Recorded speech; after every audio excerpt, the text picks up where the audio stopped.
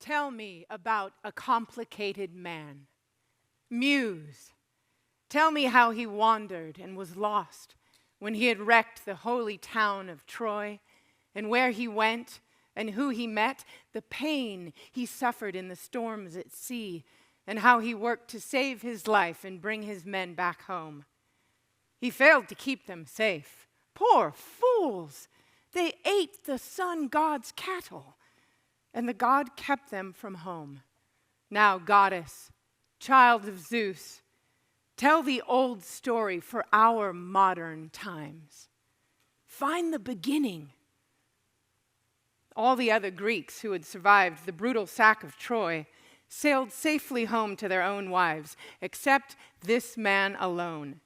Calypso, a great goddess who trapped him in her cave, she wanted him to be her husband.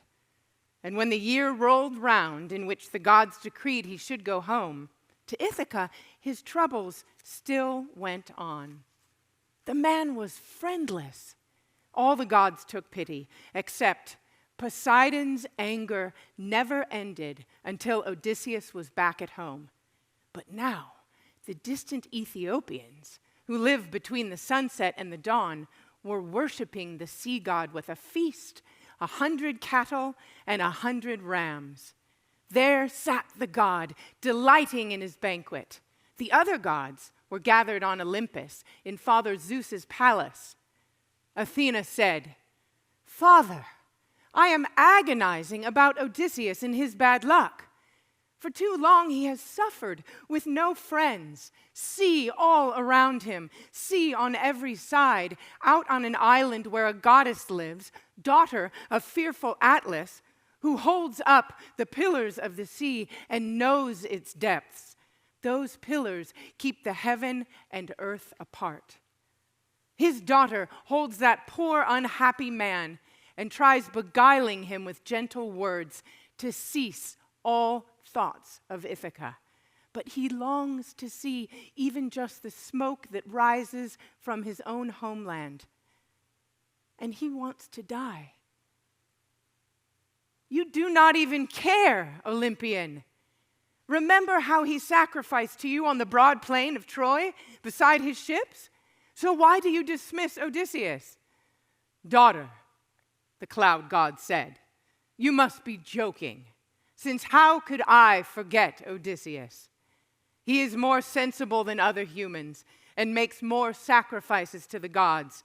But Lord Poseidon rages unrelenting because Odysseus destroyed the eye of godlike Polyphemus, his own son.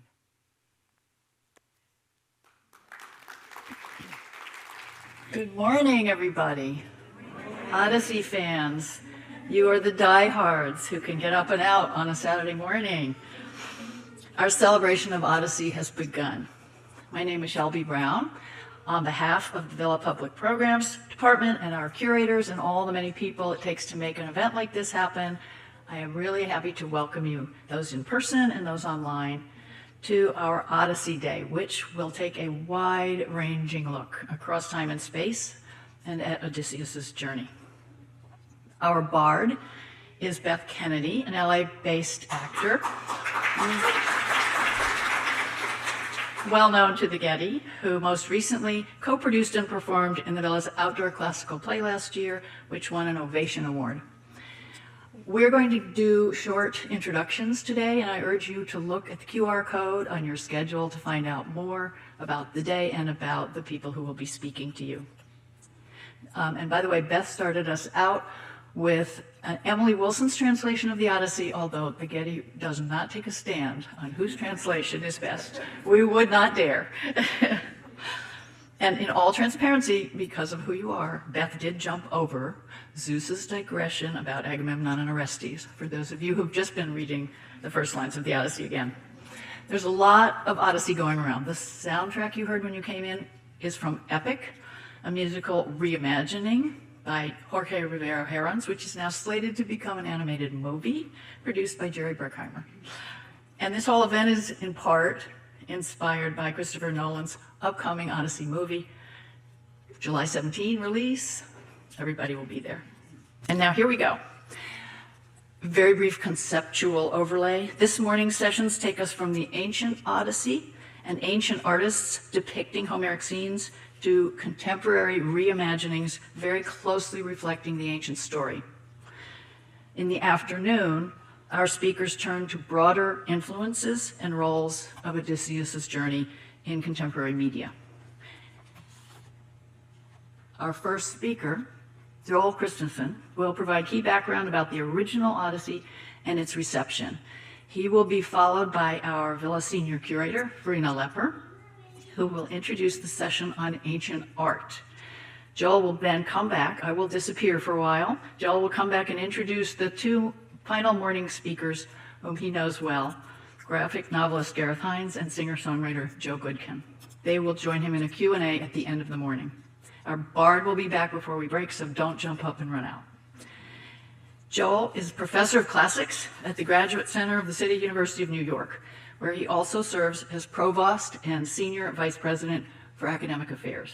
He has written broadly and often on Homer, Greek myth and poetry and storytelling, and especially relevant to today are his Homer, A Beginner's Guide, The Many-Minded Man, The Odyssey, Psychology, and the Therapy of Epic.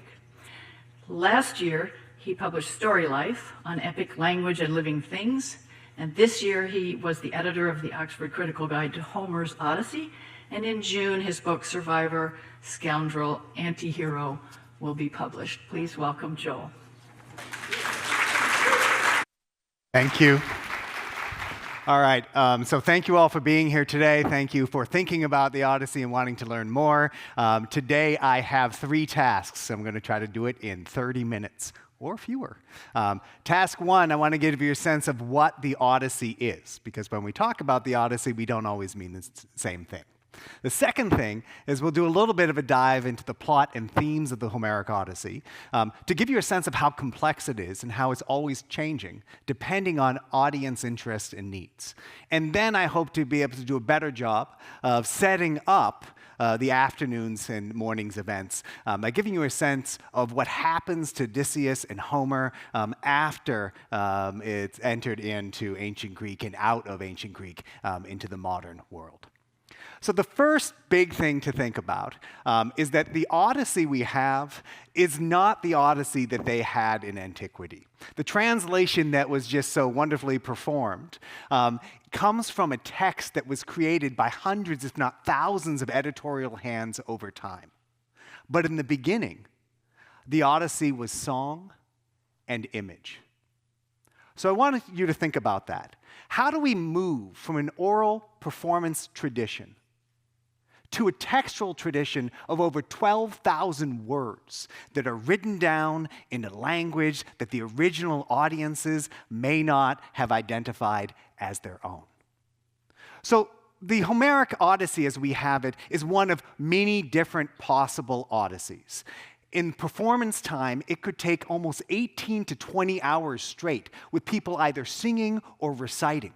And the big question for us, one of the many sort of so-called Homeric problems, is how you move from an oral performance tradition to the written text that we possess today. If you look at the right side of the screen here, well, left side for you, you see one of the examples I'm going to show you of manuscripts of Homeric epic. Right? But Homeric epic, as we know it, was probably largely performed in shorter episodes, 45 minutes to a few hours, only rarely experienced at one time in a monumental performance.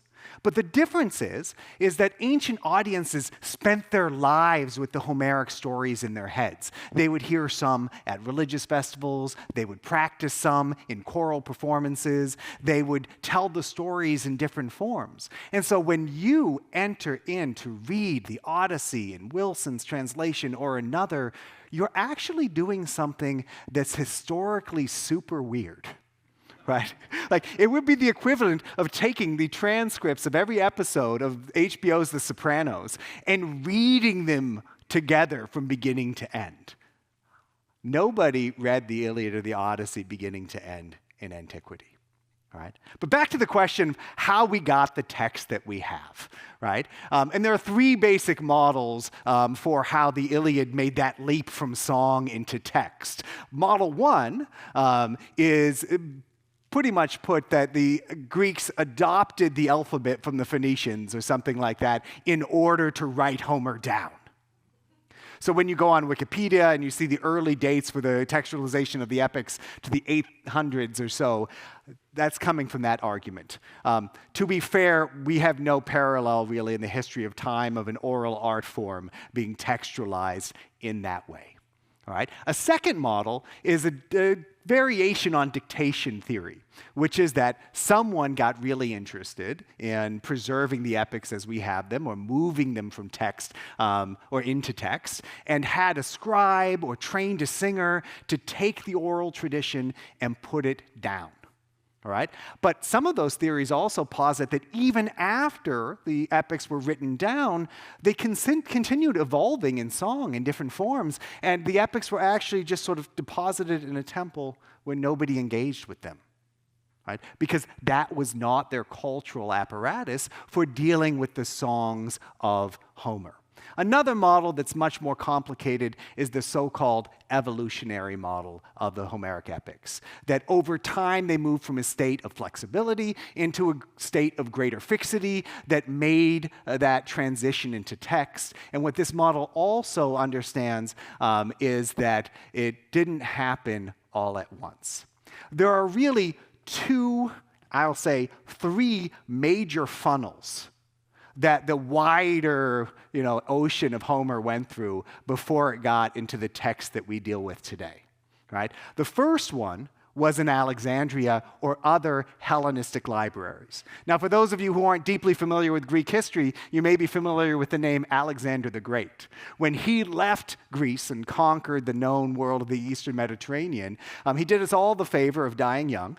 And the disfavor of leaving behind him successors who split up the world into different states. But these successors didn't integrate into the communities. Instead, they built parallel administrative cities throughout the Eastern Mediterranean where they felt the need to advertise their Greekness. They established what we now call museums, or temples to the muses, what we now call libraries, where they exported and imported the texts from what we think of Greece now into the major cities of the Mediterranean. And this is where our texts come from. Our earliest full text of Homer actually is from the 9th century CE. But we have fragments from the 2nd century BCE that show the editorial work going on there. So first, Homer was divorced from a performance context in ancient Greece and then turned into a standardized text in Alexandria. This text moved for thousands of years, or 1,000 years of continuity, to what we now call the Byzantine Renaissance, where we created amazing manuscripts like this. The manuscript you're looking at here is what we call the Venetus A manuscript, which means it's stored in Venice, but it really was created in libraries at Thessaloniki and moved westward again after the fall of Constantinople. If you look at a text like this, what you can see is the impression of 1,000 years of scholarly effort. In the middle here, you see the main text. Everybody see the big M up there? First line of the Iliad is main and Theopeleia Akaleos. So that capital M is right there. But then you have marginal notes around the side. You have interlinear notes glossing things between the lines, and additional essential footnotes between the main margin and the text. So we have at least 3 different levels of scholarly intervention here. And the one around the edge shows us that we have really sort of a polished text that has evolved alongside the epic as we have it. So when people like me deal with modern texts of Homer, we're relying on 2,000 years of Homeric scholarship that has produced a text that has been leveled and evened out over time. That's where your Odyssey comes from. But when we sit down and read the Odyssey beginning to end, we're not engaging it in the way that they did in antiquity. In antiquity, as I said before, they went to performances of Homer. They probably enjoyed it almost completely in episodic form. Occasionally, if there were monumental performances, they would be performed by multiple bards or rhapsodes singing together. And then we got to the memorization of texts. We have evidence for, in the classical period, people memorizing large parts of the Iliad or the Odyssey. And the evidence from antiquity is that most people in the ancient world would learn parts of Homer in school for writing essays, to make arguments in court. And we have very little evidence for anyone in antiquity reading the Iliad or the Odyssey from beginning to end. Now, this matters for us because it changes the way we think about how you can engage with the epics, right? In antiquity, people repeatedly returned to the major passages in the epic and only occasionally went through the whole thing. When we go through the whole thing now without prior knowledge, our experience and assumptions about how it makes meaning are very different. So what I want to do now in the second part is to think a little bit about what these differences are, to give you an idea of what the Odyssey actually has in it in order to set us up for some of the reception. So one important thing about the Odyssey is that it is an oral-derived text. That means we have a text, it's indisputable as one, but its aesthetics are different. There's repetition, there's different stylization, because it comes from a performance context. You can't go back and edit and change the shape. Instead, you keep adding meaning to it, and meaning accumulates in a different way in real time than it would if you were just reading. Okay? So in addition to this, the Odyssey sits at a really awkward place in the history of literature and myth. Most of you have probably engaged with Homer as an authority at the beginning of a literary tradition. But in antiquity, the Iliad and the Odyssey were the end of myth. They were the end of the past, and they were, once they were put down in text, the end of the epic tradition. Together, the Iliad and the Odyssey are sort of the entirety of myth in a way, because they strive to tell the whole story without having to give you all of the details, right? So the Iliad and the Odyssey are set in the Trojan War, but they do not tell the whole story. The Iliad is 58 days or so of the Trojan War narrative in its 10th year. The Odyssey spans conceptually 20 years, but really gives you a handful of weeks. And one of the reasons that they are the two epics that survive when others don't is that they speak to the totality of human life in a complementary way that continues to resound to this day. The Iliad is a poem of death. It's a tragedy in the classic sense in that it ends in a funeral. But it forces you to think about what is worth dying for. And through that, to understand more deeply what matters in life. The Odyssey is a harder poem in a way because it's a poem of survival. It's the poem of life. It's comic in structure in that it ends in a wedding of sorts. But the question of the Odyssey is, how do you live? What is worth living for? And who are you? Right? When we think about the Odyssey, we think of the journey, of Odysseus' tumultuous 10-year journey home to a house beset by suitors, to free his wife and son from their harassment, and to return to his people.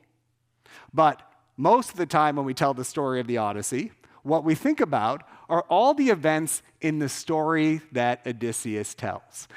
When you see the artwork later in the next talk, you'll note almost every instance comes from the books 9 through 12 where Odysseus is telling his own story. But that's only 4 books of a 24-book epic.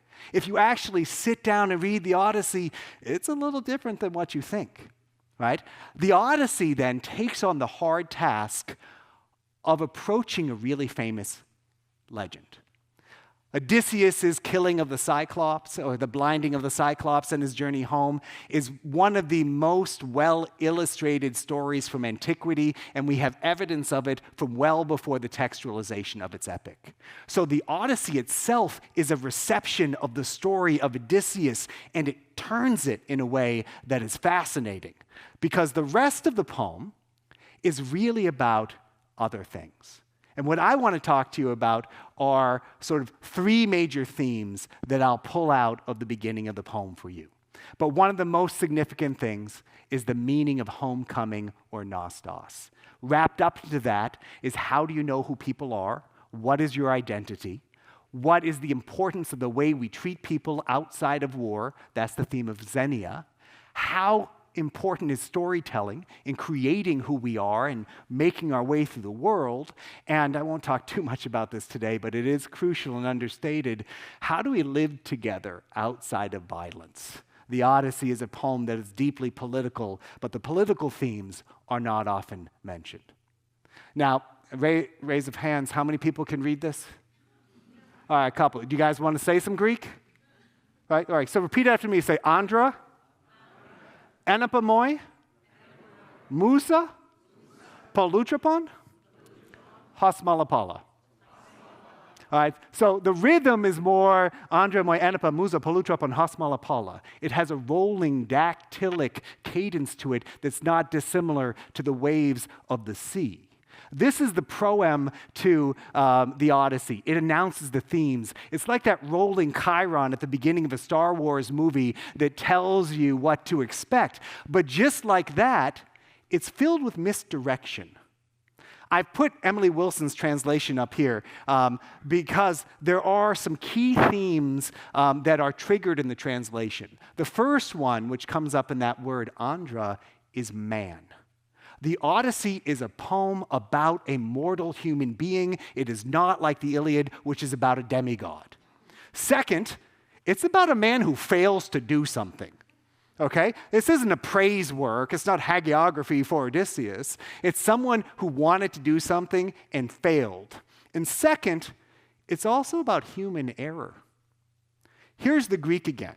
And I'm not doing this to criticize Emily Wilson, but anytime you make a translation, you choose to emphasize some things and not others. And what you miss in a shorter iambic line like Wilson's are a couple themes. In addition to Andra, which I've emphasized here, you have her famous complicated man in Polutropon, but then you have a repetition of excess. He suffers Paula much. He learns the minds of many men, Paulon, right? He suffers again in his heart at sea, Paula. There's an excess essential to Odysseus' character. In addition, we have the double mention in the proem of Nostos in Noston at Tyrone and Nostamon Hamar.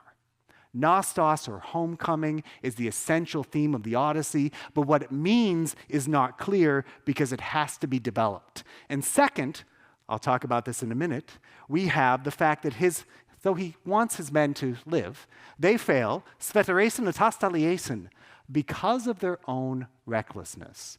As Shelby kindly pointed out, the reading from Beth left out Zeus's comments on Aegisthus and Agamemnon at the beginning of the Odyssey. And those are critical to the interpretation of the poem, because the three themes I want to emphasize before I transition to the next part of this opening is human responsibility and divine fate, identity, how do we know who we are, and the limits of storytelling and the meaning that you can make with epic. Now, what Zeus says right after Odysseus is named and the poem has begun is he's looking down at the story of Aegisthus and Orestes. Aegisthus was Agamemnon's cousin who shacked up with Clytemnestra during the Trojan War. Agamemnon came home, they killed him, Orestes killed his mom, and Aegisthus to make up for that.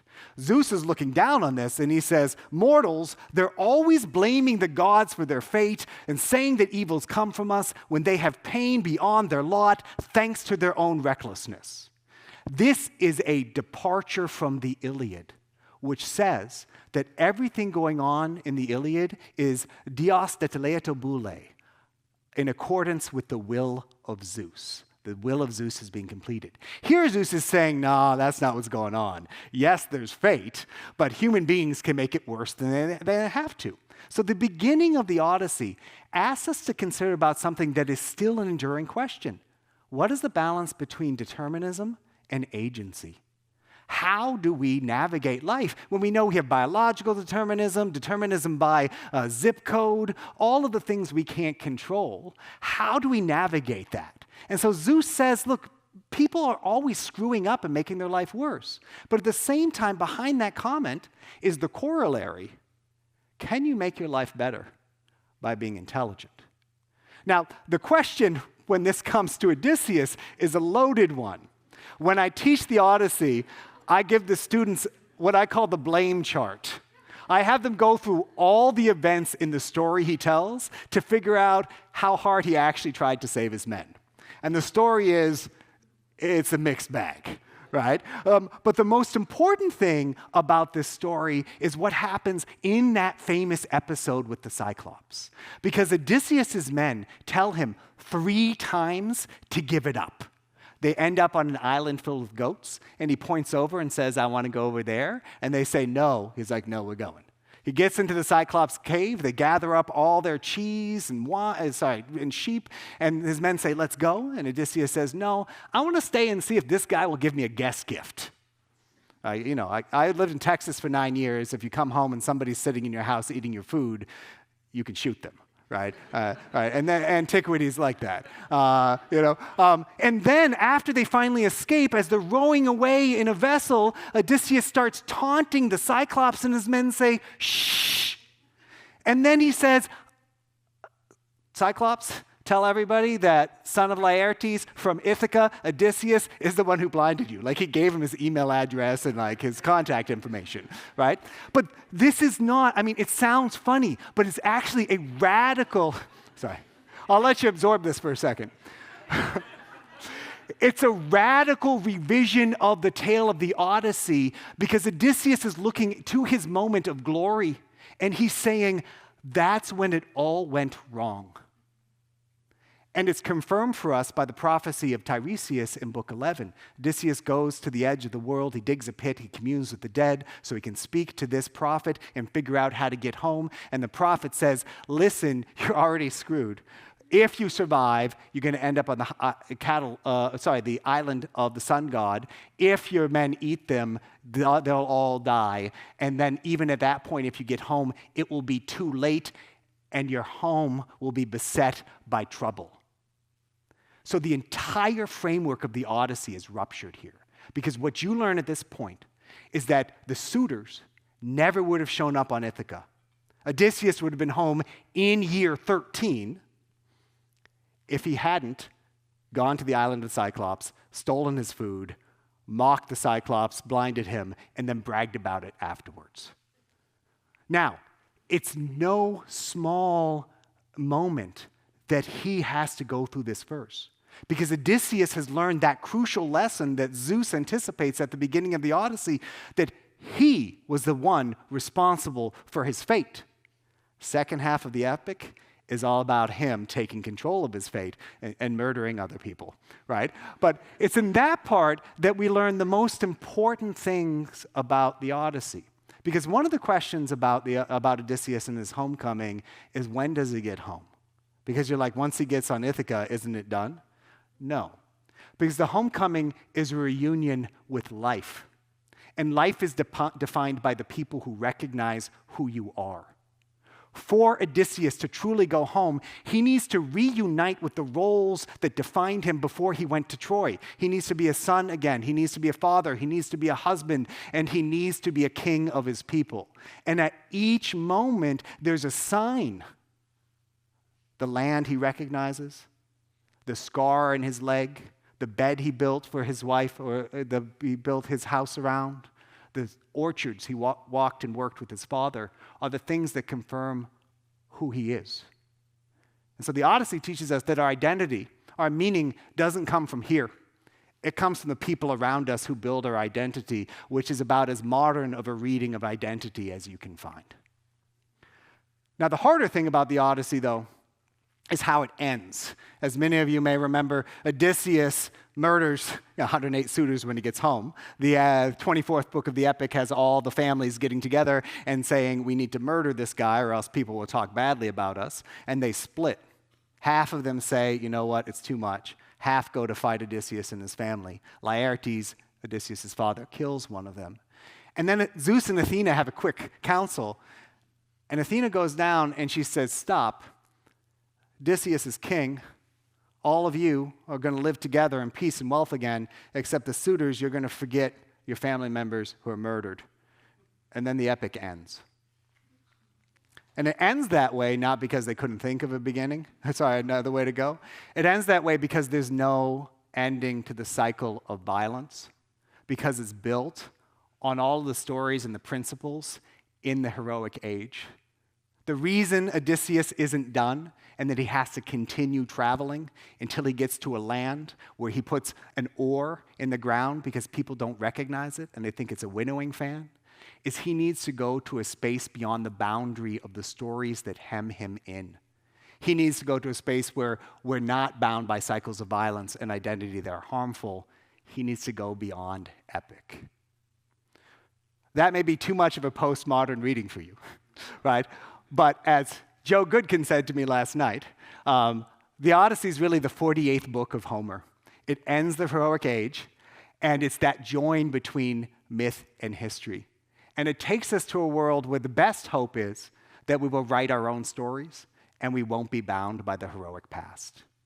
So you can see why, in many different ways, the Odyssey has remained a narrative that people are drawn to because it's at that join between myth and history. And I'll do a slight self-promotion here. Sometime in July, this book is going to be out. But part of what I do there is I talk about the different ways that we've engaged with the Odyssey over time, in translation, reinterpretation, adaptation, and transformation.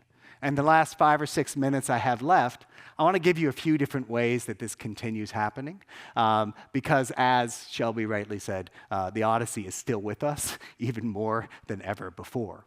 So as far back as Athens, people were receiving the Odyssey in different forms on the Athenian stage. Odysseus made his leap into philosophy. Somehow he became a Stoic sage for his resistance to temptation. He gets adopted into Christianity because of that, through Neoplatonist philosophy, and it becomes a figure of many different forms and meanings. But what we've seen, especially over the past century, is the resonance of Odysseus as a traumatized veteran. Part of our experience of war and our knowledge of what violence does to bodies and minds has changed is how we approach and interpret the hero. The signal book in this process for Odysseus is Jonathan Shea's Odysseus in America, following his Achilles in Vietnam. But as our knowledge of what violence does to people has changed, our conception of the hero has changed. I'll let you absorb this one. One of the images on the screen is from last year's, or the year before's, The Return from Pasolini with Ralph Fiennes as Odysseus there. And I think thinking of the way he's depicted there as sort of a steely, traumatized veteran coming home, ruthlessly murdering everyone in his house, it made me think of Rambo. And I know we all think Rambo's a joke, but go back and watch First Blood, because he's really about a traumatized veteran returning home, trying to find a place when there isn't one for him. Right? The Odyssey gives us an angle into that. But at the same time, our response to the Odyssey has changed as our knowledge of what it means to be a human has changed.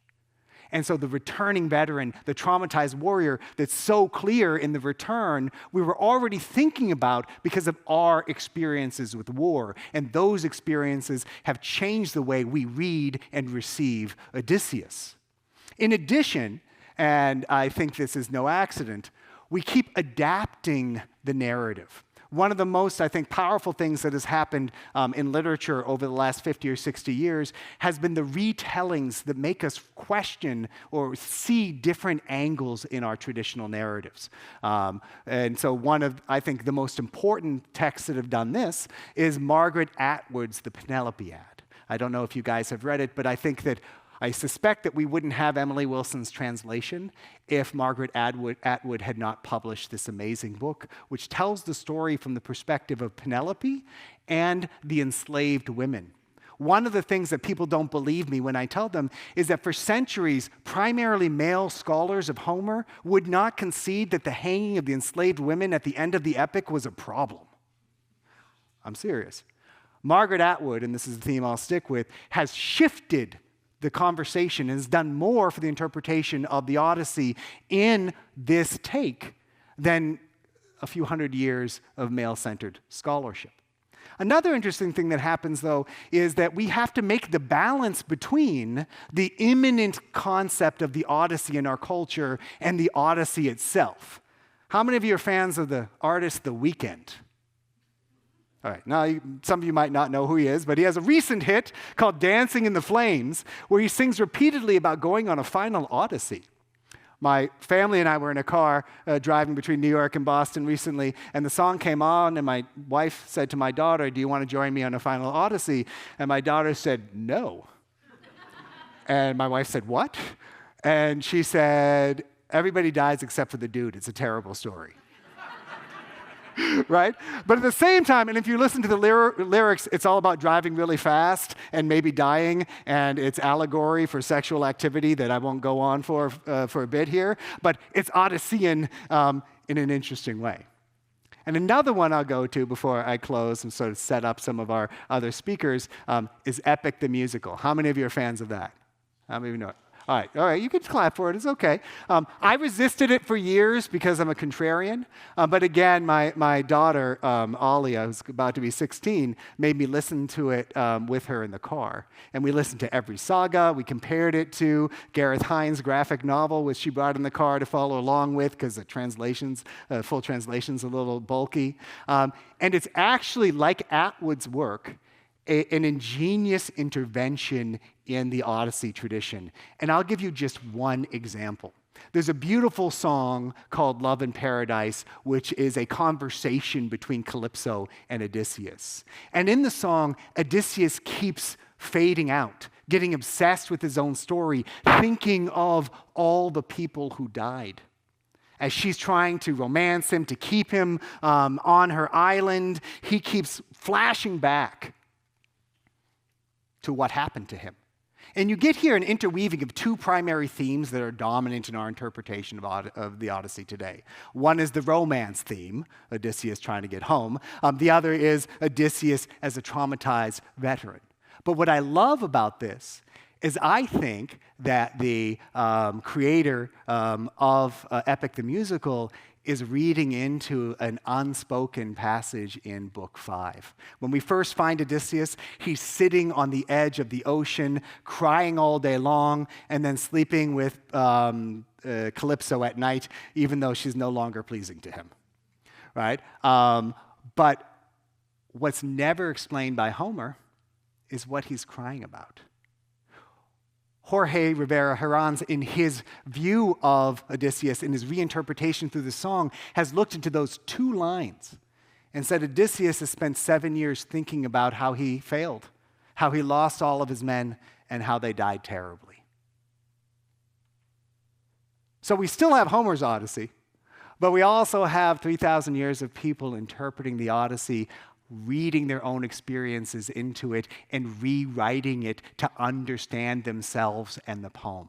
And what I want to close with is this is not sacrilege.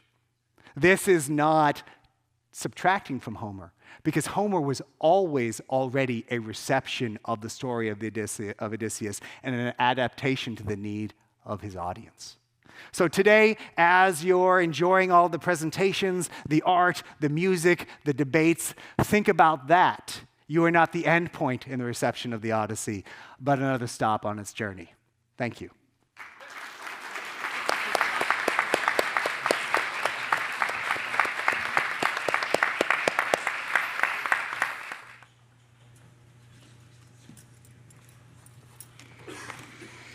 Hello, everyone. Welcome to the Getty Villa. My name is Verena Leppe. I'm the Senior Curator of Antiquities and the head of the Department of Antiquities here at the Getty Villa.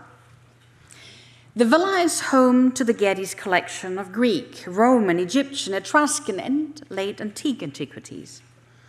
You can see these antiquities in our beautiful Getty Villa, which is a replica of an ancient Roman villa from today's Italy. This is the Villa dei Papiri from Herculaneum. Next to the villa, you can admire our gardens including a herb garden that brings you back into antiquity. This session is about Odysseus' journey as it is reflected in ancient art at the Getty Villa. Characters and stories from the Odyssey were a popular subject for artists throughout thousands of years, as they still are today. Our collection reflects some of ancient artists' favorite Odyssey scenes. They focus not on all scenes, but on the most exciting ones. Getty colleagues have selected 12 artworks that chronicle different aspects of Odyssey's journey, starting with the cause of the Trojan War and Odysseus' role before enduring it, and then turning to his attempts to reach home and to some of his most popular adventures. You should all have received a handout with further details of our objects in the galleries. And now it is my great pleasure to introduce my Getty colleagues as they are seated. And you can wave. So the first one is Will Austin, an archaeologist and historian of ancient Greek art in the Department of Antiquities. Liz Andres, a gallery education and mythology specialist in the Education Department. Judith Barr, a specialist in Roman art and object biographies in the Department of Antiquities. Nicole Budrovic, a specialist in Roman art and provenance research in the Department of Antiquities. Kutai Zen, an archaeologist and art historian of ancient West Asia in the Department of Antiquities. And Rachel Wood, an archaeologist of the Roman provinces in the Villa Public Programs Department. Please enjoy this glimpse into how artists brought the Odyssey to life in ancient art. I hope you have a wonderful day traveling through the Odyssey, through antiquity, and experiences his adventures. Thank you.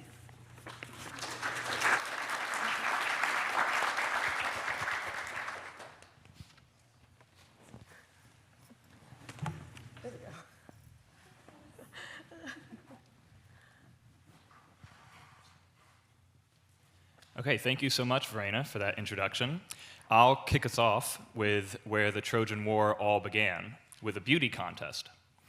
So here we see 4 primary figures, 3 standing women, and a seated man. On the left, we have the queen of the gods, Hera, wearing her crown and holding a scepter. To the right of the seated figure, we have Athena, the goddess of war, wearing her helmet and with a shield at her side. And at the far right, we have the goddess of love, Aphrodite, characterized as such by the little winged Eros by her side. Before the Trojan War began, Eris, the goddess of discord, brought to a divine wedding party an apple inscribed to the fairest one, and threw it at the feet of these 3 goddesses, each of whom, Hera, Athena, and Aphrodite, laid claim to being the most beautiful. And they decided that Paris, a prince of Troy, would be the judge of their beauty contest. And although Paris was a prince of Troy, he was raised in the countryside as a shepherd. And that's who's depicted as the seated figure here. He's shown as a shepherd with a rustic cap and a rustic club. So on this 4th century BC Athenian storage vessel, we see the 4 primary actors in the mythological episode known as the Judgment of Paris. But how could Paris possibly judge the beauty of 3 goddesses? In this case, it all came down to bribery. So in the end, Paris chose Aphrodite because Aphrodite offered him the best gift in return, which was the most beautiful of the mortal women, Helen of Sparta, without, of course, consulting Helen or her husband Menelaus, the king of Sparta. So when Paris carried Helen off to Troy, Menelaus, enraged, called upon all the kings of Greece, including his brother Agamemnon, the king of Mycenae, to sail to Troy, and thus began the events of the Trojan War. Liz? Thank you. So this massive marble sarcophagus, you can see on the second floor in our galleries there. It's a double occupancy sarcophagus, and it was really kind of purchased to then be personalized once a person did decide to purchase it for themselves. So you see on the top, the two faces are unfinished. And the idea was that once someone purchased this, you might personalize it with the people that would be entombed within. The front panel depicts the scene of Achilles preparing to desecrate the body of Hector. It's a very dramatic scene. You can see it there in the foreground. And you have Achilles kind of in that diagonal pose, stepping on the body of Hector. And you can see the detail where he has tied Hector's legs to the chariot wheel. He is then going to ride around the battlefield with Hector's dead body tied to the chariot to desecrate the corpse in kind of a fit of rage. He's a bit out of his mind at this point. So this is depicted on the front panel here. You see Odysseus there with a circle around him, and you can recognize him with his full beard and this traveler's cap that he's often shown wearing. He's front and center on this very dramatic scene, perhaps offering guidance to Achilles, or perhaps just kind of being there when he needs to be to make sure things go as planned. The two side panels, one of which you can see here, the other of which you can see when you go up and look at the object in person, show scenes leading up to the Trojan War. So on one side, we see the very famous scene when Odysseus has gone to seek out Achilles prior to the war. Because of his fate to die in the war, he had been hidden away on the island of Skyros in the court of King Lycomedes, posing as one of his daughters, so hiding in the guise of being the daughter of the king. Odysseus famously comes out to trick him by laying out a variety of gifts for the daughters of Lycomedes. The women, somewhat predictably, choose all of the jewels and the dresses and the pretty things, whereas Achilles outs himself by choosing the shield and the armor, thus enabling Odysseus to say, "Aha, I'm now going to recruit you for battle. Let's go where fate calls," basically. The other side simply shows Odysseus helping Achilles get ready and put on his armor for battle. There are a few different ways to interpret this scene. It's an interesting one to include on a sarcophagus, very popular for the Romans to do. It's a common scene that you often see. One interpretation is to think of the rage and the grief that Achilles is experiencing after Hector has killed his beloved Patroclus. The gods took pity upon Hector, though, and chose to protect his body, to keep it pristine, despite the desecration. And so that's another interpretation, is this idea of divine protection of the body after death. So both of these ideas shed some light on why you might choose such a scene to decorate your final resting place. And I encourage you to think about which one resonates for you most when you go up and see it in person later today. I'll hand it to Judy. So with this, we leap forward into Odysseus' journey home. And I want you all to imagine holding a monster's cave in the palm of your hand. With this lamp, we are in the period after the events of the Trojan War. And to the Romans who owned it, this small oil lamp offered a window into his journey centuries, perhaps even a millennium, after the Odyssey was composed. The lamp is made from clay, a mass-produced object from daily life, both affordable and ubiquitous. And when lit, let's imagine the flame from the wick flickering, the scene stark in raking light from below, shadows falling back from the faces of the cast of characters. We are thrown into the middle of a very dangerous scene. At left, we have Odysseus, again wearing that traveler's cap, as with the sarcophagus, and he stands offering a cup of ivy wood filled full of wine, a groaning cup far too big for any mortal man to drink from. And so at right, we see giant, one-eyed Polyphemus lounging on a rock, clutching with one hand the languid dead body of one of Odysseus' sailors. Odysseus had willingly entered Polyphemus' cave with 12 men the day before, while the Cyclops was out tending his flocks, hoping to be treated as guests and honored with gifts, although as we heard, of course, they were terrible at this. They stole food, ruined everything. But Polyphemus did not fear the gods nor the wrath of Zeus for harming guests, and again, let's put that in quotation marks, in need. Polyphemus seized two of Odysseus' men, knocking them to pieces on the ground, ripping them limb by limb, and leaving nothing, not even bones, behind. He trapped Odysseus and the remaining sailors with a huge rock rolled to the mouth of the cave, eating more men for breakfast and later for dinner. And then comes the moment we see here. Odysseus offers Polyphemus wine cup after wine cup, and once the giant is quite drunk, Odysseus plays a dangerous game. Nicole? So, do I turn this on? Yeah. Continuing this theme of wine, thank you for setting that up, we've seen this object a few times. This large vessel would have been used to mix wine and water at a Greek drinking party. And I should note, in ancient Greece, wine was never drank, you never drink wine straight, you would always mix it with water. And drinking undiluted wine was considered very uncivilized. So this scene continues the Cyclops episode where wine plays a crucial role. In this most famous trick, Odysseus uses a false name when he meets the Cyclops, calling himself No Man, or Nobody, or No One, Utis. Polyphemus, drunk on the extra strong wine that he had been given, soon falls asleep. Odysseus and his men then blind the Cyclops, who cries out to his neighbors for help. These other Cyclopes come to his cave and call out to him, quote, "Is someone stealing your herds or trying to kill you by trick or force?" And Polyphemus replies from inside, "My friends, no man is killing me by tricks, not by force." To which they answer, "If no one hurts you, you are all alone. Great Zeus has made you sick, no help for that," and they leave. And it's worth noting, the Cyclops is really drunk, so imagine they think he's just gone a little crazy. Thus, Odysseus laughs. He is, this trick has worked, this ruse has worked. And this brings us to the scene shown here, the escape from the cave. Although blinded, Polyphemus guards the opening to the cave's exit. So to elude him, Odysseus tied his men under the sheep and hid himself under the largest ram. Here you can recognize him by his traveler's cap and full beard. When Polyphemus lets the flock out to graze, he only feels along their backs, so Odysseus and his crew can escape undetected. You might also have noticed, inevitably, there are these two giant eyes framing the scene. Whose eyes are these?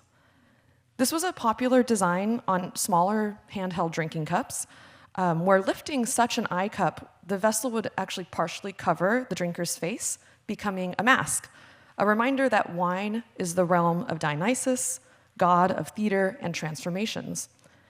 Although you wouldn't drink directly out of this large vessel, which is like this big, you wouldn't drink out of this, but perhaps the eyes still carry that association.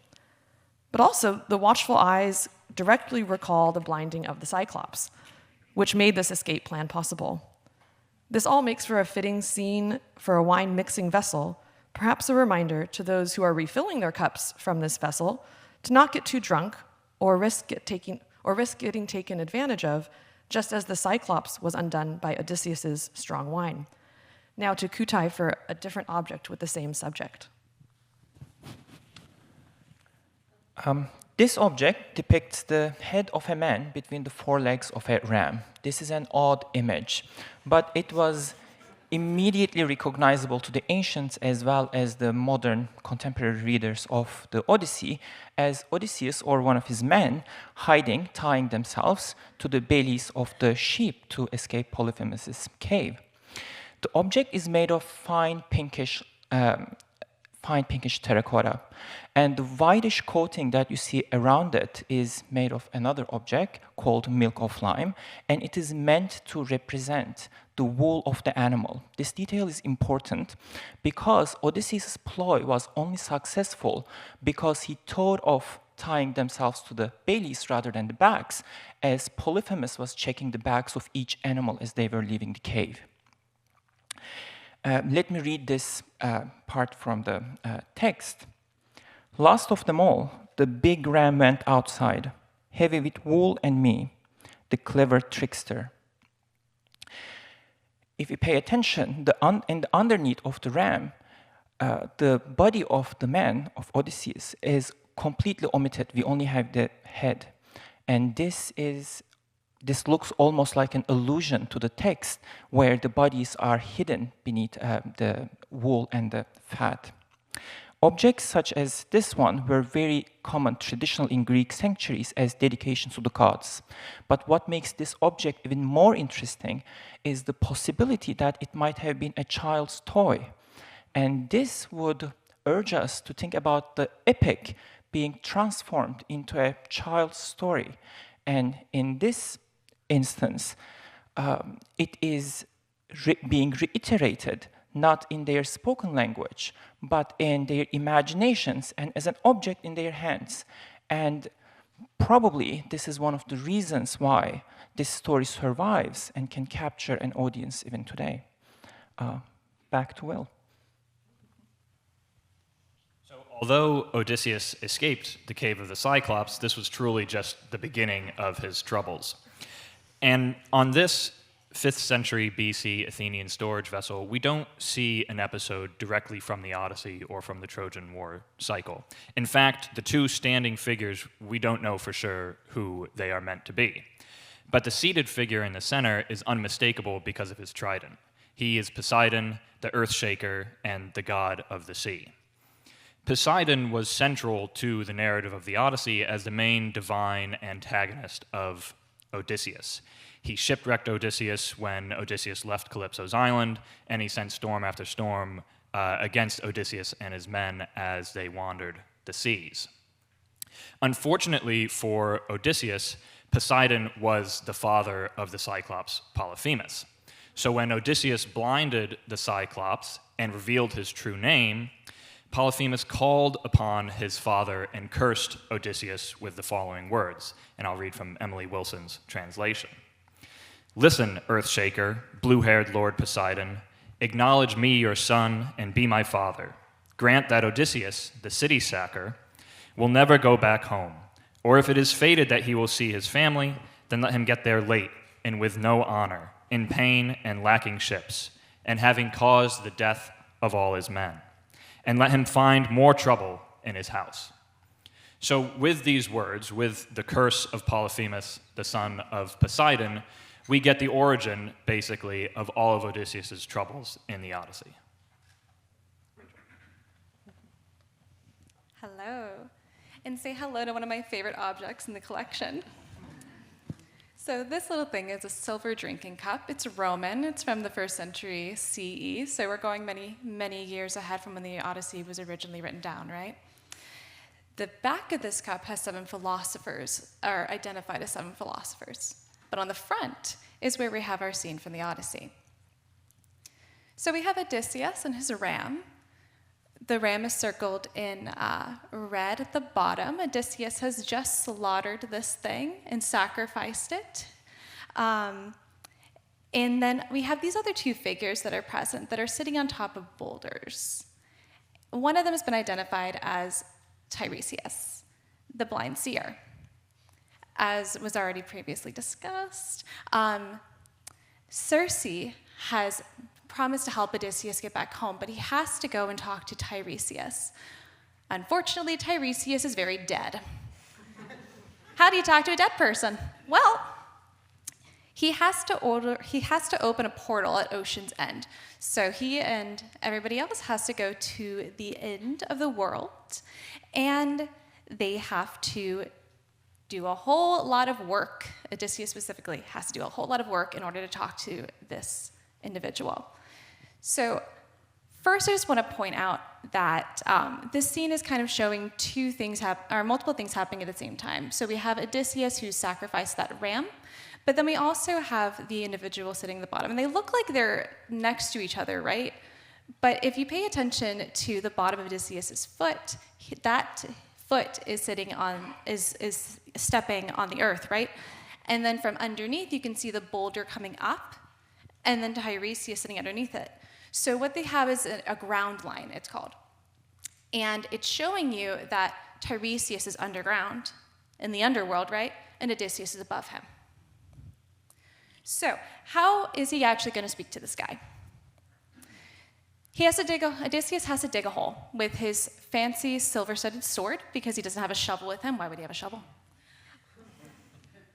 And then he has to pour libations, offerings to the deceased.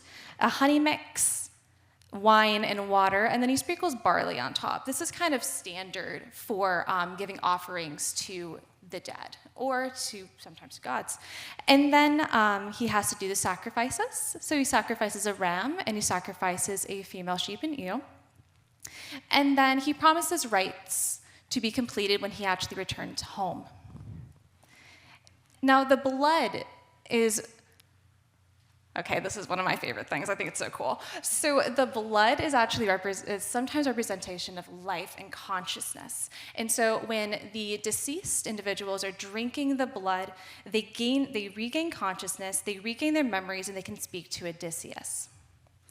And so he's going to be able to speak once he actually drinks that blood, honey, wine mixture. Tiresias will be able to speak to Odysseus himself. So this is a drinking cup. It's kind of a crazy scene to have on a drinking cup. But when you come and visit this object, I want you to think about not only the scene, but how somebody who's drinking from this cup would think about this scene. Are the individuals who are looking at this cup as somebody else is drinking from it? Are they talking about Odysseus? Are they talking about his journey in this moment? Are they speaking about, like philosophers, about how life and consciousness relate to the blood itself? There's a lot that can be thought about. So when you visit it, please do, just as you do with every other object in our galleries, I hope. And I'm going to pass this on to Nicole. Thank you. So continuing kind of where you left off, after leaving the underworld, Odysseus returns to Circe's island. He's gotten information from Tiresias, and so he's gone to Circe to figure out how to get home. She tells him he'll need to avoid more dangers. The first he will encounter are the sirens. And with this object, we are actually jumping hundreds of years back into the past. This is one of the oldest, I think the oldest object in our presentation.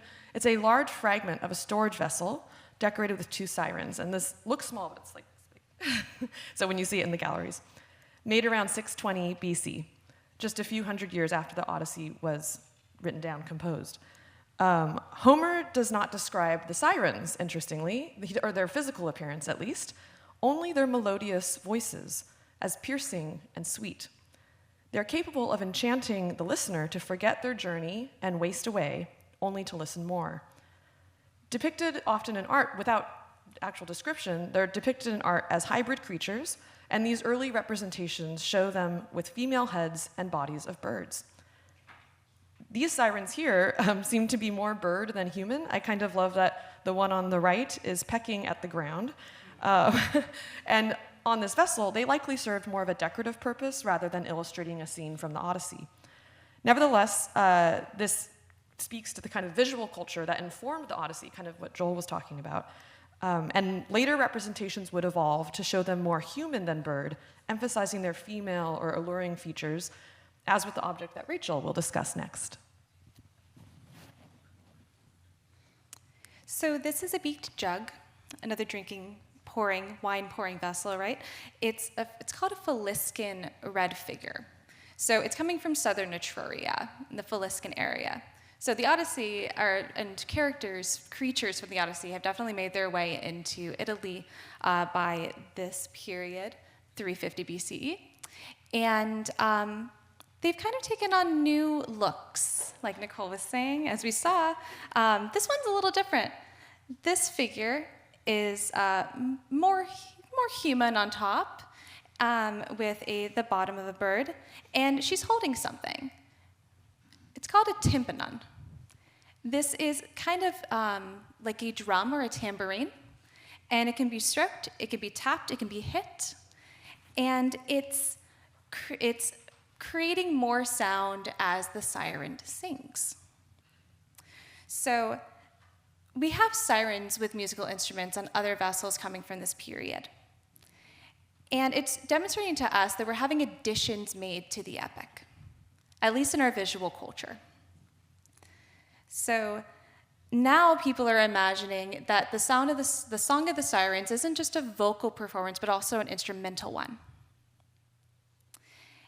And she's creating more of a rhythmic beat as she is singing and luring in sailors to drown.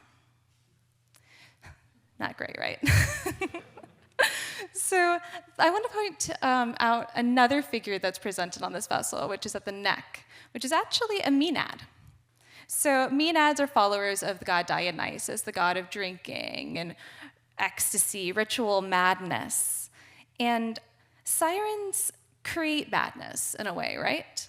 Because they're drawing you in to do something that you wouldn't usually do. People don't usually jump off of the ship in order to drown themselves. And then a Maenad is a creature, a person, individual that is performing rituals and is in a state of divine madness through the god that they worship. So through this ecstasy and this madness, these individuals can be both aggressors and protectors. So here we have these really powerful female figures that could be performing in either aspect. Are these protective individuals in this way on this vessel, or are they aggressive individuals on this vessel? We don't quite know, but that's up to the interpretation of the individual reading it, right? Speaking of powerful female figures, we're going to transition over to Judy. And the sirens were far from the only monster that Odysseus would face. Homer tells us, there lives Scylla, howling and barking horribly. Her voice is puppy-like, but she is dangerous. Even a god would be afraid of her. She has 12 dangling legs and 6 long necks with a gruesome head on each, and in each face 3 rows of crowded teeth, pregnant with death. Scylla's habitat in the Strait of Messina is a cave high above the ferocious whirlpool Charybdis. Her diet, Homer says, is dolphins, seals, and even enormous whales. But every mouth barking horribly also claims a sailor from ships passing her way. So says Homer. But just as with the sirens, artists have tackled depicting Scylla and other monsters in many different ways. And here at the villa, a tiny Scylla atop a Roman gold ring reminds us to still be wary of the dangers of the deep. About 3/4 of an inch tall, the face of this cast glass gem, seen on the right, can be hard to read. The bubbling texture of the glass, the dark color of the surface, they hint at, but do not fully reveal, the monster in their depths. In the impression at left, I think you can see that the image is clearer. She leaps out. Scylla here, in the form of a woman to her waist, much like the previous siren, she brandishes a rudder above a terrified sailor, clutched, splay-legged amidst her writhing, tentacle-like legs. This scene of Scylla, with a rudder torn from a ship, is known from coins of Sextus Pompey, which were minted in Sicily around 38 BCE, connecting this ancient story to the equally bloodthirsty politics at the end of the Roman Republic. Again, a reminder of how these stories were reused even in antiquity. Even in the smallest of museum cases, wild monsters may lurk in the corners. Sailors, visitors, and gods be wary. Scylla is still nigh. So this next image, we get the best of both worlds with sirens and Scylla. And these images and these stories of figures like the sirens and Scylla persisted well beyond antiquity. And this image that we saw briefly earlier is about 1,500 years later than any of the images that we've seen so far this morning in our presentation here. So this is an image that is in the Getty Center's collection of manuscripts, so not on view here at the Villa, but part of the Center's 15th century collection, so you can see it online, but not in person necessarily. But we have it here today because it does demonstrate that persistence of antiquity in a sense. So this image, I should say, is a page in a book, a 2-volume set, called The Mirror of History, that is kind of conflating different biblical stories, historical stories, and mythological stories. And so we see here the artist is giving us some fairly familiar images of the sirens with those beautiful feathery bird bodies, their beautiful wings, their very human bodies and faces, and the musical instruments that we've seen since antiquity. But then Scylla, looking a little different over there on the side. She's in this very medieval landscape with a castle on the hill, and she appears to have 2 kind of lizard-like reptilian heads emerging from an otherwise female body with this kind of lovely dress of a lady. So a very unusual and uncommon interpretation of Scylla, but both figures are showing up in these kinds of texts, which is fascinating. These hybrid creatures that we have been talking a bit about, they were very prevalent in antiquity, of course. You think of things like centaurs, satyrs, gorgons, including Medusa, the harpies, sirens, and Scylla. They are often representing the tension and problematizing that tension between man and beast, wilderness and civilization, things of this nature. Female hybrid creatures in particular are almost always associated with the sea and very often associated with death, very specifically, as we've already seen. So it's an interesting thing to think about what that means to be connected to the sea and to death and to femaleness in a sense. But they're also often seen as protective figures, and you see sirens and gorgons especially depicted on funerary objects throughout the antiquity period. So another thing to note about these, since we're in the Christian period here with a medieval manuscript, is that of course some of those meanings shift in the Christian period. Here, figures like sirens and Scylla are really seen to represent the temptations of the material world and of course the sinful nature of women, as we all know. Two things to avoid. So they have a very kind of value-laden significance in this time period. But artists and authors have continued to reinterpret these figures, reimagine their origin stories, their significance, their meaning, up until the present day. And there's a lot of discussion and exploration around especially their origin stories, which is particularly interesting. Some say that these are maidens turned into monsters as some form of punishment from the gods. You see many stories about that from antiquity up until the present era. But others say that maybe they were born this way. Maybe these are figures that have always existed somewhere out in that liminal space between being human and being other. All of these different interpretations, I think, offer us different ways to connect to these figures, which is part of why they continue to resonate and remain powerful for so many of us today. And with that, I'm going to pass it to Kutai for our final artwork. Thank you, Liz. So this is Athena. She was a goddess known for the versatility of her skills and her mercurial moods. She was a goddess of wisdom and crafts, warfare, logic, and clever plots, all of which and more can be found in the Odyssey. This is the warlike Athena, a way of depicting her that was already ancient in the Roman times when this statue was made. She once held a spear and a shield in her hands, both of which are lost now. She wears a helmet with a griffin on it, and she wears a breastplate, her divine aegis. This divine garment had the head of Medusa on it. Medusa was a fearsome gorgon whose gaze had the power to petrify those who met it. It is made in silver, and so are her eyes. Those parts made in silver are highlighting an aspect of gaze and encounter. And this is very much reminiscent of the way in which Athena was described in the Odyssey quite often as sparkling and clear-eyed, or her eyes flashing bright and glinting. Through most of the Odyssey, Athena guides and mentors Odysseus to make sure that he gets back to Ithaca, his homeland, unlike Poseidon, as Will described. She works behind the scenes, she doesn't reveal herself, and she usually is disguised as a young shepherd boy. And finally, in Book 13, when Odysseus is back, she reveals her divine majesty to Odysseus. Let me read from the text. She, Athena, took his hand and changed her body to a woman's. Beautiful, tall, and skilled in all the arts, her words were light as feathers. I am known among the gods for insight and craftiness. You failed to recognize me. I'm Athena, child of Zeus. I always stand near you and take care of you in all your hardships.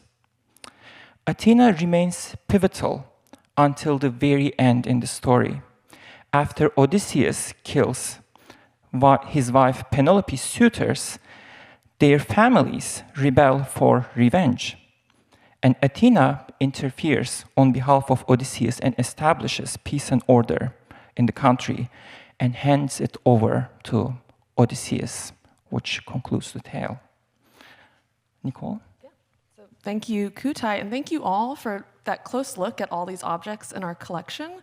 For those of you here, please at the break take the chance to see these in person in our galleries. There are other objects that feature stories and gods and figures from the Odyssey and the Iliad. And for those online, these are all available on our online collection pages with great imagery. So thank you again for joining us. So now that we've had a deep dive into images and I got a chance to talk to you about the word, Gareth Hines is going to come up and put them both together. Gareth Hines is an illustrator and a creator of graphic novels.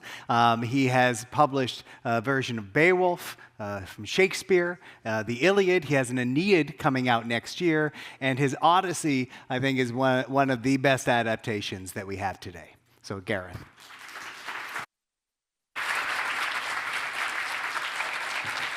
Thank you. Thank you so much. Thank you, Joel, also for enabling me to be here and also for consulting on the Aeneid, which I'm very excited about.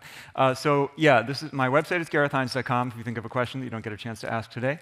And I am here basically because I am part of this tradition reaching back into antiquity of telling stories with pictures.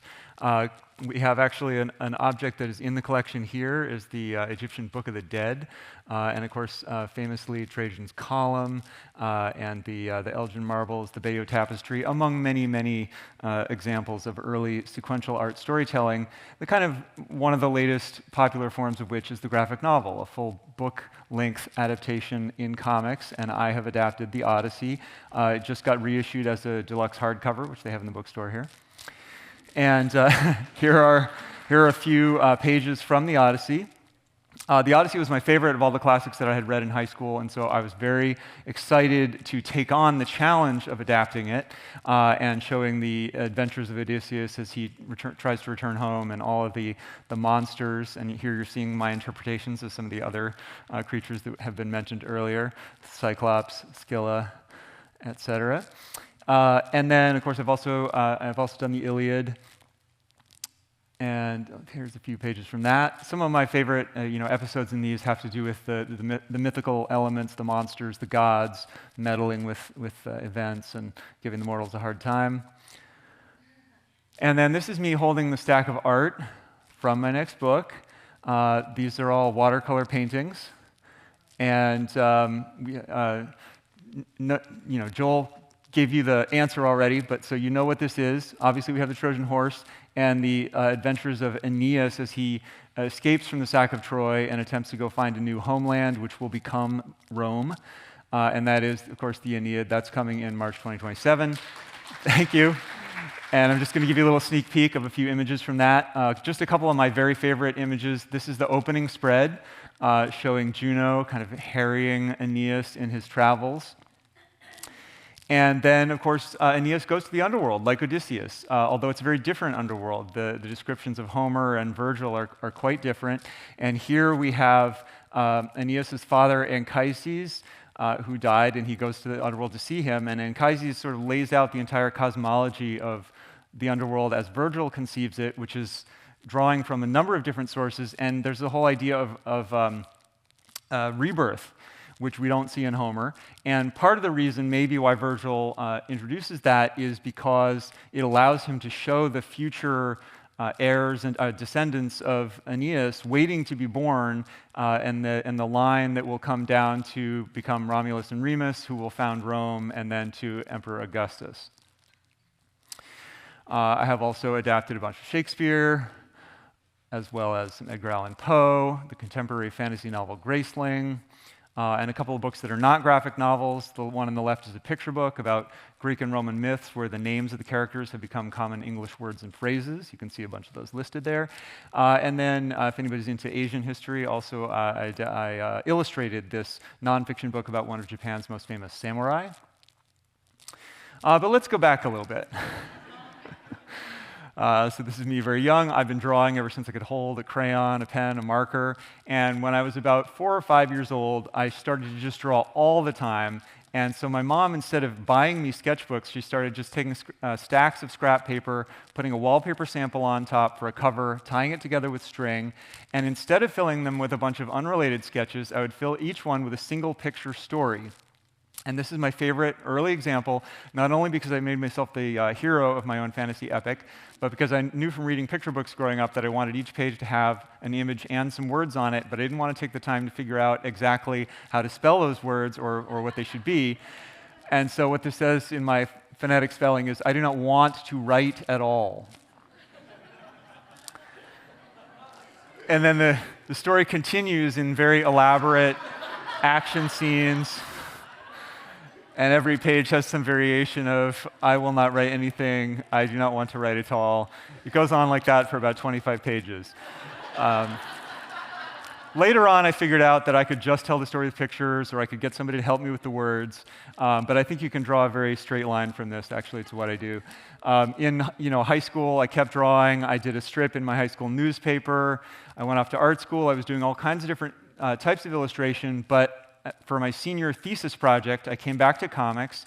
And I wanted to spend the entire semester illustrating something. I didn't want to have to write a new story. And so I adapted a Brothers Grimm fairy tale called Bearskin. So that was my senior thesis. And you can see I was playing around with a lot of like full panels and wordless sequences and things. And then I took this around to some publishers. I didn't get that much interest, but I learned about self-publishing. I learned there are grants and ways you can get money to print a book. And I actually got a grant and self-published Bearskin. And then I thought, okay, let me take what I learned from doing that and do a little bit more ambitious book, which is Beowulf. And I did this as a 3-issue miniseries. So when we talk about comics and graphic novels, basically comics are more short form, graphic novels are a longer form, self-contained story. So I did Beowulf as 3 issues, and each one of them, you can see, has a slightly different style. I always have a little different visual inspiration for each story that I'm adapting. So here we have medieval illuminated manuscripts inspiring the first section of Beowulf, and then the Fayum portraits from Egypt, which actually there's some fantastic examples in the collection here if you go look for them, if you're in the galleries later, which inspired the second section, which is actually painted on wood. And then the third section is inspired by ancient funerary sculpture. So I collected those 3 together into a single graphic novel, and I was selling this in various venues. But the first time I went to an English teachers convention, that was when I really understood who my audience was. Because English teachers were so excited, and so much more excited than anybody else, to have this as a tool to introduce the classics to young people. And so that really inspired me, motivated me to continue working with the classics and to go forward from there. Now, I will just say briefly that I also, while I was doing those first couple of books, I was working in video games, another modern visual storytelling medium. And some of my buddies are here from the video game industry, actually. And so these are some of the games that I worked on. Most of these are long since gone and forgotten, but you can actually still find them on Steam, because Steam kind of keeps everything alive. And I think we're going to hear more about video games also in the afternoon sessions. So let me talk about my process and how I create these books. So this is kind of the overview. Every book is a little different. Every artist works a little differently, but it's always something like this. You have an outline of your story, which is where you work out your pacing and your story priorities. You have a script, which is where you have all the narration, dialogue, sound effects, all the text that's going to be in the story. And then concept art, which is where you're designing the characters and the costumes, and that's also where I do a lot of research, is during that concept art phase. I'm going to talk more about this stage, and it has a bunch of different names, but basically you sketch the entire book out in rough sketches, which combined with the text that you've already written means that you can show it to somebody, they can read it, they can give you feedback, you can make revisions before you then do the final line art, you add all the color, and at that point it's mostly a question of craftsmanship and having the art clearly communicate what you're trying to say. Before all of that, there's kind of a step 0 for me, which is reading the original in a bunch of different, reading it a bunch of times and in a bunch of translations in the case of Homer. I do not read Greek. When you put up that slide earlier, I did not raise my hand. I can't read it in Greek. But I read a bunch of different translations. I kind of picked my favorites, and then I would read a section in like my 4 favorite translations here. And then I would, and by the way, this is before the Wilson translation came out, and then I would set them aside and write in my own words that scene in order to get it down to a more reasonable length for a graphic novel, because I found that if I tried to just do it by subtracting from a certain translation, I couldn't get it compact enough. Now, this is kind of just a tiny snippet of my Iliad script, just to give you an idea what's in there. This is all basically dialogue, except for one moment here where we see a major story beat. This is Achilles about to draw his sword on Agamemnon. If I was writing a script for somebody else to illustrate, there would be a lot more visual notes in it, but I don't really need that. And then here's my outline. This is for Romeo and Juliet, and it's a little small, probably a little hard to read, but it's just me thinking about, again, the pacing and where can I subtract material. So for example, for those who know the story of Romeo and Juliet, most of the scenes are kind of important, but there's certain ones that have a big heavy red underline because all of the details of those scenes are important. So party, Romeo meeting Juliet, right? All the dialogue that shows them falling in love, I want to keep all of that. But later on, for example, in Act 4, she's going to be forced to marry this guy Paris. That's not as important. I can cut more material out of that. And then I start to sketch the characters even at that same stage while I'm working on the script and while I'm working on the outline. I am thinking about what do the characters look like. I'm doing research. For example, this is Viking weapons and armor and artifacts that we found from Viking grave mounds. Now, of course, when it comes to the Bronze Age, it's a little difficult because there's not that much that has really survived from that period. So I did kind of cheat a little bit and use as inspiration classical Greek pottery and all these wonderful paintings of these characters from Homer. And so I would use something like a vase painting of Athena as inspiration for my sort of comic book version of her. Now, for the monsters, as we've seen, there's a lot of imagery from classical times, but mostly for the monsters, I use my own imagination, and I would kind of visually brainstorm, sketch out lots of different ideas for what these characters could look like. How big is the Cyclops? What shape is his head? Where is his eye? How big is his eye? The Laestrygonians, thinking about body language, physique, their silhouette, because mostly we just see them up on the top of a cliff. The heads of Scylla, what does she look like? How can I make her, super gross and disturbing and scary? And then kind of putting together all the male characters and all the female characters on one page, looking at them, do they read separately? Does their character come through in their body language and so on?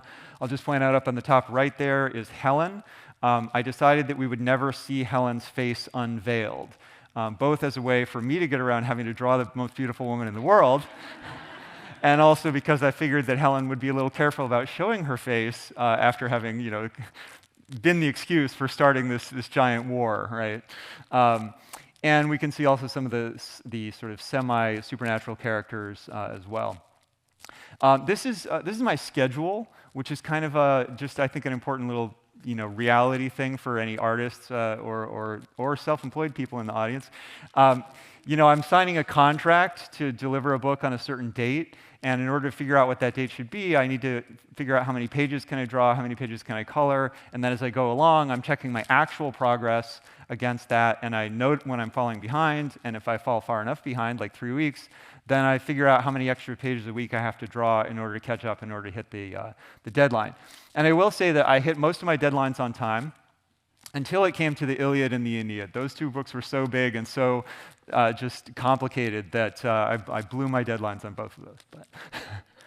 But now what I'm going to do is I'm going to sketch for you a little bit. So that rough sketch stage, I used to do that on paper, but the problem was that my editor couldn't really understand my sketches.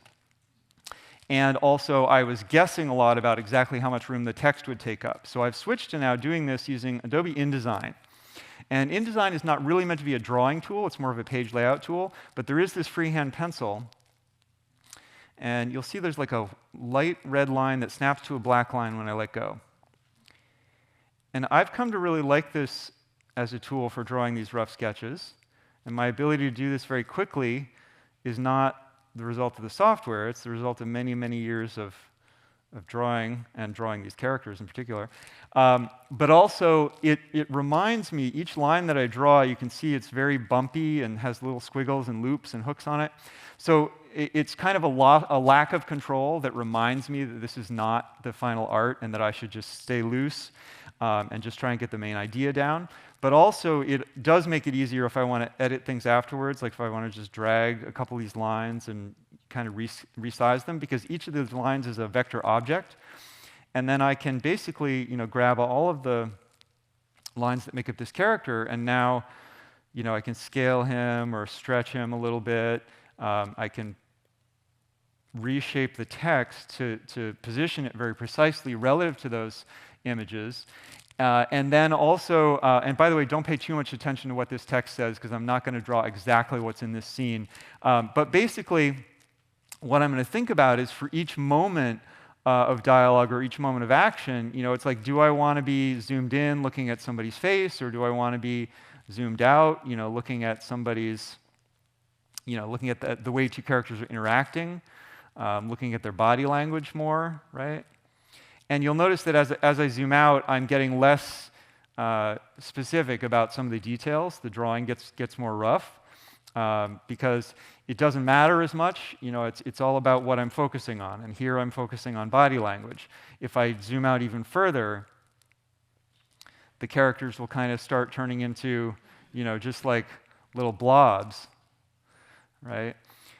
And maybe I'll, maybe in a shot like this, and when I say shot, I'm talking about as if I was kind of like a cinematographer or a movie director with an invisible camera. So there may be some people in this audience who are very familiar with that, right? So I'm talking about maybe, a close-up versus a medium shot, or a two-shot versus, a long shot. And using the frame, using the composition in the same way as I would use a camera. Let's stretch that text out again. So this is the part that's different from movie, right? Is that I see the text in there with the images, and I might think about, actually, you know what? Let's keep those together. But maybe I want to start out with something more zoomed out, an establishing shot where we get the setting, and maybe I'll label this as Ithaca. Or maybe I'll just have the image at first, and then we'll find out where it is later. And then I'll kind of zoom in as the scene goes on. That would be a kind of a slightly simplistic but very reliable way to start a scene. And I'm drawing the panel borders in around those drawings, which is a little different from what some artists do. Some artists actually like to start with a 6 or a 9 panel grid on the page, and then draw inside those panels, which creates a very regular sense of rhythm that you can then kind of play with and break up when you want to. So the reason I use this tool is because it gives me that precision, that clarity, and just lets me keep messing around with the elements until I get them exactly where I want them. Let's drag that guy down, back in here, and then I can drag text from one page to another. That's another thing I like about this particular thing. And again, he's talking about a whole thing with the Old Man of the Sea. I'll show you that scene in just a second, but this is just a rough, kind of a general example. Maybe down here, what I would do is use this to either zoom back out again, or maybe zoom in even further and look at something specific, like maybe we're doing a deal here, and he's going to give him some money. This is a pretty bad hand. That's fine at this stage, just a rough sketch. I don't want to get too obsessed about that, but I will, when I do the final art, not only try to draw it better, but also probably get reference. I'll probably get photo reference for something like a close-up of a hand, and I'll show you a tiny bit of my photo reference after this. But anyway, I'll end up with something like this. So now this is the actual scene that this text goes with, which is Menelaus has captured the Old Man of the Sea and is asking him about what happened to the Achaean captains. And I show this to my editor. I show it to some other early readers. I get feedback. I make any changes. And then for the finished art, I like to use, skipping ahead. I like to use traditional materials. I like to use watercolor. So in this case, I printed out the sketch very light on watercolor paper, drew over it with a heavier pencil line, painted it with watercolors, and then scanned those paintings to bring them back into the computer. And then on separate layers, I can add my nice clean panel borders and my speech balloons in my text. And doing it that way, not only makes them very, very clean, but also they remain editable. So sometimes late in the editorial process, the text might change. Maybe, my editor says, let's take out that last sentence. Oops. So we'll delete that, but now the balloon doesn't fit, so I can adjust the balloon. And also, sometimes the books get translated. Foreign publisher can go ahead and say, hey, I need all these balloons to get bigger because I'm translating into German or whatever it is. If any of you, one of my first video game jobs, I had to localize some art into German, so that's why I know that. The last thing I'll just show you here is that I've got an additional layer here, which shows you the one thing that I changed in the new deluxe edition of the Odyssey. They wouldn't let me add anything. They said there wasn't time, but they did let me fix an error. This is an error that came from my not having read all the other source materials from antiquity. I had just read Homer, and Homer does not tell you which Ajax this is. who escapes drowning, but then he brags that nobody can drown him, and Poseidon breaks the rock and sweeps him away. And so I learned later, and my audience will learn as soon as they read the Aeneid, that this Telamon Ajax, the giant Ajax, died at Troy. And so instead, this should be Oileus Ajax. So I photoshopped that. Here, I'll just show you that again, a little closer. I was able to Photoshop that and put that in the new edition.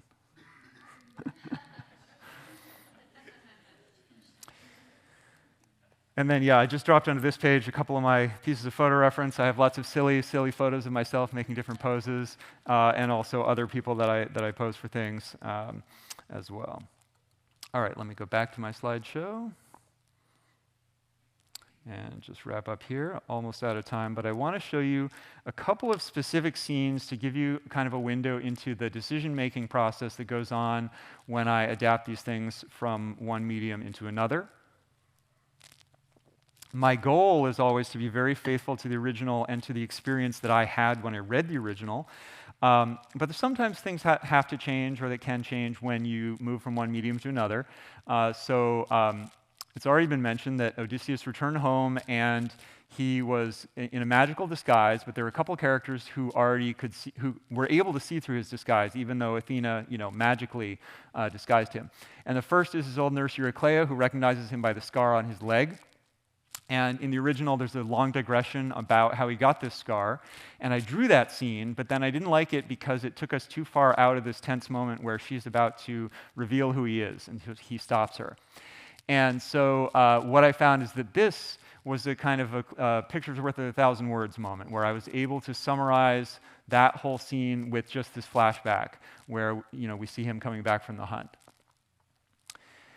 Then this is the emotional crescendo of the story. I'm going to make you sad for a second. So, the other character that recognizes him is his old dog, Argos, who was just a puppy when he went away to Troy, has been waiting for him almost 20 years to come home, and is lying on the dung heap. And, he gets Eumaeus to tell him that, so the reader knows it. And then the dog recognizes him, maybe by his smell or the sound of his voice, raises its head, wags its tail. They have this moment of happy recognition, then it puts down its head and it dies, happy. But the problem is that I'm not using third-person narration, so I can't tell you that the dog has died, and a picture does not actually clearly communicate that in this case. And so after I drew this about 10 different ways, the way that I found that really worked, that really captured the emotion, was to have Athena come down and lift the dog away from its body and kind of carry it off into the clouds. And it gives us this, the tender moment that we need. And also, this bottom panel is really important. Anytime you read a comic or graphic novel, pay attention to the panels where nothing happens, because they're a very powerful tool in comics, and they can do a lot of different jobs. And here, what it's doing is it's giving you an emotional rest and a cue that the scene is over, so that you won't turn the page expecting this scene to continue, and you won't be surprised when it does not. And then the other thing is, that great moment that's been alluded to twice now, at the end of the Odyssey, there's this kind of abrupt ending, and Athena makes peace, the end. And when I drew this, it felt even more abrupt to me, and so I felt like I had to do something to kind of close the arc of the story, and again, add something that's not really in the original, which is that Athena, after she stops them, she reminds him that there's still some stuff he has to do. First of all, he has to make a decision about whether he's actually going to live in peace with his people, which is maybe not historically accurate. So she says, you're going to have to put down your sword. And the second thing is she reminds him of the prophecy of Tiresias. You still have a bunch of stuff to do to fulfill that prophecy. And so again, a moment where not really much is happening, but he is looking at his own hands, considering his own deeds, and then he puts down his sword, and then we have the peacemaking wordlessly, and then in the final image, we see the ore that he still has to go and plant. And the last thing I'll leave you with is just these are the end papers from the hardcover version of the Odyssey. You don't see these in the paperback, but in the hardcover. I decided to use a bunch of these existing Greek vases and wine craters and all these wonderful pottery pieces that have scenes from the Odyssey. And some of the experts here might be aware that I edited some of these and maybe put a few of those scenes on different vessels than they actually are on.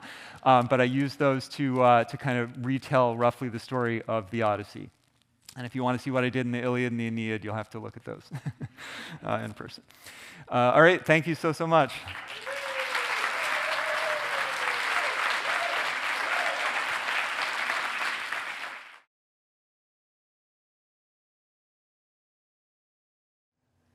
So hundreds, if not thousands of years before Homer became text, the stories of Homer were songs performed by bards, but also performed by lyric poets like Sappho and Alcaeus all over Greece. Joe Goodkin has been performing versions of the Odyssey and the Iliad for more than 20 years, traveling to all 50 states and bringing a different version of Odysseus to audiences from high schools to college and beyond. So, Joe.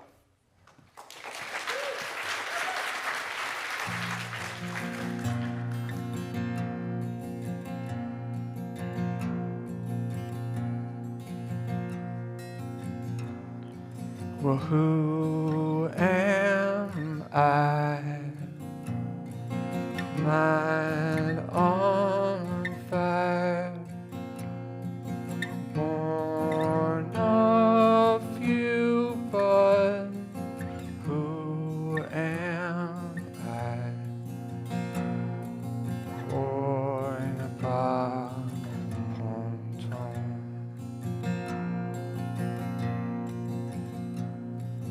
Why are you what you do? Name spread wide, but why are you born above hometown?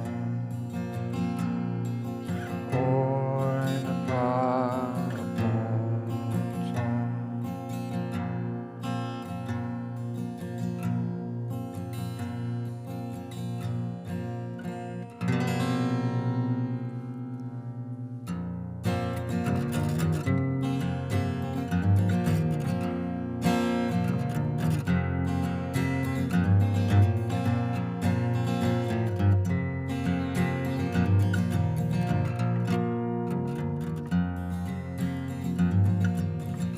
Oh, mother, now's my time.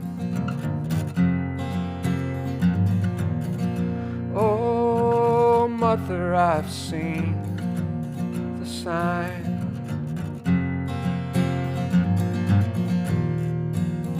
And I'm off.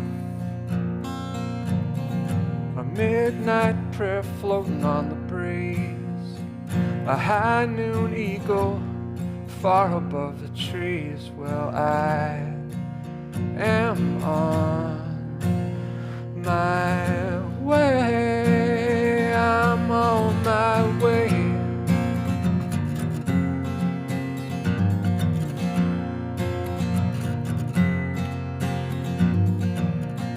Oh, Father,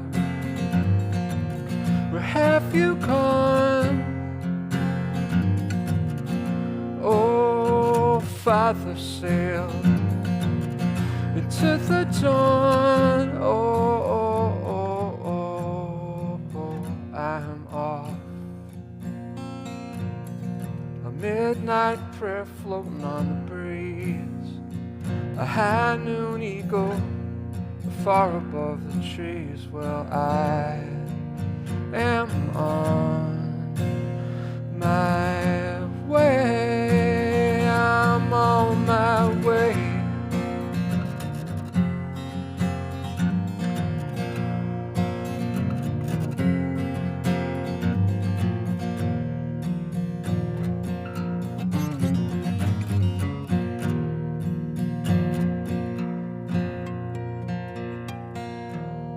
Well, darling child,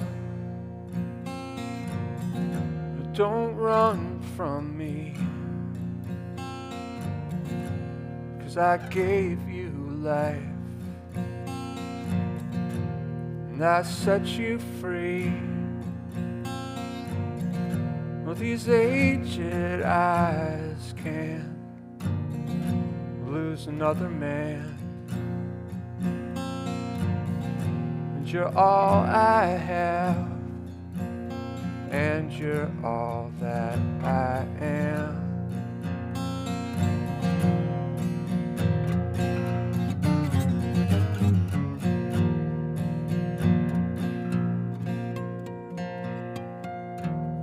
Well, darling child,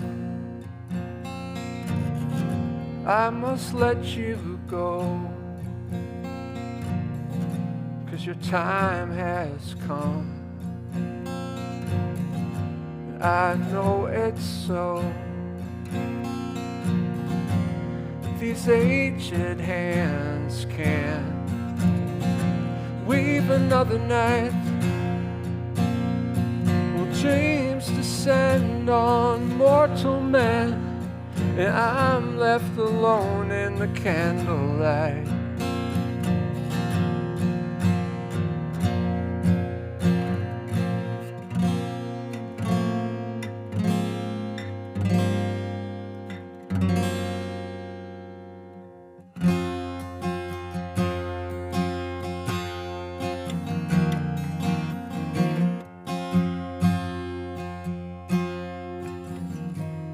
Well, blood fell on stone and brought me here across the sea. And now I'm held against my will. I'm left alone with my tears. I need my love. Give me my love. I've suffered enough. I've suffered too much, too much.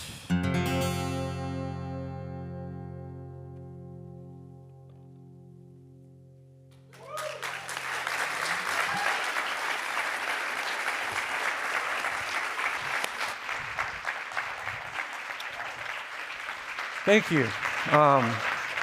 Thank you so much. While we're on the subject of thank yous, thank you to the wonderful Getty staff. All around, it's been an amazing time for us speakers, and I hope for you audience members too. I feel really, really lucky to be a part of this day talking about this text that has really become my life, basically. I'm particularly honored to share this morning session with Joel Christensen, whose work I admire quite a bit.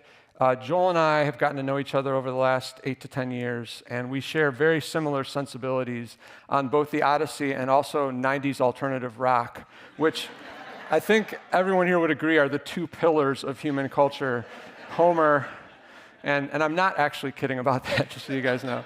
And then Gareth, whose work I've admired greatly for years, and whose work I recommend to people all the time because I think it's such a beautiful entry point to this story. And it really, the first time I read your Odyssey graphic novel in particular, it made me feel something very close to taking an Homeric epic. And I think that's the thing that connects all of us, probably throughout the day, but especially on this morning session. We took in Homer. Homer made us feel something, and it compelled us to go investigate it further. It compelled us to go into the text and find some meaning in it for ourselves. And Joel, it compelled to go in and study it academically, Gareth with visual art, and myself, as you heard in the first 4 songs, to return it back to its original song form, I should say, and see what I could learn about both the form and also the story, and what I could learn about bringing it to an audience with that way. So I'd like to tell you a little bit about that feeling, how I went about creating my Odyssey piece, and what I've learned going around doing it for the last 20 years. Then I'll play another 6 or 7 songs for you at the end. And breaking news, I'll be playing the whole piece in this room at 1:45 as a drop-in session. So go get your food, come back, come here first, go get your food, go look at objects. But if you want to hear the whole piece, come back at 1:45 and I'll be playing the whole thing.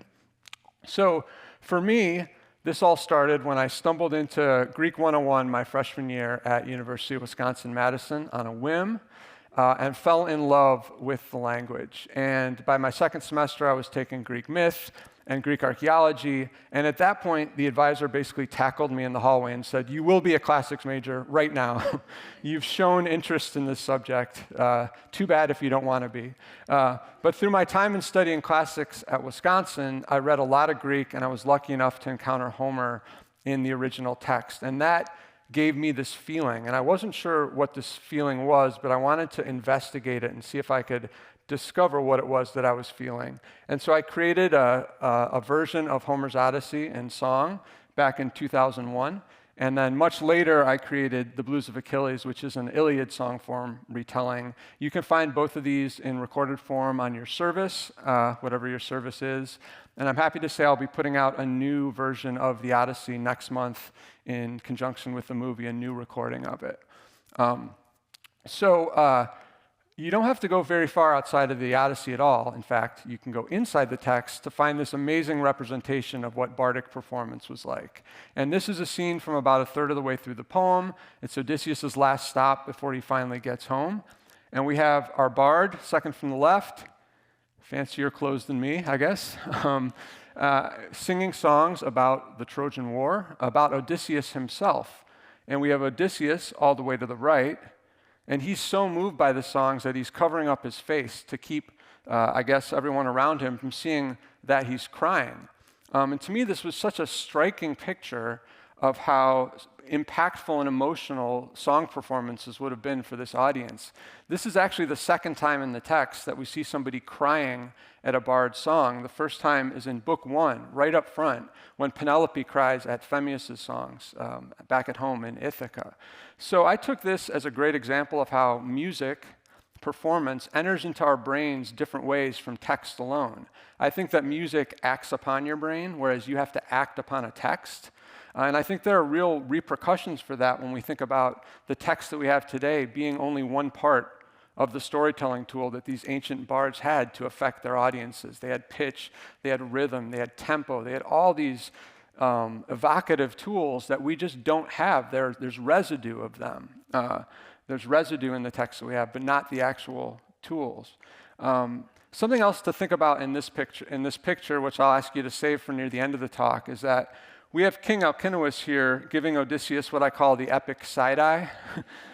And I think this is also a great illustration of how when you take in a story in a group, which you do with these bardic performances compared to a text, which is a very solitary experience, when you take in a story with a group, you have not only your reactions to the song, but you have your reactions to other people's reactions to the song. If you've ever sat next to anybody in a movie who's crying or a comedy show, you know that things tend to get amplified when you're in groups. And it's a very intricate relationship of meaning and especially of emotion that is not present in text alone.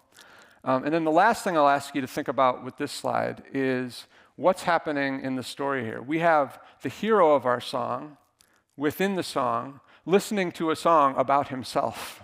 And, this is almost, the text is almost self-aware here, I think. Like, the people telling this story, the bards, knew that there were these similarities between themselves and our hero. They were people going around telling stories about a guy going around telling stories. And towards the end of the story, as Odysseus goes to string the bow to murder 100 people, as Joel put it, he's compared to a bard stringing a lyre. So bards, as far back as the text originated, were putting themselves into this story, making these explicit comparisons between the hero and what they were doing, this action of storytelling. And I think that's really interesting. And this was really the picture I had in my mind when I thought about trying to recreate the experience of hearing Homer sung. I can't leave you without a little Greek. Now, you've already seen this, so I won't make the joke about can anybody read this. But something that doesn't come across, which you saw from Joel's presentation, and I want to highlight here, is Greek word order is much more flexible than English word order, especially in this poetic meter. And so the first three words of the Odyssey are andra, man, moi, that's the bard speaking of themselves, whether it's Homer or anybody. and then this verb, tell or sing. And I think if you think about it, right up front, we get man, bard, and tell. And there's a graphic connection to the act of telling and how the person telling it, the bard, is connected to the subject of the song. And that was something that I think I was starting to tease out why this was so moving to me as a bard at that point, or as an aspiring bard, I guess, in college. So, how did I do it? I'm glad somebody else put their old pictures and work up already. I was going to make a joke that this was like putting your middle school picture up on screen for everybody to see, but you already did that, so thank you.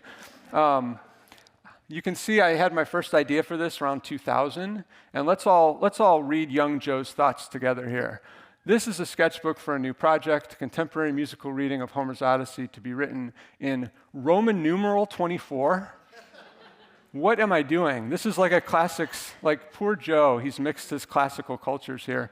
24 or perhaps 25 short parts with each song representing a book's themes. I'm not sure this can be done. I'm still not sure it can be done, by the way. So I must begin with the prologue with the invocation. And you can see right off the bat, a theme you've heard kind of over and over already. I was interested in this idea of identity. What does this story mean for the person in it? What are the ramifications of a homecoming for all of us? How are our identities built? Over here, about a year later, I finally got serious about writing the piece. And you can see the first 4 songs that I sang for you pretty much in final form right here. We have an invocation. We have Telemachus about to go find his own identity in the world. We have Penelope doing the very relatable thing of worrying about her child going into the world. And we have Odysseus, who's just one step away always from getting home, mourning on this beach, crying on this beach, as you talked about, before he makes the final step. And I was struck during Gareth's presentation about how similar my process was. I had 3 or 4 translations spread out in front of me, and the Greek, and I just went scene to scene to scene and tried to find something that stirred in me an idea for a song, something I thought would help the audience connect with what the characters were going through, something I could sort of thread the needle between the ancient text and then something to make it relatable to modern audiences. And when I was done with that, what I had was 24 original songs performed continuously in 35 minutes. Did I mention I'm doing that at 1:45? I did, okay. Now, I called this a folk opera, and I once had an agent tell me to never use the words folk and opera together. Wait for it, because separately they were boring words, and together they were super boring words. So I went and looked up folk opera as a genre, and I found that it includes such notable boring pieces of art as Porgy and Bess. So I'm okay with being as boring as Porgy and Bess with my Odyssey retelling. Which I debuted on March 17th, 2002. Many of my early gigs you had this experience, Gareth, of going in front of high school English teachers. Some of my earliest gigs were freshman English classes reading the Odyssey. And let me tell you, nothing better prepares you in life than going in front of a bunch of 14-year-olds with a 35-minute folk opera about the Odyssey, because there's absolutely nothing that the highest level of university professor can throw at you as a question that you will not have dealt with in some more cathartic form in front of 14-year-olds. To date, I've done almost 400 performances of this piece. I've played in all 50 states and across Europe.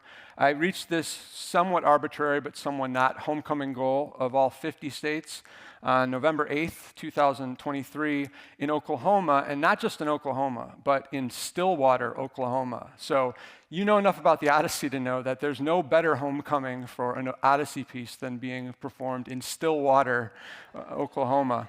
A couple little pieces of press that I think are cute. That's my 50th state performance right there in Oklahoma. Modern artist brings the Odyssey back to Ithaca, New York. That's Cornell University. I was lucky enough to do the Homer in Homer, Alaska, which was really neat. And then there's my very first piece of press with a really unflattering picture of me in my home newspaper, and also the flyer for my first performance at my alma mater, Wisconsin, which was very, very special to me. You'll note it took me about 21 years and 6 months to get home with this. I think without COVID, I would have made it in 20 years, but it was a delayed homecoming, and as long as you get there, we know that's what counts.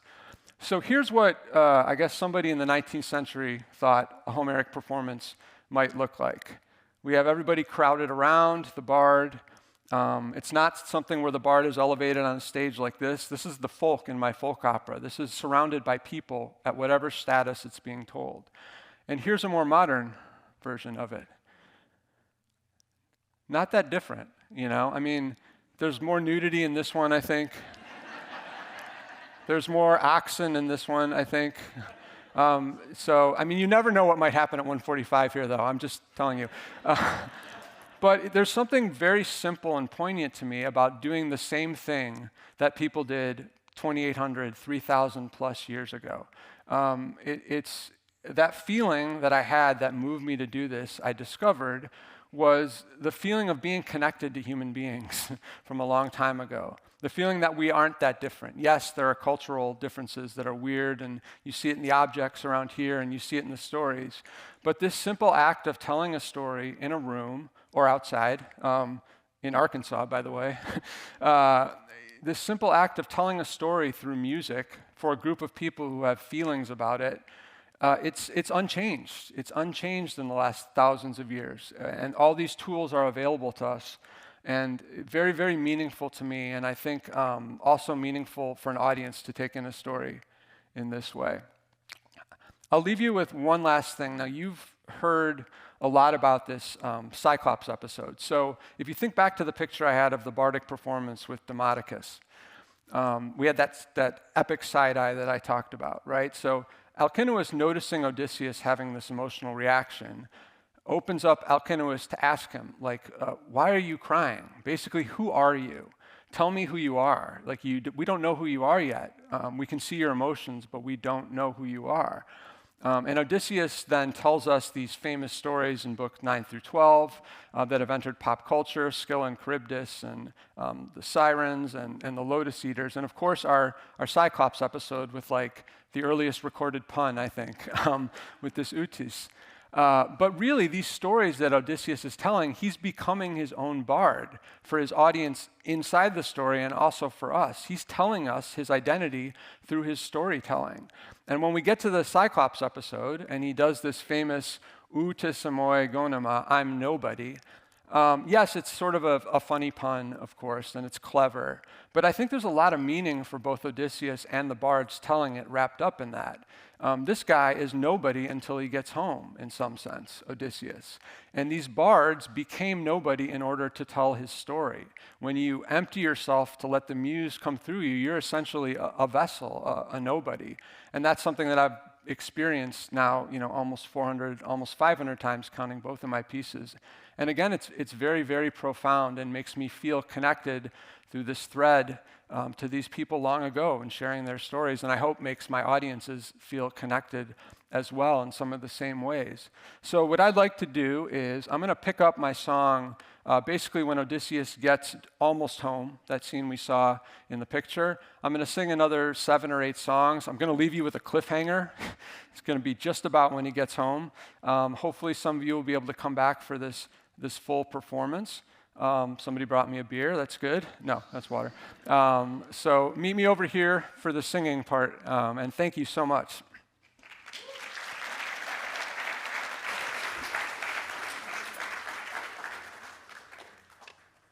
Oh, this is a disaster. Odysseus and water, I'm telling you. Okay.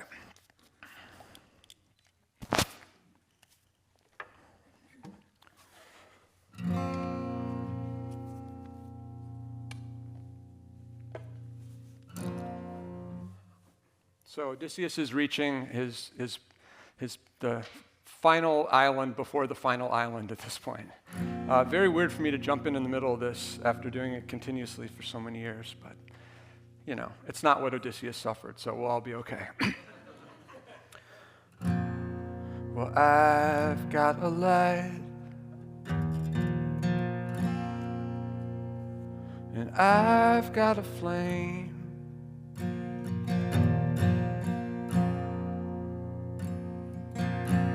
got an ember in my embrace, but I know it won't be easy. Yes, I know it won't be easy.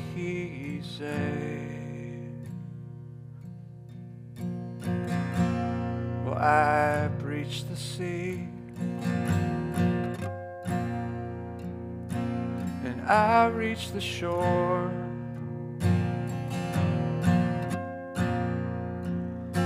Well, I've still got breath to feed my soul, but I know it won't be easy. Yes, I know it won't be easy. I have the heart, if God should will. I have the heart, and it beats still. I have no name,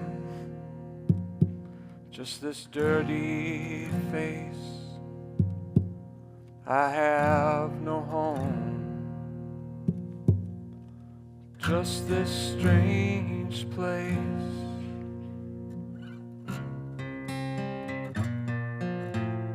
For not the first time I am with you, well, you enfold me with your breath.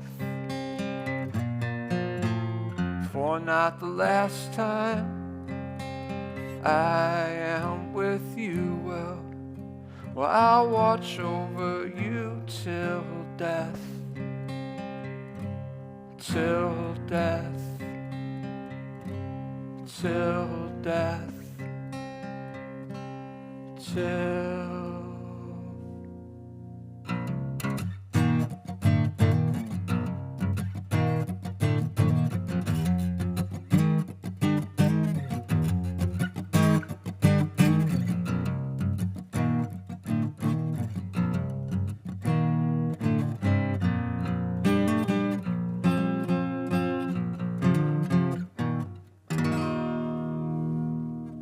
Sometimes it's easier to sing than to breathe. Sometimes a song is there to help the blind see. But sometimes you're there only to set this song free. It's what you need, it's why you bleed. It's what you need, it's why you bleed.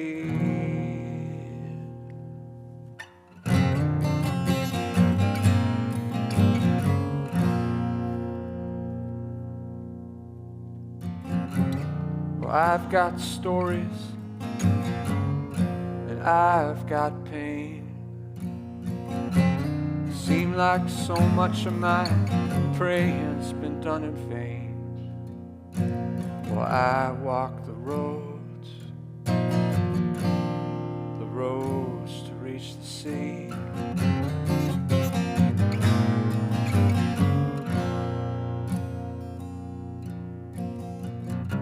But through it all, the world never got the best of me.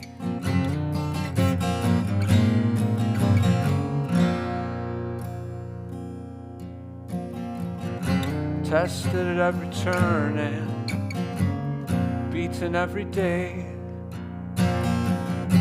Even the wind was against me as I made my way. Well, I saw the ghosts of a checkered past.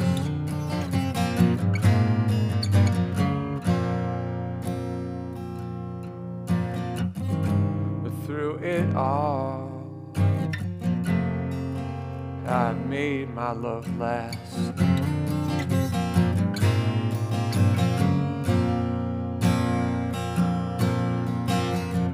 Tempted by sweetness and beaten by scorn, It's taken me years to finally be reborn from this time. I've had enough fun. I'm done with playing dead.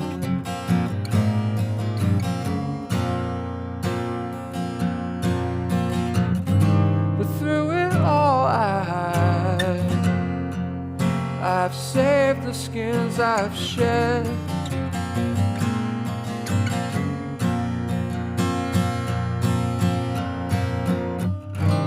And through it all,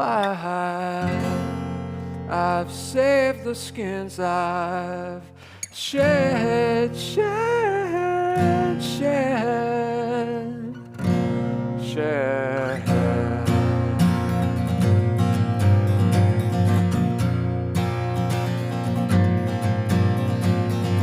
Well, I broke the chains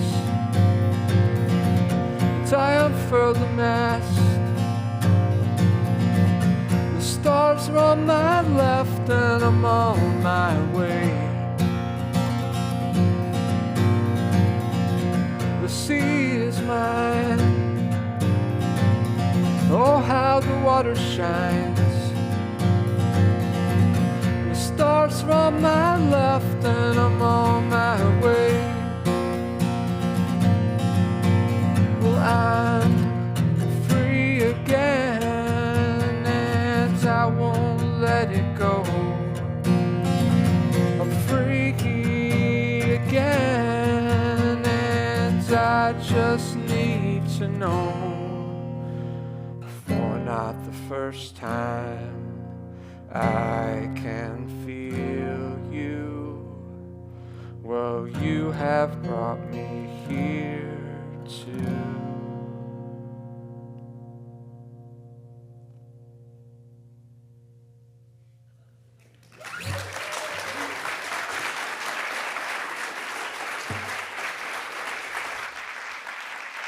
Thank you. All right, so let's have another round of applause for Gareth and Joe. I mean, it's funny. I've been talking to Joe for over a decade and at least 5 years to Gareth, and I've never heard about their processes before, so I'm really grateful for learning about that. Yeah, come on. Let's do that. Come on. So I have an iPad here for those of you watching online because you can send me your questions through the internet. But this portion of the show, we're going to talk to each other. We do that anyway. But we'd like to be prompted by your questions. So there'll be someone, I think, around with microphones. If you have questions in the audience, we'll ask questions here. So don't be shy. We've got around 30 minutes, and we're here for you. I see the first question there, sir, and you have to be in the most difficult place in the auditorium. Please wait for the microphone so the people online will be able to hear you, and I can take a drink of water.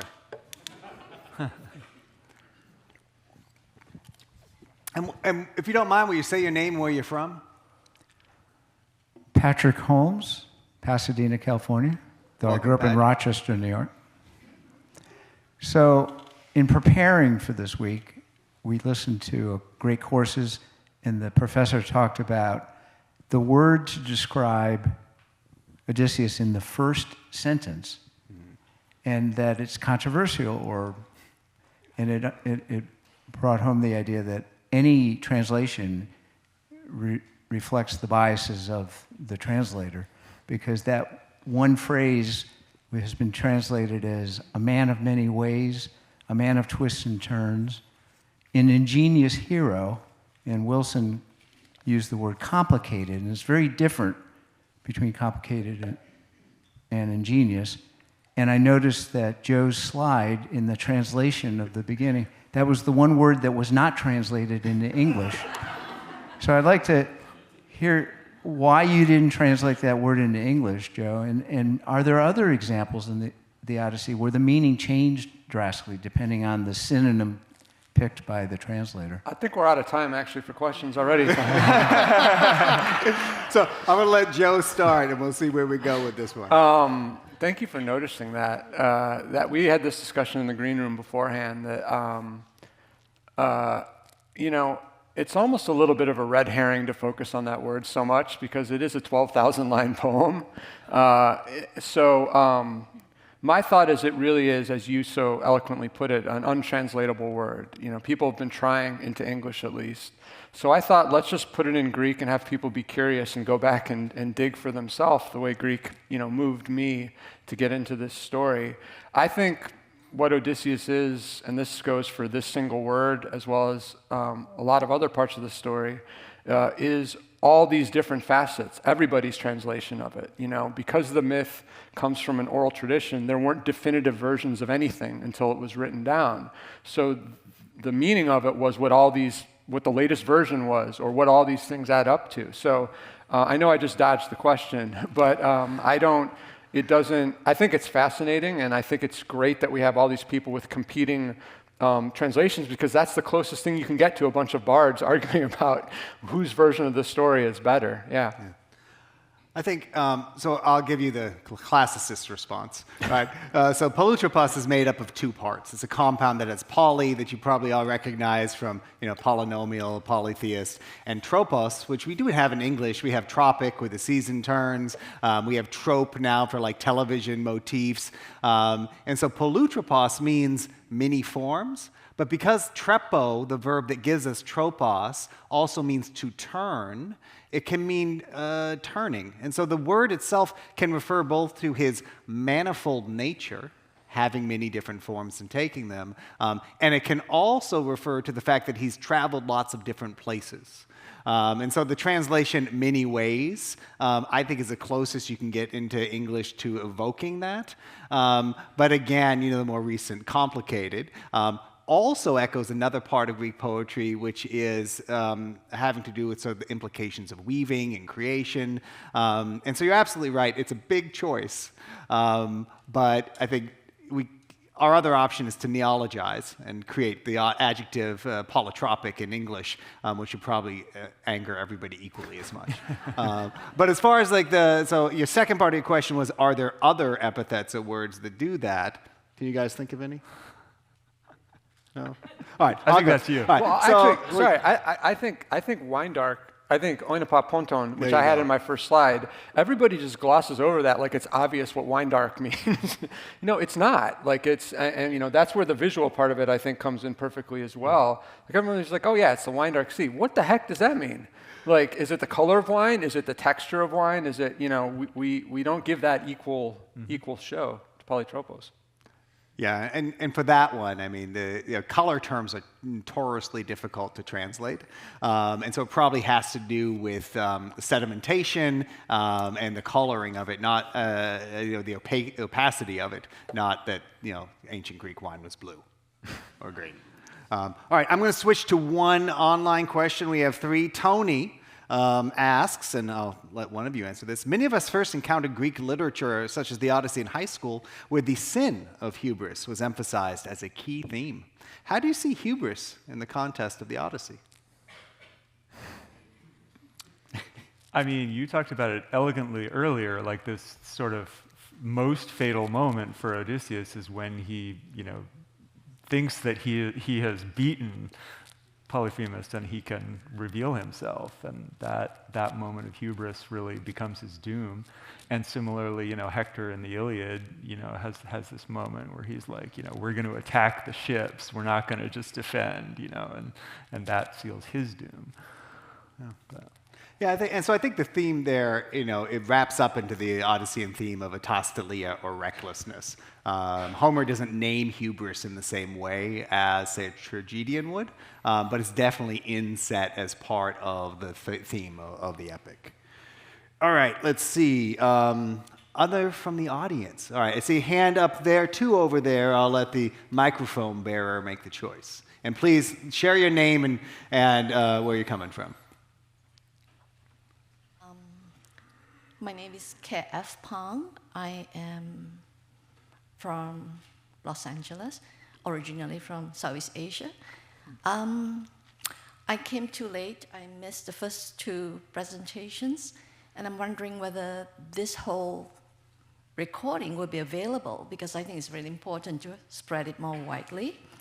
I've also been to Greece, and tried a few islands, and I'm wondering whether in your travels, have you done a blog, maybe, of your travels, retracing the different destinations?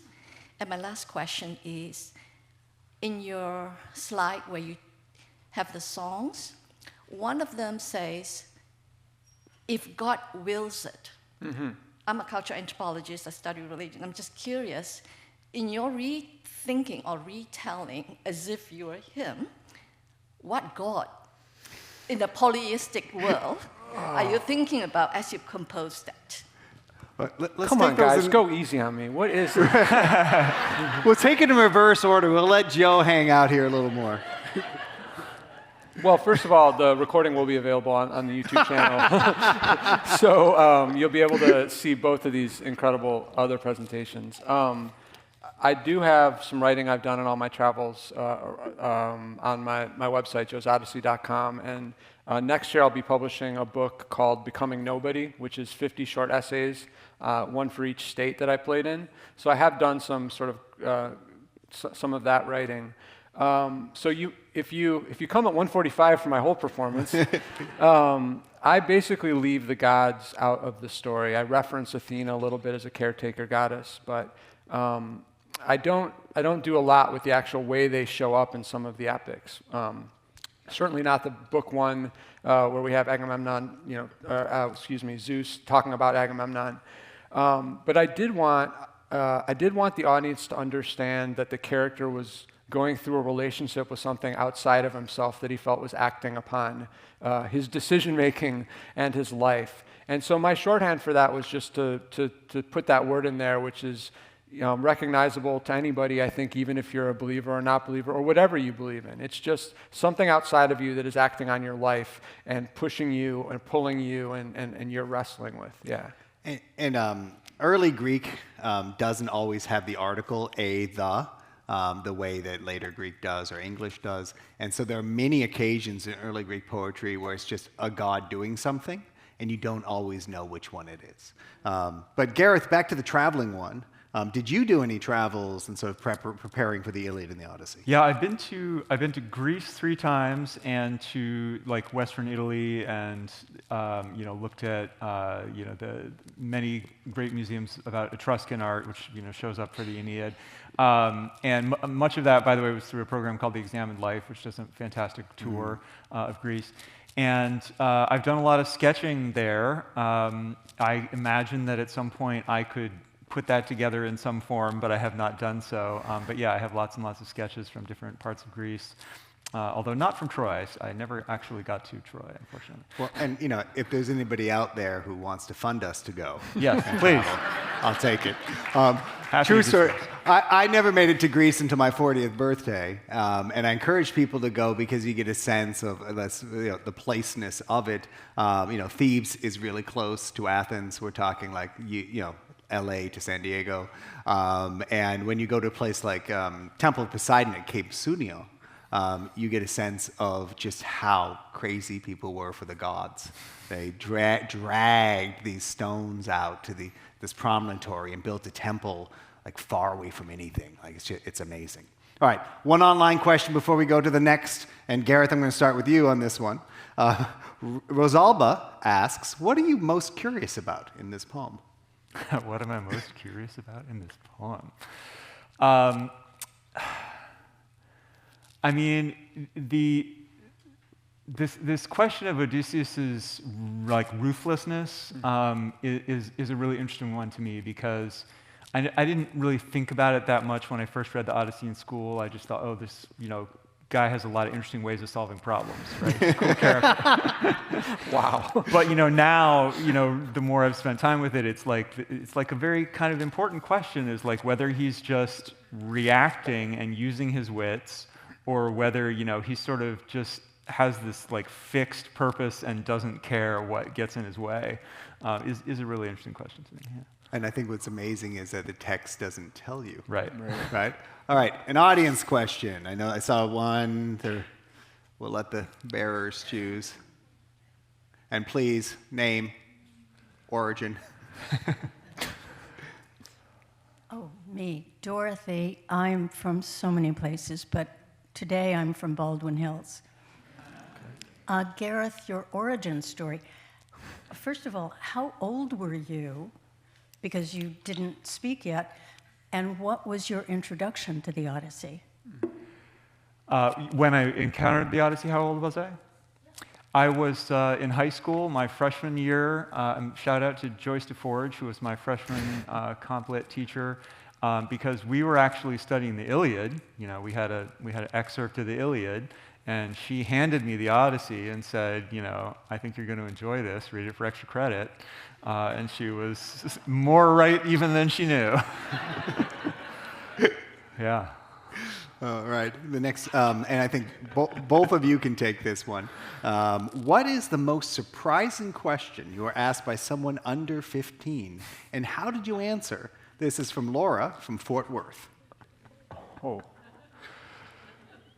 I have two really good ones. I have to go. Let's do it. So I was doing a webinar with a college class, and one of the professors had her son on. And in the Q&A, he held up the Iliad. He said, "This is my favorite book." And he was, I believe, 8 years old. And he said, "My question is," maybe he was only 6. And he said, "My question is, which of Achilles' heels was the vulnerable one?"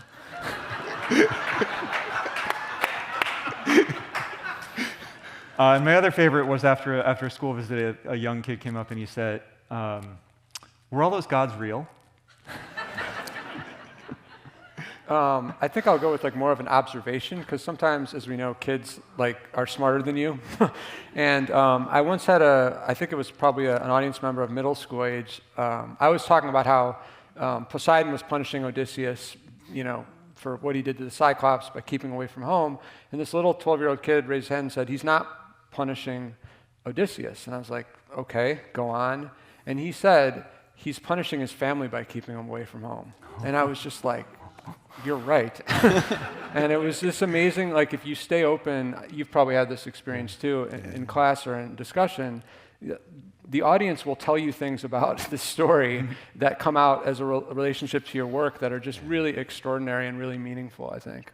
Yeah, I don't have an anecdote as good as that, but I can say from teaching the Odyssey repeatedly, it gave me a great appreciation for how important it is to get multiple minds in the room. Right? You'd never get it. You never grasp it entirely yourself. All right, I know there's a question lingering up in the back. A couple. Hi, I'm Kimia. I'm from West LA, and I was wondering if you could speak a little bit to the Homeric authorship question and how there's some debate about whether Homer was a person or composites of many people. And also kind of what it means to have the Odyssey as maybe not necessarily a composite text, but something that so many people have edited and researched and reached into over centuries and centuries, and how much we see ourselves in it as we see ancient Greece. So that question's for him, right? All right, I'll try to do this quickly.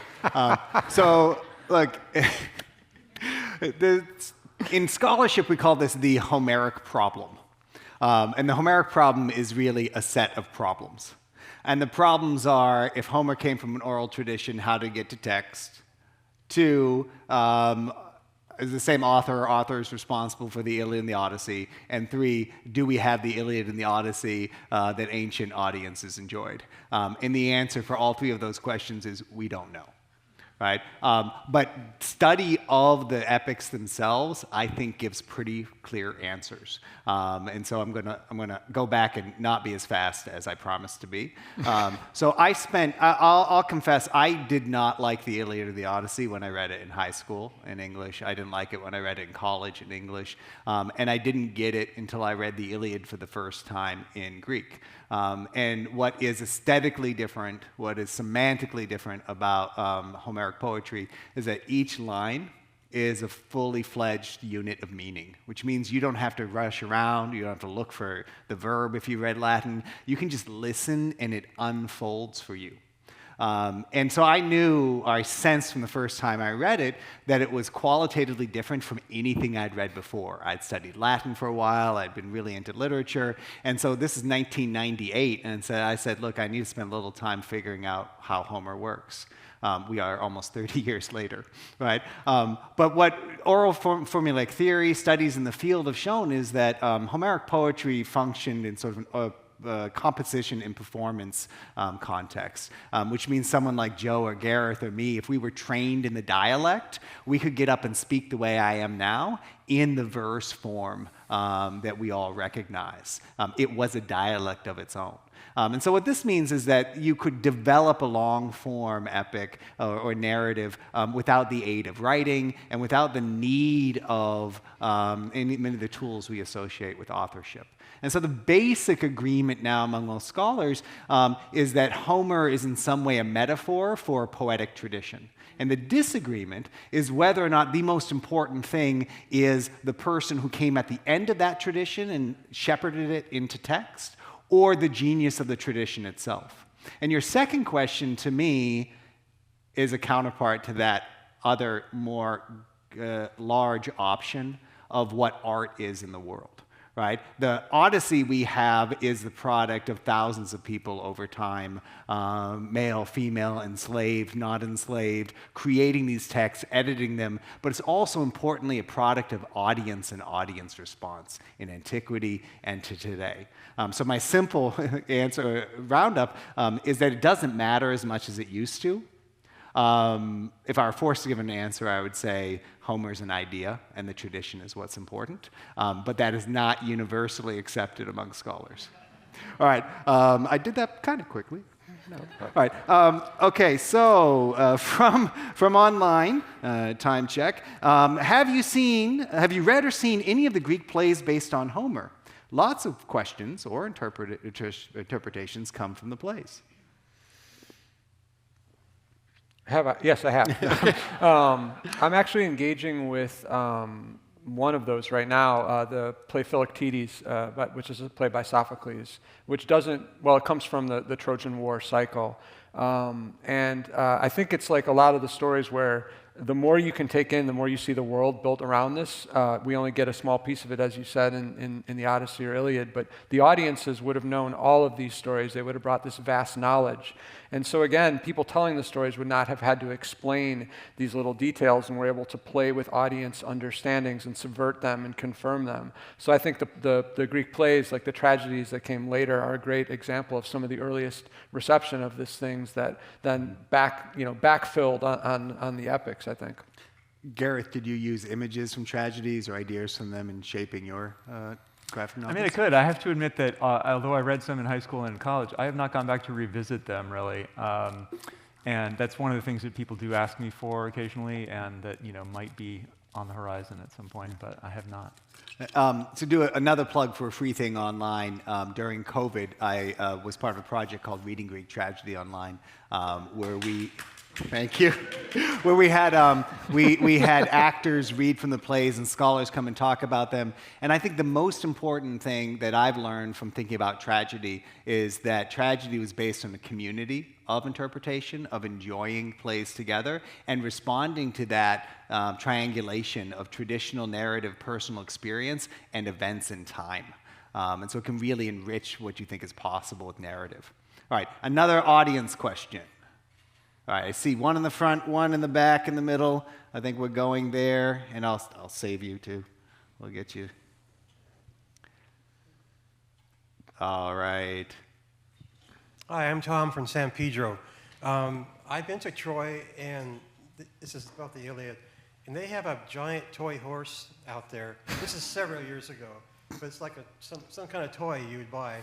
And then at the same time, I went to some town nearby, and they had the horse that was used in the movie, famous movie about the Trojan Wars, which is made out of boat parts, which they speculate that's maybe how the horse was made, because they used ships to get over to Turkey. Is there anything in the writings of the time that would describe what this horse really looked like? I don't expect there are any pictures.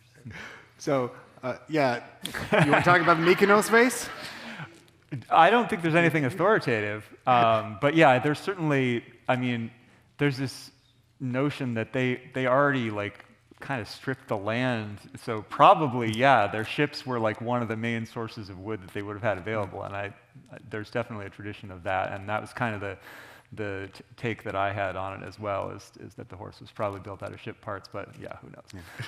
The earliest image we have of the Trojan horse is from the Mykonos vase, which you can look up. Wikimedia Commons has a really good high-res series of photos of it. And in the top part of it, there's a picture of the Trojan horse. But in order to show it, the artist cut out windows, and so the warriors are looking out, and it's kind of silly. I taught that for years in myth courses, showing that image without looking at the rest of the vase, which is actually, I think, it's like a comic book because it's panel by panel sacking of Troy.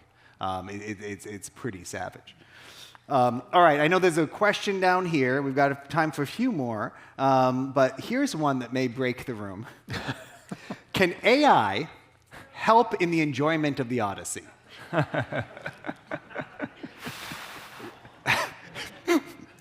Joe?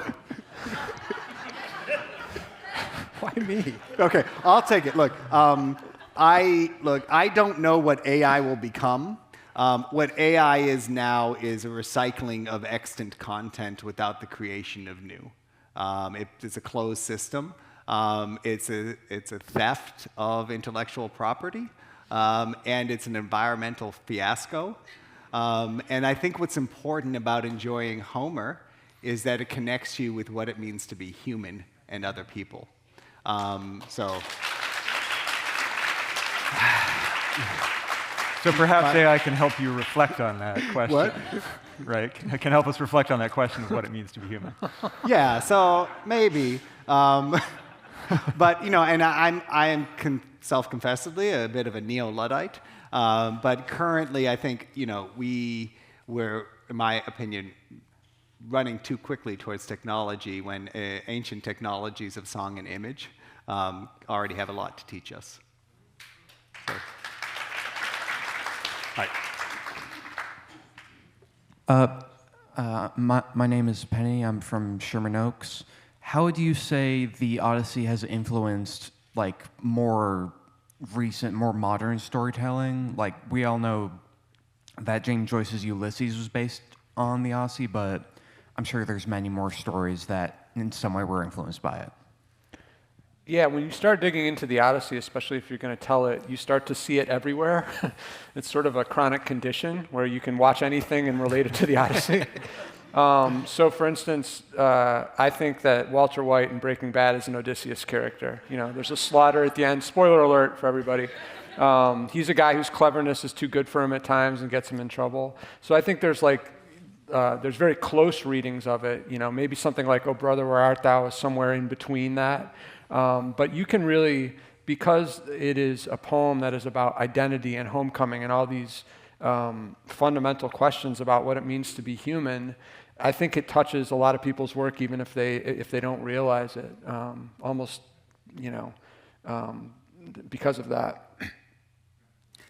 Yeah, I'll agree. I mean, the story of Odysseus has been retold since the Odyssey and before.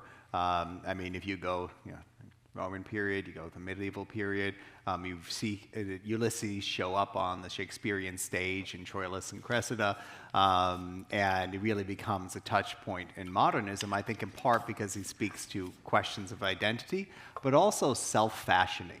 Right? Odysseus is someone who speaks himself into being, who creates, or let's say curates, his identity for other people. And I think there's no accident that in the modern age in which we're constantly thinking about how we fashion ourselves, that Odysseus has gained this special purchase on our imagination. I just got another online question, and I think we can take two more. So we'll do this online and then final one in the crowd. So, are there any lost works by Homer?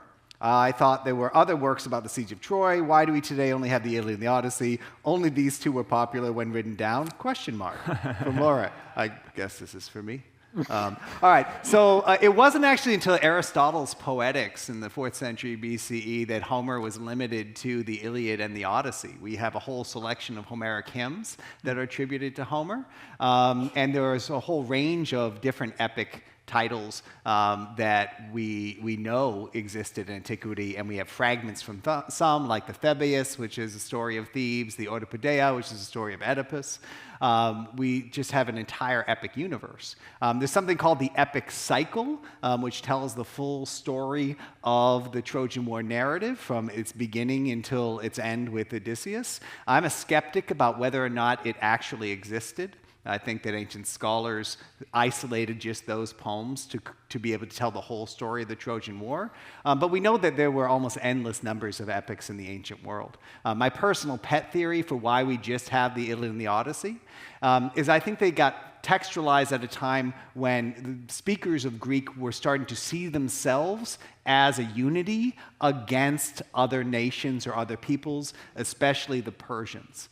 And so I think that there were many different epic narratives, but during the 5th century, they rose in popularity because they expressed an idea of Greekness and unity against others. And in addition, one thing that I always note is the main characters in the Iliad and the Odyssey come from nowhere places. Achilles is from Phthia, Odysseus is from Ithaca, and it allows all the major cities in Greece to affiliate with the Iliad and the Odyssey without sort of competing with one another. And so it's a complicated issue, but the end of the answer is there were thousands of epics in the ancient world, and why we have the Iliad and the Odyssey is part of the reason why we keep studying it.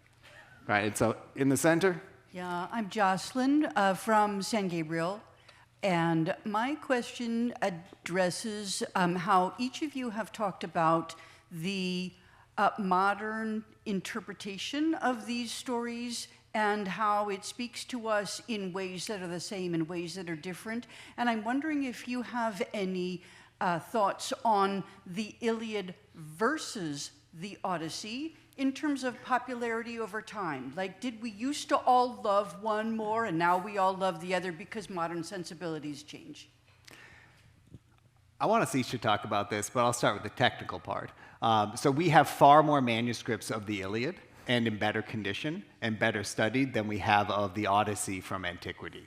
And so it's really not until the 20th century that you start to see in scholarship and in literary mentions a cresting of the Odyssey against the Iliad. As somebody, I guess, who sings both stories now and has for a little, I think they maintain a certain amount of relevance all the time. I don't need to tell you that stories about war are seemingly always relevant somewhere in the world. I think we've seen a couple cycles of pop culture where one or the other has come up, maybe because of a movie or because of a version of it. But I think they both maintain a certain relevance about, as Joel said, one's about dying and one's about living. And how are those not consistently pretty much equally relevant? Yeah. Yeah, I mean, there's a lot of timeless themes, and they're both, they both have different windows into that period of the past.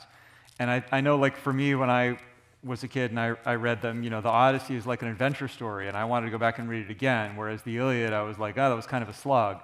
But then after I read the Iliad a bunch of times when I was adapting, and I was like, oh, I think maybe this book has more to teach us about, there's more things that are translatable and that are kind of like important themes about how humanity has changed or not changed since the Bronze Age, than what you get in the Odyssey. But of course, the Odyssey also is the hero's journey, so that's also going to be timeless. Yeah, and I think I'll close with this reflection. I started working on the Iliad just because it was offered in a course, right? And then I went to graduate school in 2001 in New York City, and my second week of graduate school was 9/11. And I kept working on the Iliad because suddenly it was a narrative of a coalition of the willing going and fighting and everything breaking down because of politics and people not understanding the world. And I thought the Iliad was much deeper and had more to tell me.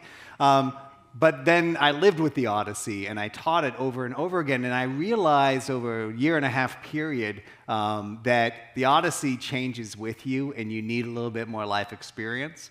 I taught it 3 times in 3 semesters in a row, and in that 18-month period, I had my first child. My dad died suddenly, and we had a second child 17 months later. And I realized, like, listening and reading to the Odyssey, that if you don't understand loss, if you don't understand how your identity is tied up in other people, the Odyssey doesn't hit as hard. But once you get that life experience, you understand what it means to struggle to get home. Right? And so to bring it all together, I mean, they are timeless texts, but at the same time, they're timely. They respond to rereading, and they respond to your life experience. So I want to thank everybody for organizing this today, all of you for being with us. I want to remind you that not only is Joe going to be back here on this stage to perform, but Gareth is going to be demonstrating his artwork in a room whose name I've forgotten, but it's in the bulletin. And if you forget everything we say, go back and read the Iliad and the Odyssey. So thank you for being here today.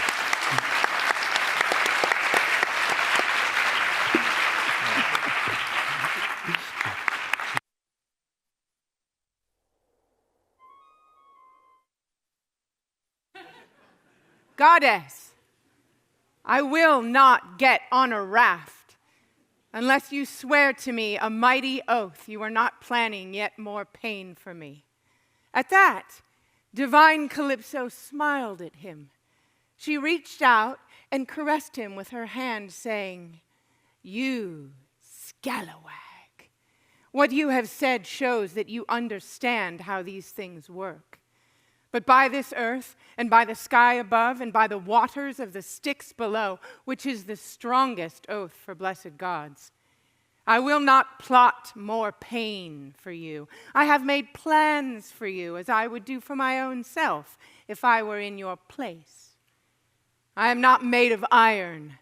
No, my heart is kind and decent, and I pity you." And with those words, the goddess quickly turned and led the way. He followed in her footsteps.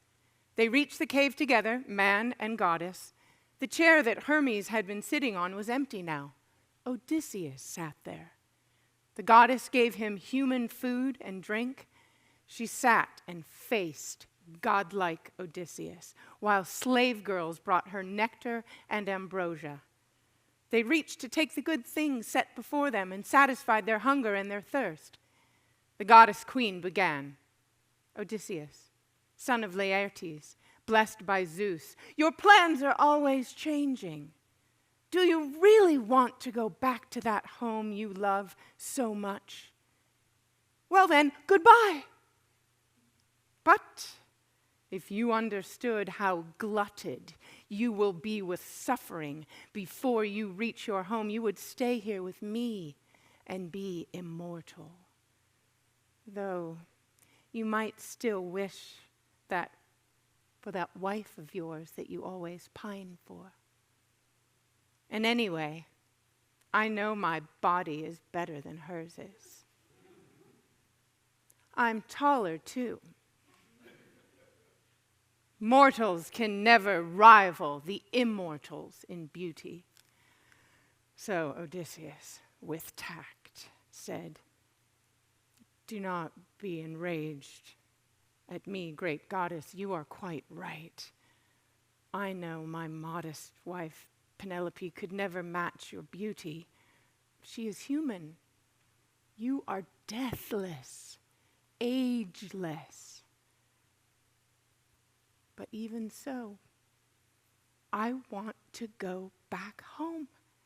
And every day I hope that day will come. If some god strikes me on the wine-dark sea, I will endure it. Are you okay? I know it's a lot.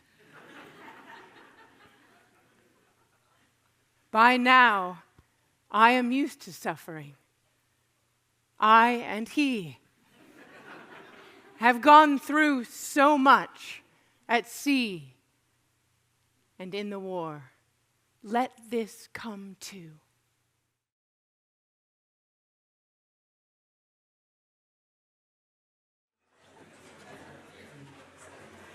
Welcome back, everybody. Are you having a good time? How many of you are new this afternoon to the program? Can you raise hands? Just a few. Okay, well, I'll just repeat that my name is Shelby Brown, and that on behalf of Public Programs and everybody here at the Villa, we're really thrilled to welcome you to what will be a little bit different version of an approach to the Odyssey. So this afternoon, we are going to be looking a little bit differently at the narrative power of Odysseus's journey and in different media than you saw before. And so in this part one of the afternoon series, John Booker will present on the enduring narrative power of that journey of Odysseus. And after he speaks, he will introduce two colleagues, Rowan Hall, Andrea Latamendi, to join him in conversation and in Q&A with you about the influence of the Odyssey and the journey home. John is the executive director of the Joseph Campbell Foundation. He's a mythologist and story consultant who explores the ways we use mythology to make sense of the world. He has consulted and worked with government and cultural leaders around the world, as well as organizations such as HBO, Paramount, and Atlas Obscura, to name only a very few. His book, The Storytelling Almanac, a weekly guide to telling a better story, is in the bookstore. Before he comes up, though, we have a visit from our bard, who will tell us something from Book 9 of the Odyssey, and then John will join you.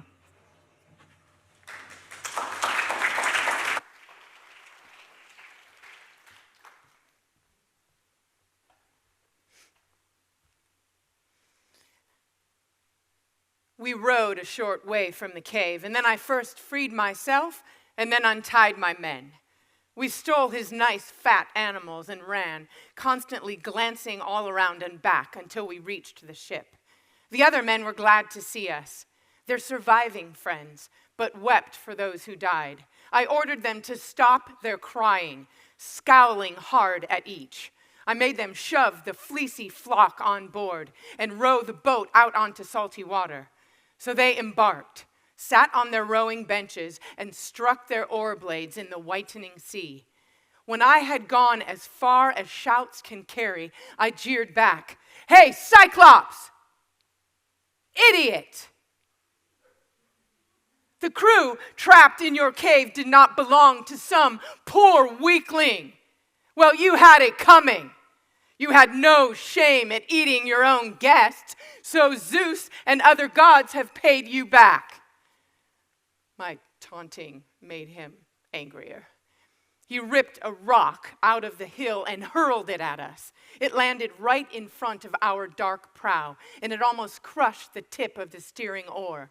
The stone sank in the water. Waves surged up. The backflow all at once propelled the ship landwards. The swollen water pushed us with it. I grabbed a big long pole. I shoved us off. I told my men, "Row fast to save your lives," and I gestured with my head to make them hurry. They bent down to their oars. They started rowing. We got out twice as far across the sea, and then I called to him again. My crew begged me to stop and pleaded with me, "Please, calm down. Why are you being so insistent and taunting this wild man? He hurled that stone and drove our ship right back to land. We thought that we were going to die. If he had heard us, he would have hurled a jagged rock and crushed our heads and wooden ship. He throws so hard." But my tough heart was not convinced. I was still furious, and I shouted back again, "Cyclops! If any mortal asks you how your eye was mutilated and made blind, you say that Odysseus, city sacker, son of Laertes, who lives in Ithaca, destroyed your sight."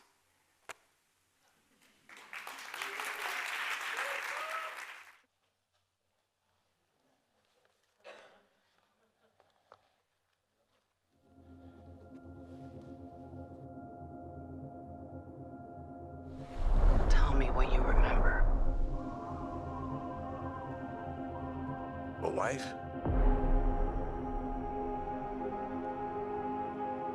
A son. And then what? We won the war.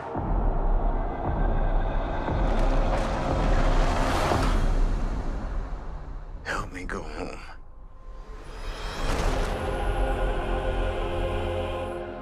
This is a household waiting for master. I want you to choose me. Ithaca's king is coming back. No, he's not.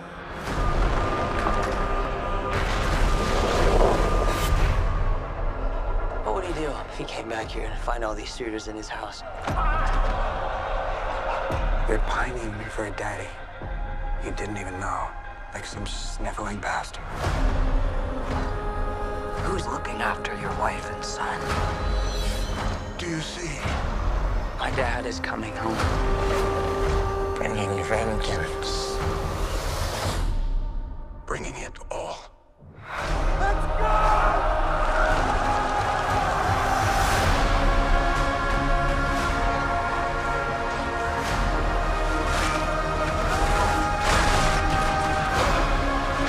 I need everyone at this party dead. I can still save them. You're a man who needs to control his fate. But you cannot control this. That world is gone.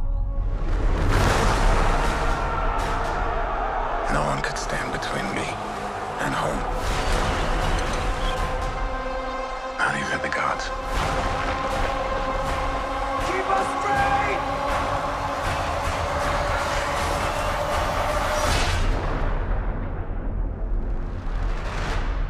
I think it's asleep.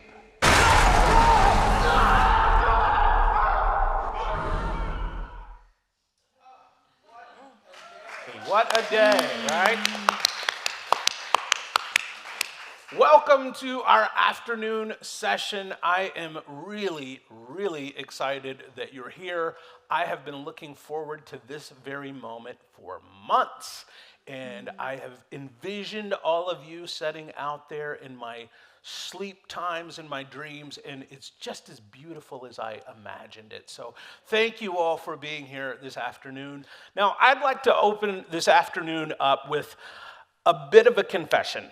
I have literally spent the last 6 months of my life watching every film, playing every video game, reading every comic book that I could find secretly or not so secretly that has anything to do with a retelling of the Odyssey.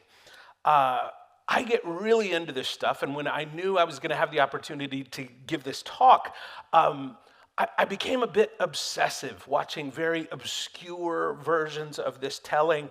And I'll be honest, my friends and my family, they have some concerns because it seems like maybe I've went too far down the rabbit hole. Now, quick show of hands. Who here, when they heard that Christopher Nolan was doing a $250 million version of the Odyssey, thought, finally, someone giving this story the attention it deserves? Any? There's a few. Okay, there's a few. How many people thought, hasn't this been done before? Well, the good news is you're both right.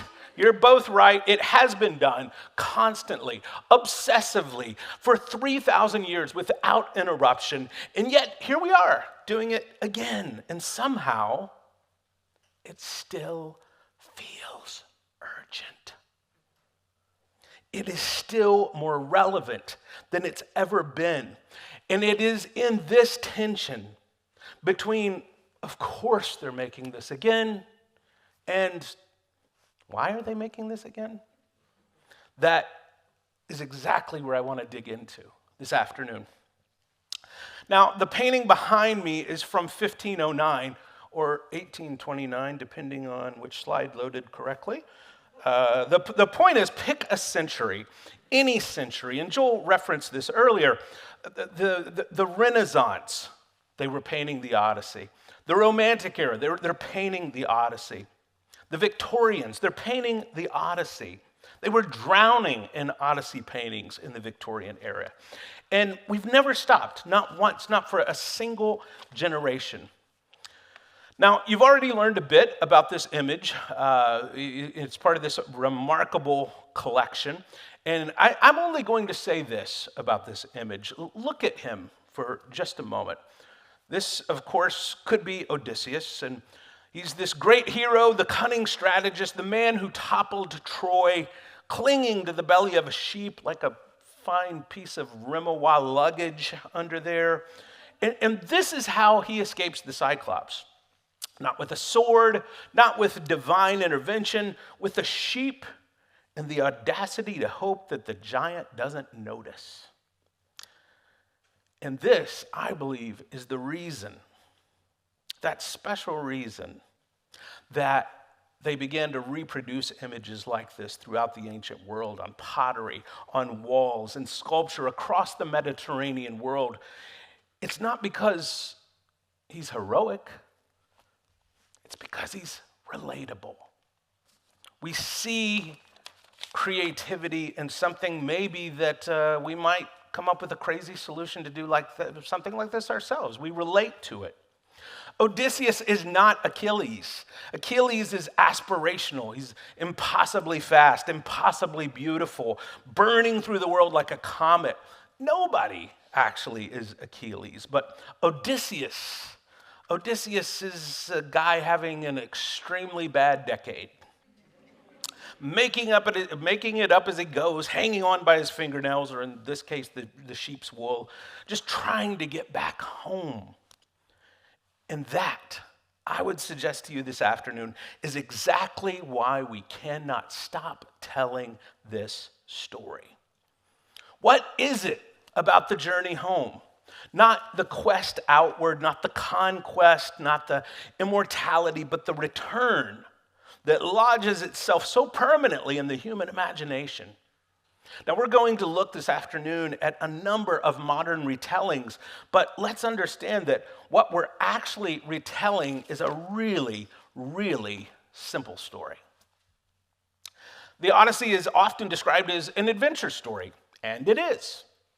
There's monsters and shipwrecks, gods, a witch who turns men into pigs. We've heard about these things today already. But strip all that away. And what I'd like to focus on this afternoon, what's underneath, is something we can return to that is remarkably simple.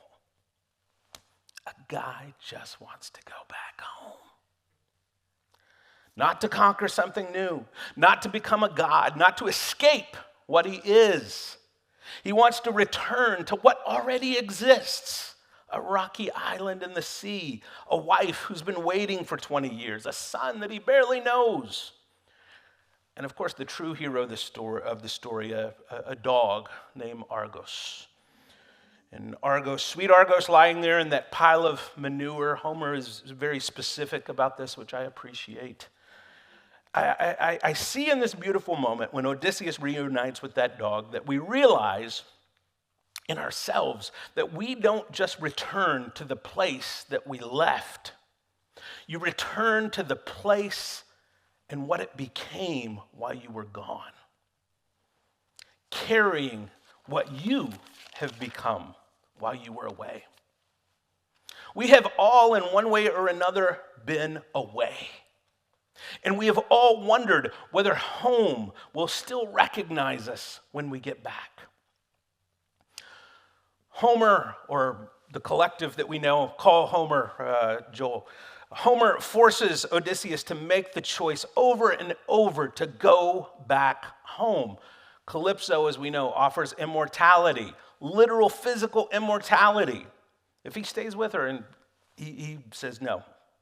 Circe offers comfort, pleasure, rest. He stays a year, and then he insists on leaving. He's got to go. The sirens, they offer perfect knowledge. He sails right on past.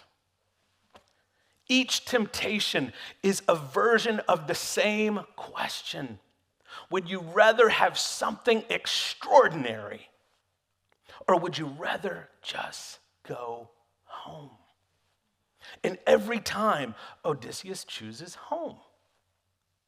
And then there's this twist that makes Odysseus and the Odyssey profound and not just sentimental. When he finally gets back to Ithaca, nobody recognizes him, as we've heard. He arrives in disguise. He has to prove who he is. And perhaps, just perhaps, because this is actually a journey back to himself.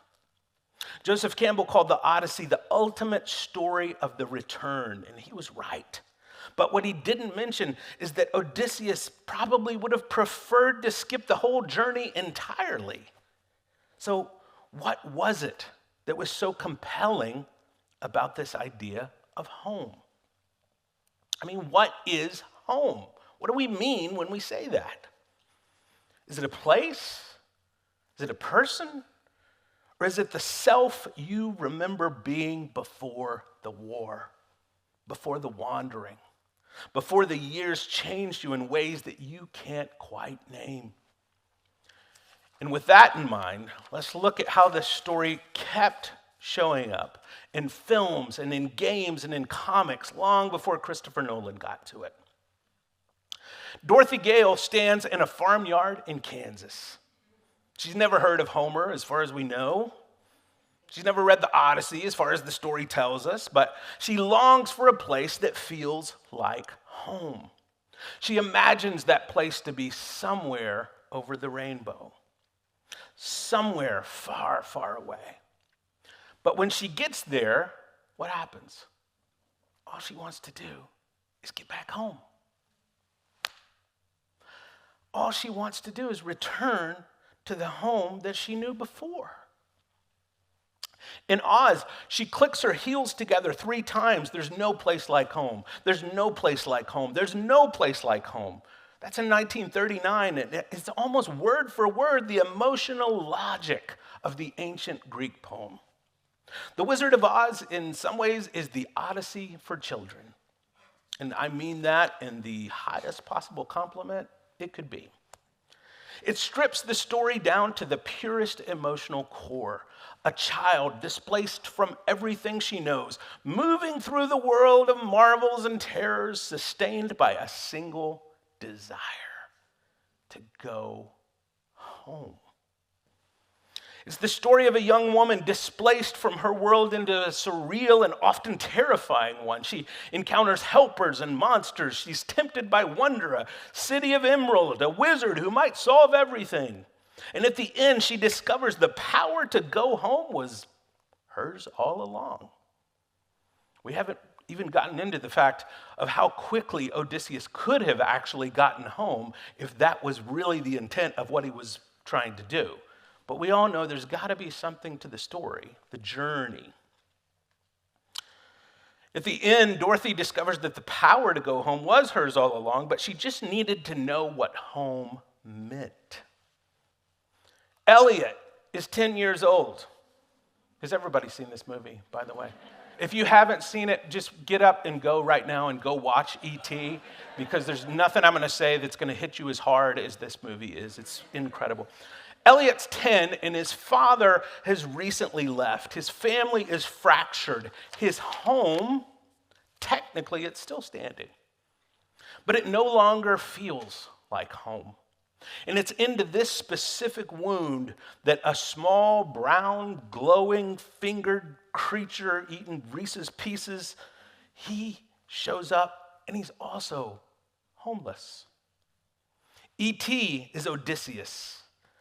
Elliot is Telemachus, the son left behind, growing up in the wreckage of an absent father's house. And the film is underneath all the bicycle stunts and more of those Reese's Pieces and a speak and spell with a wire hanger coming out of it. It's about 2 displaced beings helping each other find their way back to where they belong. Steven Spielberg doesn't recite Homer. He doesn't need to. He just tells the truth about what it feels like to be far from home. And the Odyssey walks in through the back door and sits down right in the middle of the film. I think that the most underrated Odyssey retelling in popular culture very well might be Spirited Away. Anybody seen this movie? Oh, that warms my heart to see the hands all over the room going up. Chihiro is 10 years old. She has no cunning, no crew, no reputation. She's just moved to a new town. She's unhappy about it. And then her parents eat some food that doesn't belong to them, and they get turned into pigs. Thank you. As you do. The spirit world Chihiro falls into, it's not evil exactly. It's ancient and it's indifferent and it's full of rules that she doesn't quite understand, and it has absolutely no interest in her survival. She must work.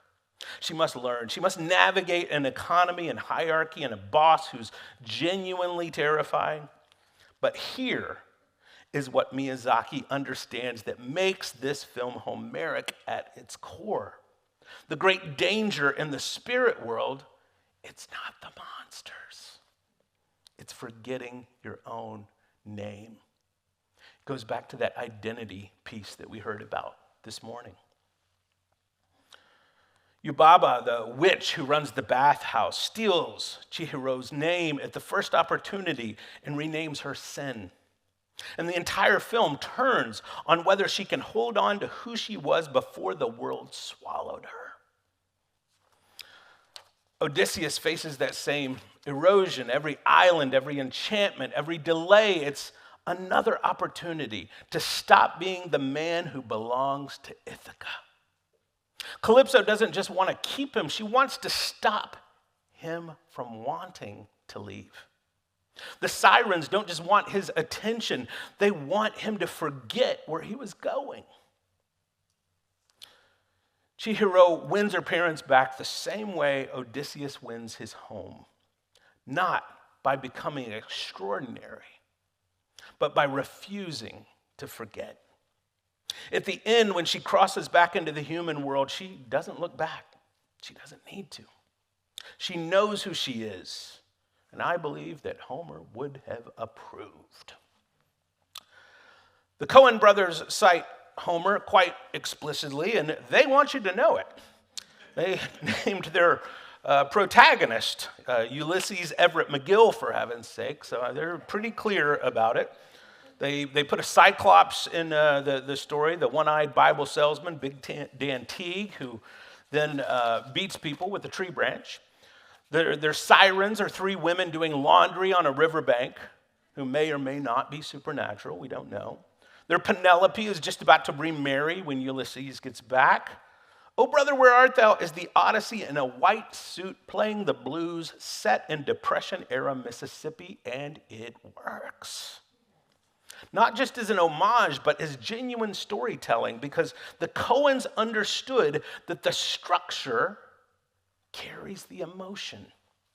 You don't need to have read Homer to feel the pull of a man racing against time to get back to the woman he loves before she marries someone else.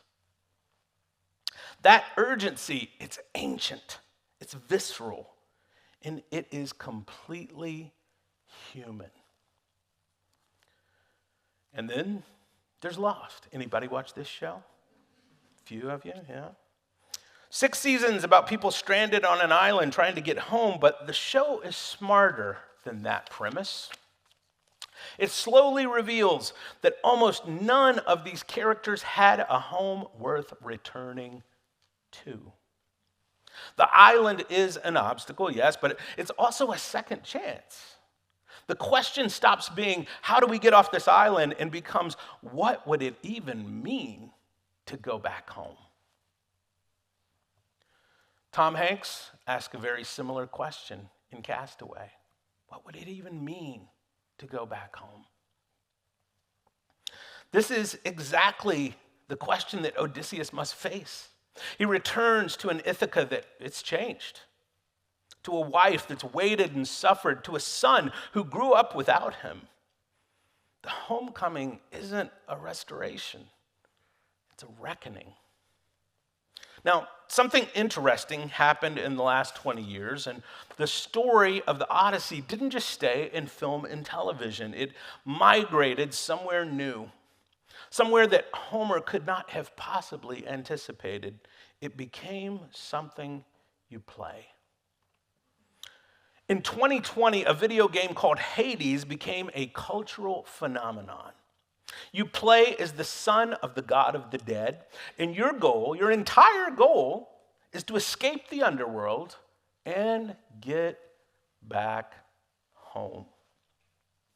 You fight through chamber after chamber, past shades and monsters and increasingly annoyed minor deities towards the surface, towards light, towards a world above the one that you were born into. And then you die. And then you start again. And then you die. And then you start again. And then you die. And then you start again. And you keep playing the game over and over and over. This happens conservatively dozens of times before you finally break through. And each run is slightly different. Each death teaches you something. Each attempt gets you a little further than the last. Just like Odysseus. Over that 10-year period, he lost ships, he lost men, he was blown backward by storms, and the moment Ithaca was in sight, another setback. This game makes you feel that in your hands. The frustration in the game becomes your frustration. Odysseus' frustration becomes your own. His determination becomes your determination. And when you do finally break through, when you finally reach the surface after the 15th or 20th or 30th attempt, the feeling is not triumph. It's relief. Which is what I suspect exactly what Odysseus felt when he finally stepped onto the shores of Ithaca. The sequel, Hades 2, it released last year to even greater acclaim. It shifted the lens a bit. Now you play as a different child of the underworld, a different journey towards the surface, a different version of the same question. What is worth fighting through this much darkness to return to? The answer changes, but the question never does. As someone who has studied storytelling their entire life, I can say this about the mythic form of storytelling. It's not always great at providing clear answers, but it always helps us ask better questions. Forspoken begins with a cat named Homer. I'm not making that up, it's real. Frey Holland is a young woman who has spent her whole life without any home in any meaningful sense. She was abandoned as a baby, raised in the foster care system. She lived alone in an apartment she's about to be evicted from. Her only companion, Homer, she goes to save when a fire breaks out in the apartment building she lives in. She runs back in to save Homer, and that single gesture tells you everything that the game is about. Home is not an address. It's whatever you would run back into a burning building to save. Then Frey is hurled through a portal into a dying fantasy world called Athea, and the Odyssey begins in earnest. What makes Forspoken genuinely Homeric is the single villain's choice. One of the game's antagonists, they don't threaten Frey with violence. She constructs an entire illusionary version of New York City to trap her. She weaponizes Frey's homesickness as a snare. The sirens, they didn't threaten Odysseus with violence either. They threatened him with exactly what he wanted. 3,000 years later, the trap remains the same, but the city has changed. I want to move to a graphic novel. I had originally included Gareth's graphic novel in my presentation, and then I started feeling, after I met him, and I was a little intimidated because he's so cool, I started feeling a little bit like I was the guy wearing the band's t-shirt to the concert where the band was playing. And I felt kind of embarrassed about it. So Gareth, apologies. I couldn't face you in person and talk about your work. It was too intimidating for me. So I chose Bone instead. And Jeff Smith once said that he created Bone because he just wanted to read a comic that had all the elements of the Odyssey, maybe a little Moby Dick, maybe some of the Arthurian legends. He wasn't being modest. He was being precise. Phone Bone just wants to get back to Boneville. That's his goal. That's it. He didn't choose the valley he's living in. He didn't want this adventure. He doesn't particularly care about the ancient war between dragons and the Lord of the Locusts, that is. But now it's all his problem. He's Odysseus with a round white face and no nose. And Bone understands something that lesser adventure stories miss entirely. Home doesn't have to be perfect to be worth returning to. Boneville, it's kind of a joke of a place in this story. It's full of small, petty people who are constantly falling for Phony Bone's schemes. And Phone Bone knows this, but he still misses this home with his whole heart. And that's the joke, but it's also the truth. In Persepolis, one of the great graphic novel memoirs, the question becomes, what happens when you can't go back home? What happens when the Iran our main character grew up in ceases to exist? Not because she left, but because it changed. The Odyssey assumes home is waiting. Persepolis asks, what if it's not? Being a Joseph Campbell guy, I have to sneak at least one Star Wars reference I'm contractually obligated in. And Star Wars asks the same question when Luke Skywalker avoids his destiny to return home, only to find out it's not there. And this is where the myth starts to crack open into something more painful and more true, that not every journey ends in homecoming. Some journeys end in the discovery that home, it's gone. Which brings us back to Chris Nolan's upcoming film next month and the question of why, after everything, we're still here this afternoon asking this question, telling the story, still feeling its pull. What does our fascination about this story reveal about us here, sitting in this room right now in 2026? Well, Christopher Nolan is a filmmaker who has spent his entire career making one film. I mean that seriously. Memento is about a man who can't hold on to memory, who wakes up every day displaced from his own past, trying to find his way back to a self that he can no longer access. Interstellar, it's about a father who crosses galaxies and decades to get back to his daughter, arriving finally as an old man in a hospital bed, having lost everything except the fact of return. And even Inception, a film about dreams inside of dreams inside of dreams inside of dreams, is underneath all the spinning tops and folding cities about a man trying to get home to his children. Christopher Nolan has been making the Odyssey for 20 years, and now he's making the Odyssey again. It's not an accident that the Odyssey is landing here in 2026, in this particular cultural moment. We're living through an era in which home has become genuinely contested. Millions of people displaced by climate and war, by economic pressure. A generation who can work from anywhere and therefore belong sometimes to nowhere. Families fractured across time zones and political divides so sharp that sitting at a table together becomes its own kind of odyssey sometimes. The poem speaks to this, not because it provides comfort, but because it takes the difficulty seriously. It says, this is hard. The journey is longer than you planned and stranger, and it'll cost you way more than you expected. You will lose people along the way. You will arrive and you'll be changed. And the place you're coming back to, it's changed, and you'll have to decide whether it still recognizes you and whether you still recognize it. And it'll be worth it. That is what the Odyssey offers, not comfort exactly, but the reassurance that everything will be fine. But something more durable than comfort will remain. The insistence that home is worth the difficulty of return. That the longing you feel is not weakness.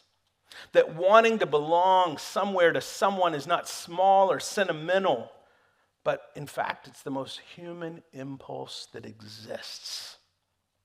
So, is the Odyssey about adventure or return?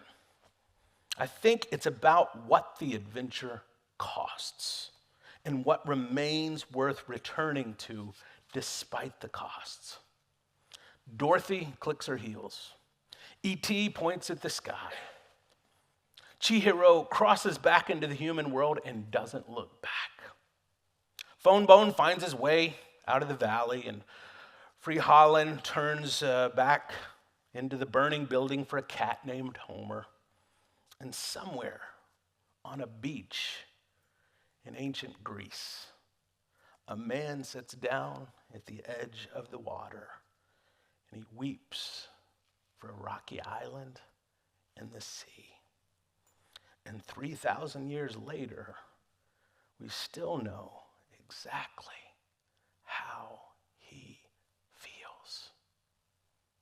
Thanks for having me today. I'm really excited to introduce our panel to you.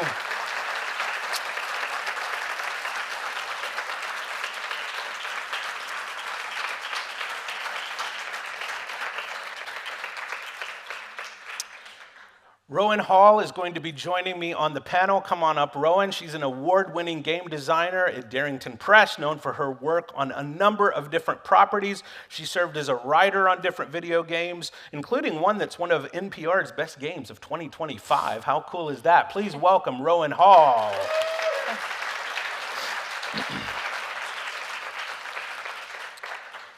Dr. Drea Letamendi is a licensed psychologist, entertainment media advisor with 2 TEDx speaker talks that she's given that are incredible. She's got degrees and training from Cornell University and a bunch of other places and lots of letters after her name, but she's also partnered with studios like Marvel and Warner Brothers, and she has a great interest in seeing the mental health issues associated with these adventure stories and superheroes be taken seriously. She also hosts a really cool Batman podcast. Please welcome Dr. Drea Letamendi.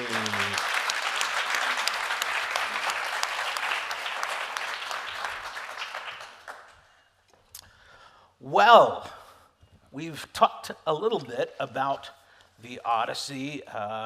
Just a little. Just a little, right? Just a little. About it being a story that we keep retelling. And we keep retelling in all of these different mediums.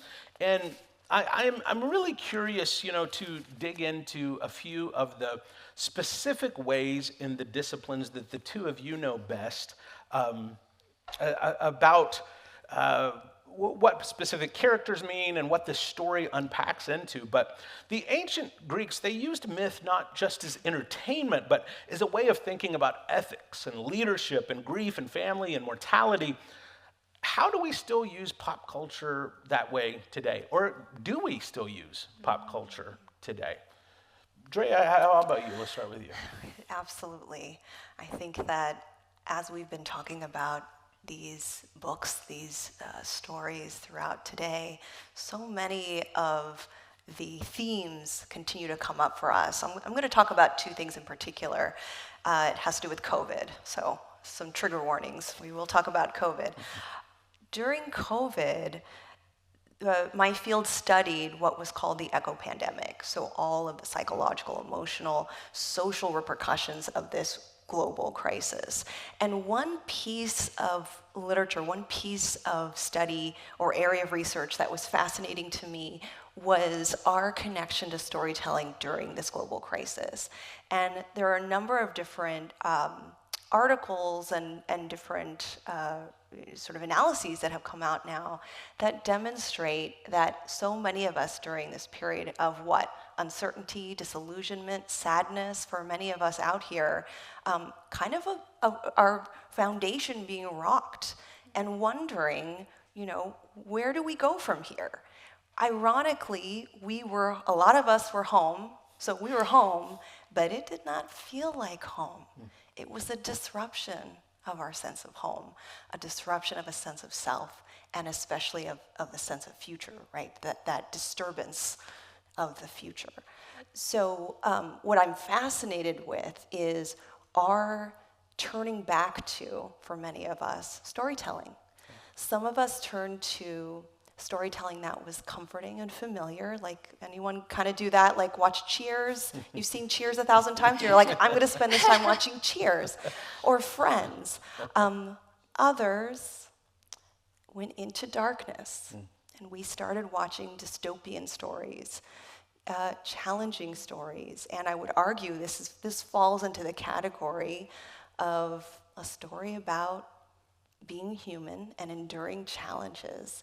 And it has a beginning, middle, and end, which is what our brains psychologically need and turn to for our own understanding of what does this mean for me, myself, my emotions, my relationships, my future. So the second part of this is that parasocial relationship that we have with stories. And that you touched on it really well, right? The very real experience that witnessing and being a part of a fictional narrative helps us understand our own psychology. What can I do with this knowledge? Does this help ground me? Now, I'm not facing the monsters and the creatures that Odysseus faced, but we did. We did handle and face some pretty monstrous things, right?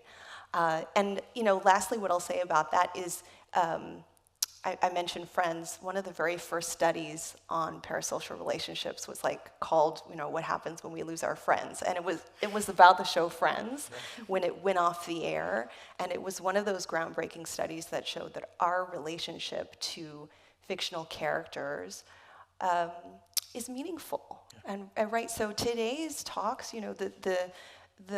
the message and the importance of what we're doing is really about building that awareness and that self-determination that we're looking for, especially during those times of crisis. Oh, so good. I'm reminded of when I was a wee tyke growing up in East Texas. I watched reruns of Gilligan's Island over and over and over again. I loved Gilligan's Island. And it was for that very reason that we moved 22 times between the time I was born and when I would turn 19. A lot of moving around. I didn't know what home was, but I knew if you can't have home, the second best thing is to be with your friends. Yes. And that's what I learned from Gilligan's Island, and I think that was a lesson for me in that time in COVID as well. Rowan, how about you? What comes up for you when you think about the way that this idea is playing out in pop culture? Yeah, I work in interactive media, primarily in tabletop role-playing games, but also in video games. And for those who don't know, a tabletop role-playing game is like Dungeons and Dragons. If you've seen that in Stranger Things, it's a bunch of folks usually getting around a table in person with their dice, embodying characters and telling a story together. So my interaction with the Odyssey and many myths is looking at it like a toolkit. So what in this story can I provide for people to tell their own version of the Odyssey, or a similar story? And so when I'm looking at, Odysseus fighting the Cyclops, I start wondering, who's the Cyclops right now? If Odysseus is the hero and then the hero is the people at my table, who can I put in front of them to fight in a way that is satisfying? Which I think on a storytelling level is complex because Odysseus, objectively in that scenario, was maybe not the goodest of guys. But nevertheless, it is a really fun set piece to then take and say, how can I bring people catharsis or the tools to find their own catharsis in a way that feels both modern and eternal to the human condition? Because I think we all deal with things like COVID, which felt really big, but also sometimes the things that are devastating in our day-to-day life is that someone else wants to make a different kind of spreadsheet, and that feels like a battle at work, and it's really satisfying to have a sword and solve your problems in a way that feels as dramatic as that big emotional moment of someone messing up your cells that you carefully curated. I think you really bring something interesting in, especially with tabletop role-playing games. As a former dungeon master, I would like to say Thank you for your service. Thank you for my service. Yes, thank you.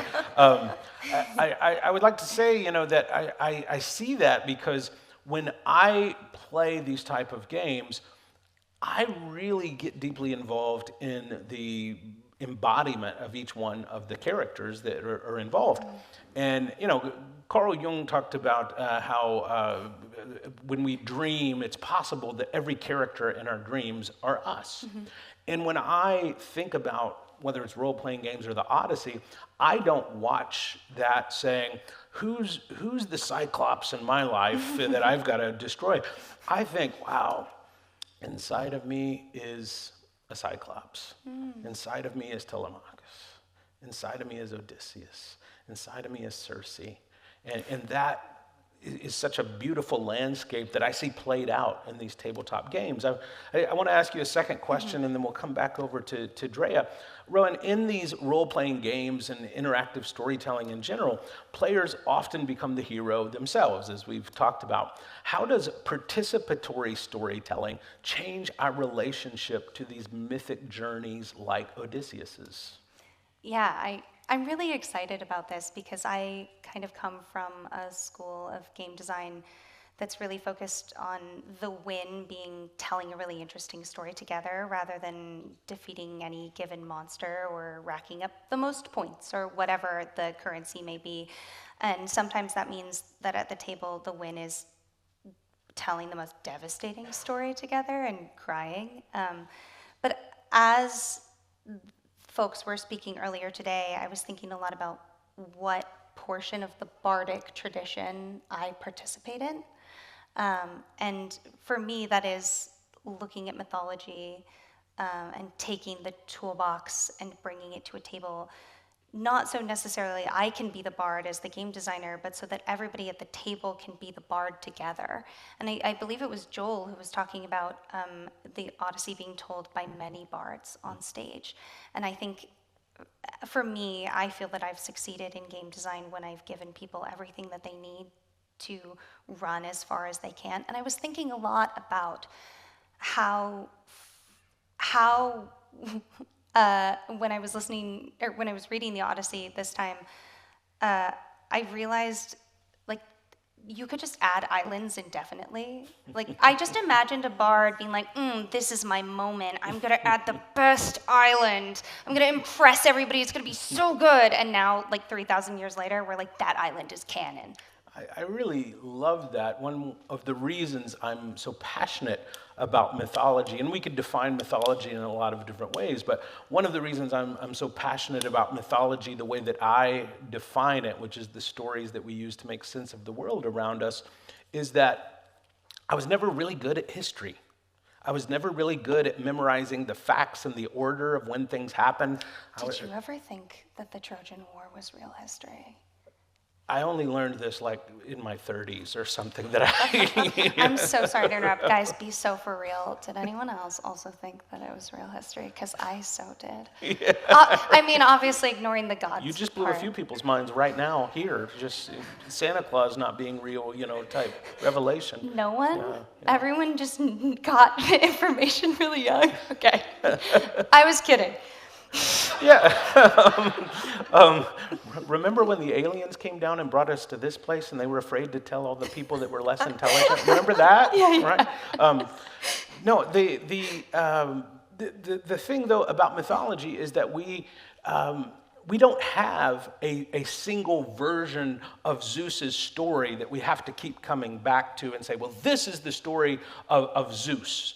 No, there's a lot of people that told stories about Zeus, and from this oral culture, people would tell all sorts of different stories. So it's not the details of the facts that become the most important thing in mythology. In some ways, at least in my estimation, it is these larger ideas and themes that are at work in these things that keep the stories enduring even through games. Now, Drea, your work explores the psychological power of fictional worlds and heroic narratives. What can the Odyssey teach us about resilience and emotional survival? We heard something this morning about how sometimes these stories have been used to even show, about people coming back from war and the resilience that's required there. What can we learn? Right. Arguably, the Odyssey may be one of the first works that does address psychological trauma, especially as it relates to emotional functioning, because we know that the war after the war, so stories about the war after the war is if you survive, the aftermath. And often, I'd say other narratives, other stories, other histories focus on the physical injuries, right? This is a story. Yes, there's casualties, injuries, deaths. This is a story that also picks up on the emotional trauma and what that looks like. Well before we had shell shock, PTSD, which was, by the way, 1980. PTSD is modern, right? 1980. This is a story that was groundbreaking in that it allowed us to witness and understand uncontrollable crying, paranoia, sadness, loss, grief, nightmares. And I may even further that allegory to say, some of that is very direct, and some of it is not so direct because we need, as an audience or as a witness or as a reader, to endure as well. We don't want to, it can't be so horrific that we close the book, right? So are the creatures in the middle of the story allegories of the psychological trauma? We see, nymphs and monsters and giants and creatures that may represent, does the Cyclops represent paranoia? Does the whirlpool represent nightmares? Does Calypso represent paralysis? What are the different ways in which these stories and these allegories actually allow us to understand something a bit deeper and something that is actually unspeakable? And for those who have come back from war, in my work, I worked with soldiers and active service members who returned from OEF deployments, plural. This was probably 2007, 2008, so these are service members who have endured multiple deployments. And what was helpful in our storytelling together, because therapy is often grounded in storytelling, is how are you different now that you're home? How does your reintegration into the civilized world feel different? How did your sense of safety differ? How does your sense of home differ? And your sense of future differ? And the answers were always like, a lot. A lot is different. And does this world that I'm returning to understand me? Do they see me? Do they know what I've endured? And this story is a collection of those experiences, this, 10 years coming home, is that war after the war, but then has to have this sense of, who am I really going to be? And will that home accept me in this new form? And what typically would be shared with me well into our treatments was, I can't wait to go back. Well, what do you mean by that? I only feel myself when I'm at war. And that's one of the tragedies that I think that the Odyssey is teaching us about. Yeah. I'd like to dig into, before we get ready to go to Q&A from the audience and our online audience. So by the way, if you have questions for us or ideas you'd like to explore, go ahead and start thinking of those, because we'll be coming out to you soon. But before we do that, I'd really like to explore the particular ways that these different storytelling mediums impact this story of the Odyssey. I mean, we've heard earlier today that ancient audiences, encountered the Odyssey orally and through performance and music and communal storytelling. And today we're experiencing it through film and games, podcasts, streaming, and fandom. What is gained and what is perhaps lost as we translate the myth into these different various mediums?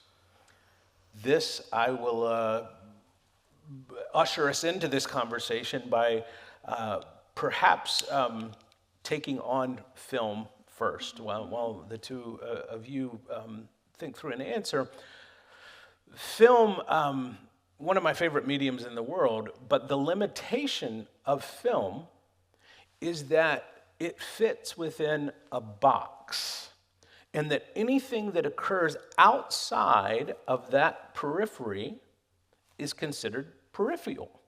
There's a storyteller that's using a box to tell you this is what to focus on, this is what to explore, these are what characters are important, this is the music that I'm going to use to make you feel this certain way in a scene, where a medium like tabletop role-playing games doesn't have that same limitation.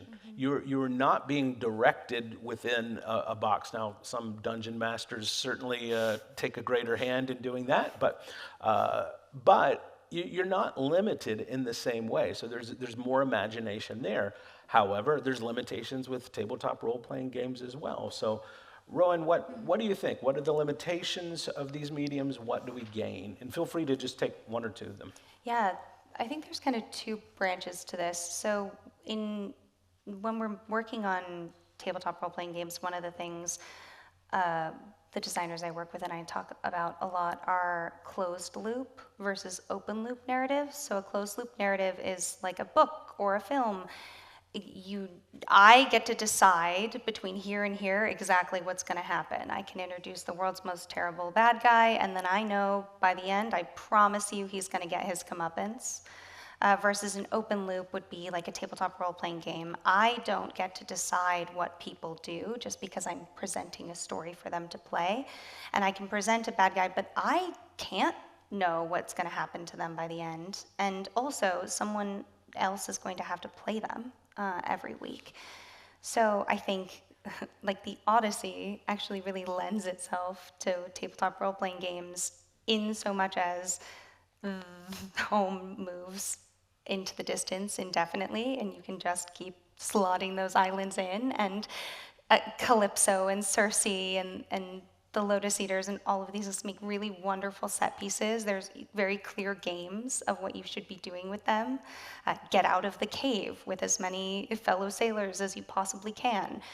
Convince the goddess to let you go without bloodshed. But that also brings about the conversation you and I were having about finite versus infinite games. So a finite game is, again, start and stop. Like a video game, like you might think of like a AAA game, a Telltale game. Between here and here, South of Midnight's a really great example. It's also very much like the Odyssey. She is trying to get her mom back. Between her at the beginning and getting her mom back, she's maybe going to face, 7 monsters. And that's the way that it's going to be. Versus an infinite game, which we see a lot with games that are built on microtransactions. The bad guy is going to keep moving away forever and ever and ever because I want $5 a month. And when you think you've arrived at the bad guy, you're wrong, because I have created a different bad guy now, and they were behind the scenes the whole time. And in reading the Odyssey again this time, Odysseus puts himself in an infinite game, I would argue, because he likes the idea of home more than he actually wants to be there.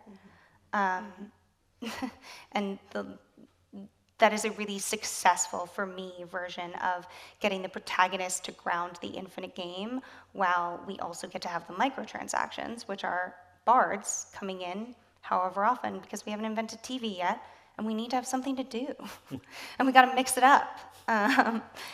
So I think as I'm examining this, like from a story perspective, if I had to turn the Odyssey into a game, I'd be like, okay, let's go microtransactions on your phone. This is awesome.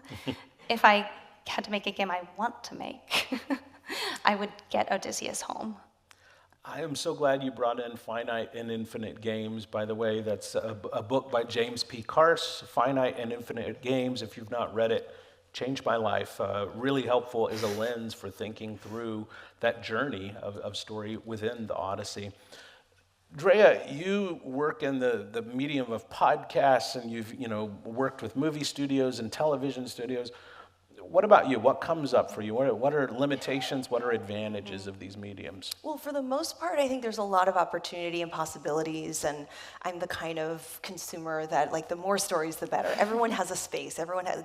This is not the time or the era or the medium to be so exclusive. So I think there it is, right? Inclusivity, the idea of agency, the idea of ourselves seeing ourselves in these stories. One might wonder, like, what would a modern day, like, what would Drea even see in the Odyssey? What would a brown lady in 2026 see in this story about this white male? But in defense of the Odyssey and in stories that are enduring, and just to kind of like leverage stories that we can also operate with and even continue to tell our versions of, is the sense of the difference. This is now your area, but like so I study and teach about character psychology, and with the UCLA's theater, film, and television department, sometimes I'll do a seminar on like character psychology for actors, writers, all sorts of different creatives, because creatives are cool. And one thing that comes up is wants versus needs. So with Luke Skywalker, for instance, let's study his wants. He wants to get off the moisture farm. He wants to go get power converters. He wants to, at one point he wants to join the Imperial Army, right? So we understand his literal wants. What are his needs, his unmet needs? Sense of belongingness, self-efficacy, sense that you have agency, you can control yourself, and you have some sense of how you can control your future, and autonomy, that you have some ability to understand yourself as a unique individual. I can relate to that, right? I relate to those unmet needs in my own journey. So I see getting back to your question, the possibility of where these stories can go in these different types of media that we have now, especially the kind where we can place ourselves in. There's so much opportunity for that. And our institutions overlap because there's a lot of psychology in collective storytelling and in our ability to correct the wrongness, maybe in our individual story or in the bigger world, the culture that we're in through this imaginative storytelling. Well, my mythological studies for a while involved looking deeply into magic mirrors.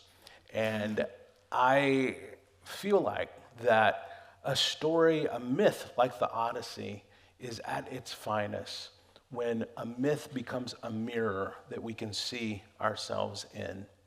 And on that note, we're going to turn the mirror now towards you and invite you into the conversation with us. And we've got a few hands coming up here, so let's get microphones coming down. And there's one down here and two over here. Yeah. Hi, I am Sean from Inglewood, retired game designer. Hi, Sean. First, thank you. My COVID experience was watching The Leftovers, which is a story of extreme dealing with grief. Yes. And a 2-year campaign in Pathfinder. Thank you for your service. And I will try to form this as a question. I sometimes, with the rate of change in the world, feel like an Odysseus who is getting more and more islands shoved into his queue. So what does Odysseus do when there is no home to return to? What does it look like when you are in the infinite game forever? This is an excellent question because we've been somewhat tapping into disrupting the concept of home. A home is not a front door with a roof and windows and an address. I think a lot of us know that. Symbolically, we tend to think of our physical home as our home, but I'm going back to some of the psychological needs that we have as human beings, and it is at the core of the story. Sense of belonging. So if many people in Los Angeles experience this, if my home isn't my home anymore, how do I rebuild? How do I frame my identity if that is what was a big part of it? I would argue that building was not it, right? What did you build in that? What was the ecology of that home? It was relatedness, that you felt connected. It was safety for a lot of us. You felt like you could breathe, like, okay, no one's coming after me.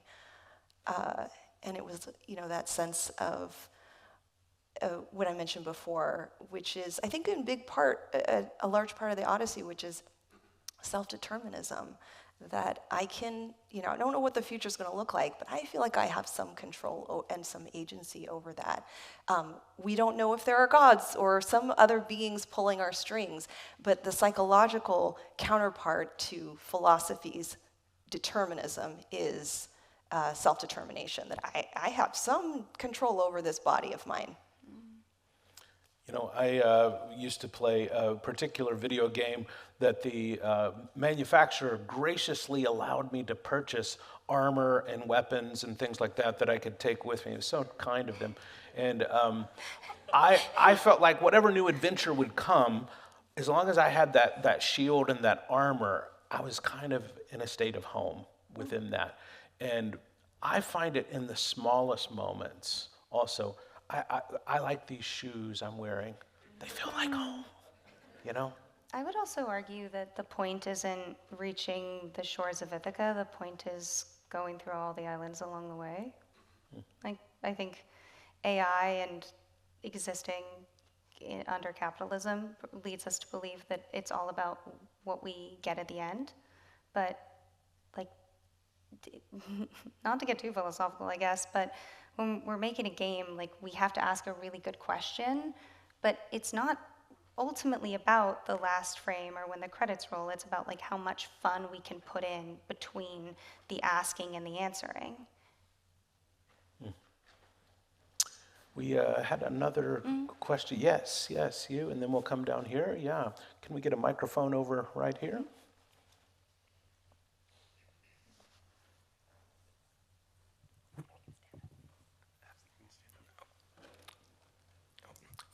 My name's Penny. I'm from Sherman Oaks. Hey, Penny. John, what's some examples of media that you would say are surprisingly adaptations of the Odyssey? Because, of course, Ulysses, O brother there, where art thou? And Rowan, how would you say tabletop role-playing games exemplify Odysseus's experiences? Do you You want to go first? first? You go. Okay.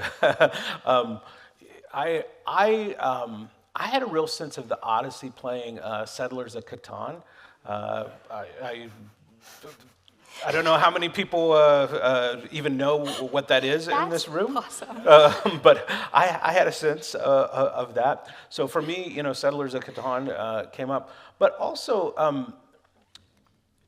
I really was a big fan of the TV show How I Met Your Mother. And I felt like the narrative mechanic of that show, it felt very Homeric to me, in that the home was this. Eventually, we're going to answer this question of how I met your mother, but every week it's something that kind of unfolds towards that story, and that kind of episodic storytelling.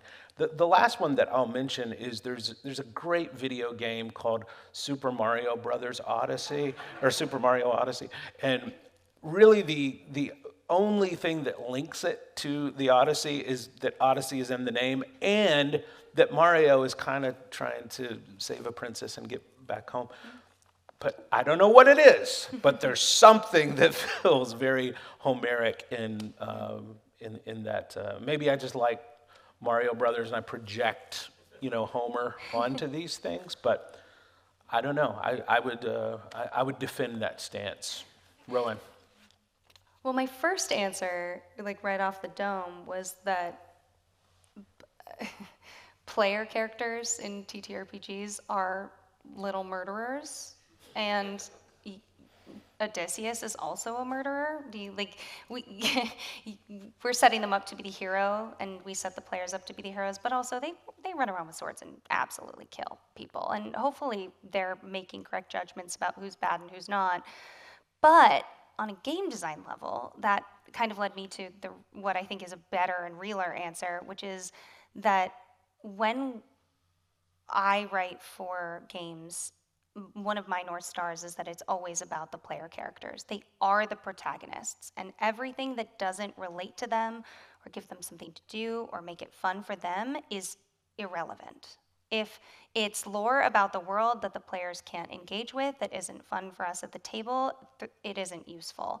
And Odysseus, even in the scope of his own story, knows he's the protagonist. Like, the entire world conspires to be like, no, buddy, you're the main character. You're our favorite hero, and gods are gonna show up not only to foil you to make this interesting, but also to be there for you when time is tough. And all of the women you meet wanna be with you. And your wife is waiting for you, and even your slaves think you are the best guy. And so I think that in reading the Odyssey, I love that he knows he's the main character, because it reminds me to stay on track with that in game design level. Yes. Can you hear me? Yeah, there you go. Dre, I had a question. I know that you cover a lot of superhero stuff in your podcast. What overlap do you see between the modern superhero genre and Odysseus and his journey? Thank you for asking about Batman directly. I'm kidding. Absolutely. What we like about, or what many of us like about superheroes, and please stop me because this could be an hour long, but what we tend to like about superheroes is that they're imperfect. And if you think critically, even Superman and Kryptonite, right? Let's take the most well-known superhero down to some of the lesser known, that there's even if they're an alien or have superpowers or have experienced a critical incident that gave them these skills that they didn't already have, they were not born with, they have some kind of flaw, weakness, vulnerability, and we tend to want to understand that about them because we're humans and we're flawed. And while we don't often like to talk about our vulnerability, boy, do we like to see it on screen or in graphic novel or on paper or on our Kindles.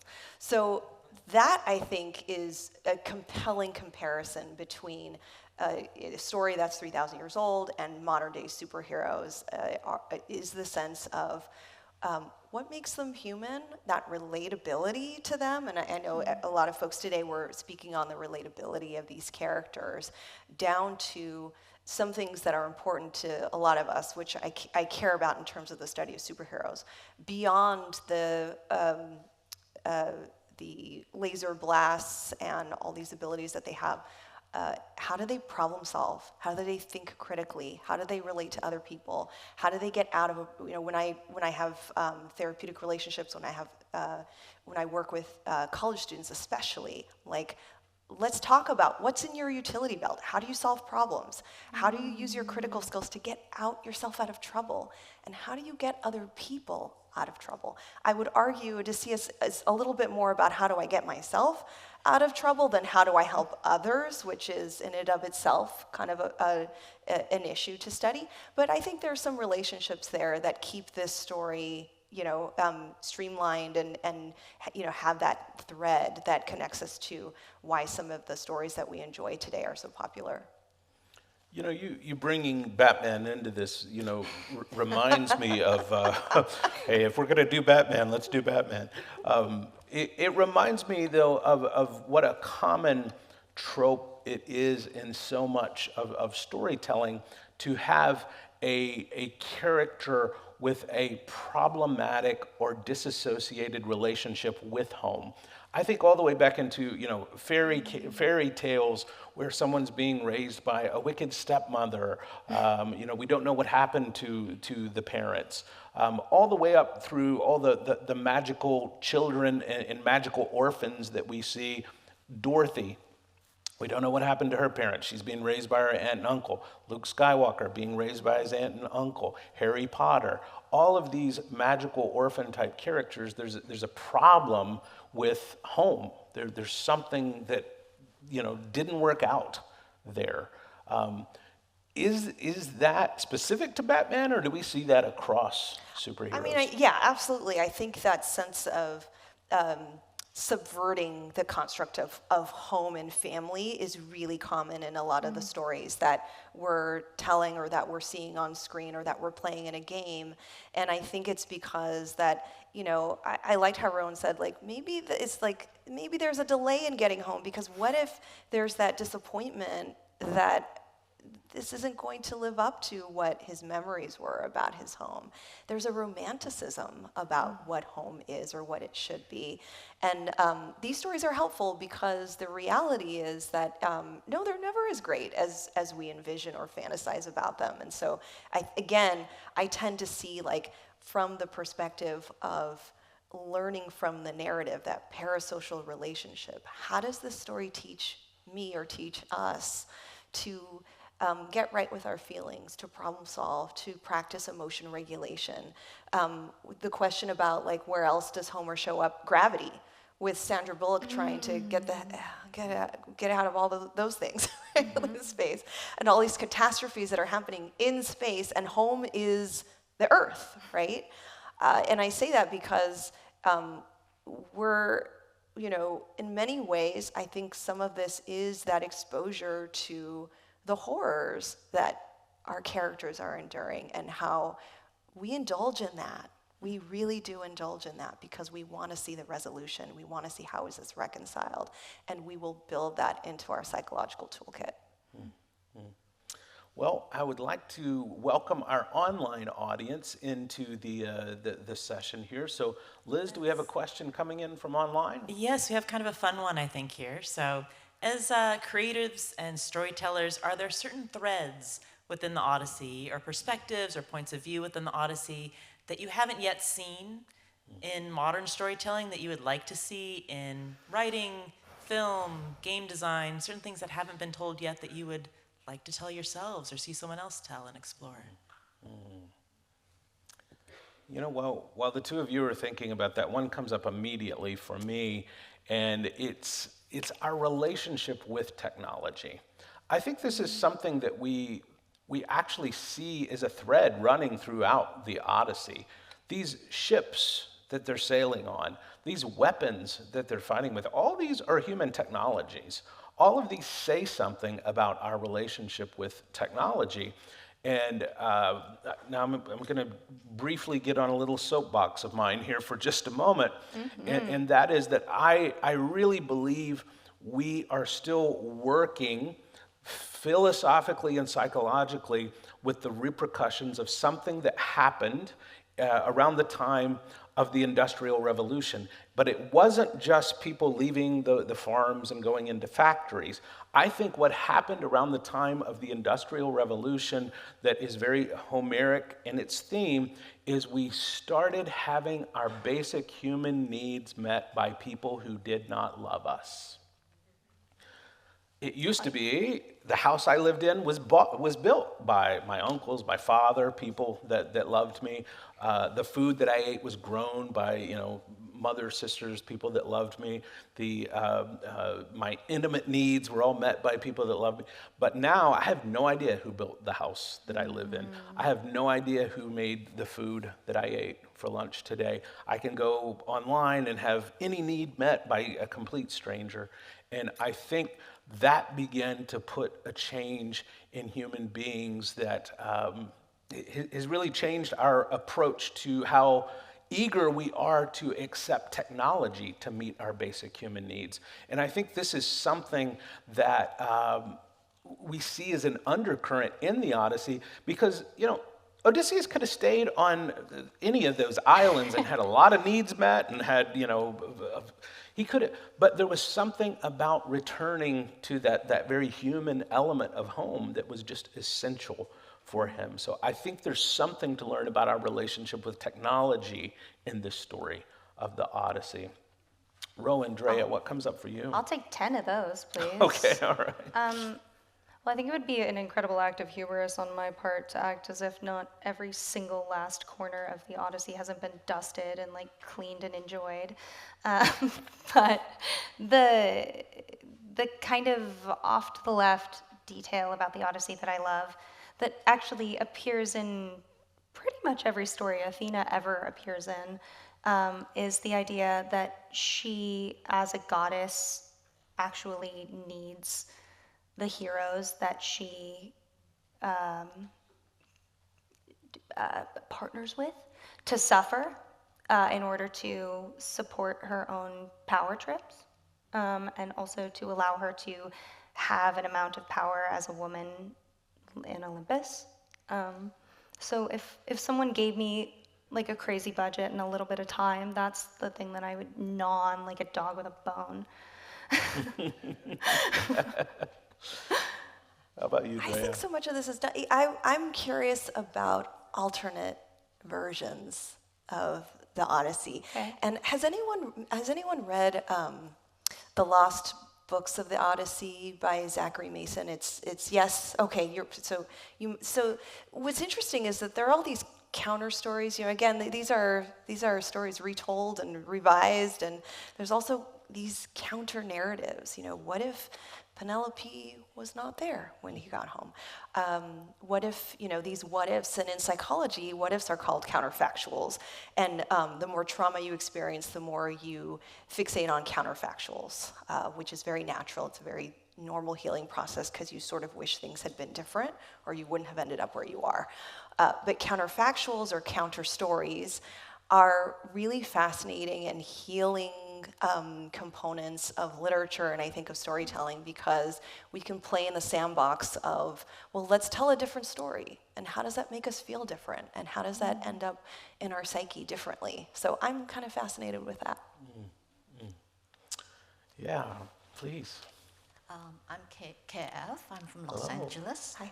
And since we're discussing this across time, geography, and whatnot, I was wondering what all three of you would think of a story that is about 1,500 years older than Odyssey.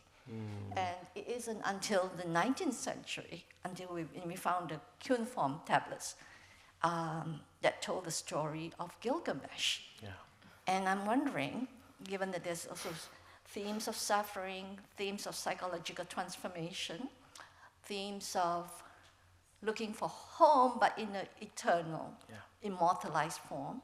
Yeah. And, well, there's not a game board or a game story on that yet. So I'm just curious. I don't know how familiar people are with Gilgamesh, so feel free to draw out the storyline. Absolutely. I'm quite familiar with the Epic of Gilgamesh, so I'm very glad that you brought it in. And, it's something that happens near the beginning of the Epic of Gilgamesh that I think really does relate to the Odyssey in such an interesting thematic way that ties these universal human longings together. It's sort of a brief thing, but it says, and this is John's translation here, so don't hold me to these words, but it says basically, that Gilgamesh had been king for 10,000 years. And I don't think that in the myth, that they're trying to say, no, Gilgamesh had been king for 10,000 years. I believe the storyteller was saying, it feels like this guy has been king for 10,000 years. And often that's something we relate to when it comes to suffering under, someone as well. I imagine that same statement of Gilgamesh had been king for 10,000 years, could have been echoed by someone on Odysseus' ship who said, man, we've been sailing home for 10,000 years. Are we ever going to get home? And I think that sort of longing is reflected, in these stories. I personally believe, as someone who's, again, spent my life studying storytelling and myth, that we only have a few basic questions we're really trying to get at. And we figure out 1,000 ways to explore those basic questions. And I see in the Epic of Gilgamesh many of the same questions being explored there, especially when it comes to the question of identity that was talked about this morning, this who am I? Because this is really what the Epic of Gilgamesh is it's this identity journey of who am I? So I love that you brought the Epic of Gilgamesh in, and I'm going to resist the urge to turn the panel into an Epic of Gilgamesh panel by putting that there. So I think we've got time for one more question. I see that hand right in the back, right there. Hey, my name's Anthony. I'm an original fairy tale writer, mythic creator. I really loved your presentation, John, and kind of opened my eye a little bit more about returning home. I have a question about the analysis of the sequence or the beat of meeting the Cyclops. I'm kind of new to the Odyssey story, but I'm curious to hear your analysis of archetypally the sequence of what really happens there, the trickery of the blinding, of the Cyclops and the curse of Poseidon, the father. And what does it symbolize as, through its theme? Yeah, thank you for asking that. I tell you, myths become quite obsessed with eyes and hands. There's a great fairy tale you may be familiar with called The Handless Maiden. There's a lot of fairy tales where people lose hands. George Lucas did a fairy tale called Star Wars and has a character named Han Solo. There's lots of hands being cut off. Lots of hands being cut off in Star Wars too. I think though with the Cyclops in particular, there's really something archetypally about eyes, and the fact that the Cyclops has one eye and doesn't have two eyes. Two eyes, by the way, allows me to see peripherally around me and gives me a much wider field of vision. A Cyclops with one eye is only able to see one thing, to zero in on one thing. Now, again, I'll resist the urge to turn this into a panel about the Cyclops because even in other stories, we have Cyclops who are wall builders in some of the myths. But this idea of a singular eye, and I believe, and again, this is where we're going to get into just a little bit of cosmic thought here, but it's interesting to me that we have the Cyclops with a single eye, and then over in Norse mythology, we have stories about characters like Odin that also lose an eye. So I think there's something about our ability to see things as they truly are that is lost. Again, taking it back inside myself, I believe there's a Cyclops that lives in me that comes pretty univisional. Is that a word? I don't know. It is now.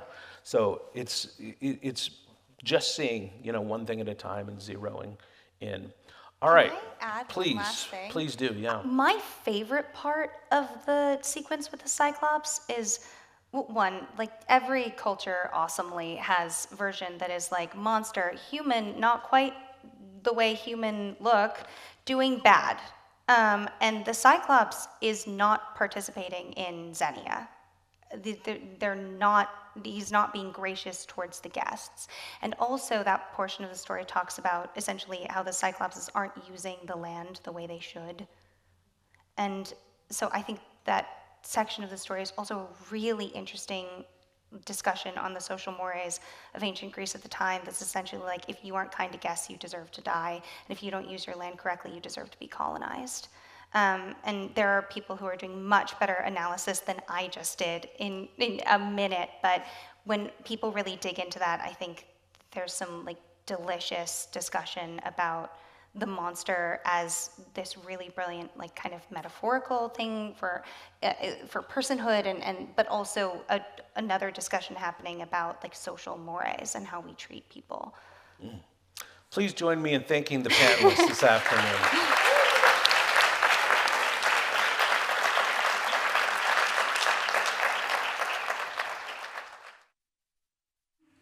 John and Rowan and Drea have revealed many varieties of Odyssean journeys. Some of them may not even be recognized by us as Odyssean until they say so. And they focused on the impact, the psychological effect of losing home. Our final speakers bring the journey of Odysseus into today in a quite new way.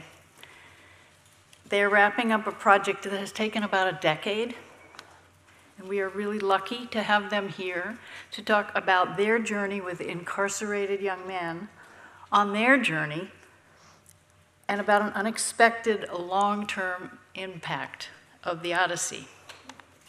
Michael Morgan is a professor of voice and speech at the University of California, Santa Barbara, and an actor. He's a voice and text director at Oregon Shakespeare Festival. Michael has taught at the David Geffen School of Drama at Yale and traveled around the world to teach and present. He founded the Odyssey Project for incarcerated youth. His essays on the project appear in Classics and Prison Education in the US and the MLA's Approaches to Teaching Homer's Odyssey, 2026. And Mark Manning is a former deep sea diver turned filmmaker who cares deeply about justice. His first film, The Road to Fallujah, helped to develop an international humanitarian relief agency in Iraq. He co-founded Our Voice, a technology company addressing systemic causes of hunger. And his last film, The Cost of Silence, about the Deepwater Horizon offshore drilling disaster, was nominated for the Grand Jury Prize at Sundance. He's now directing the Odyssey Project, addressing the criminalization of youth of color. I'd like to invite them both up to talk to us today.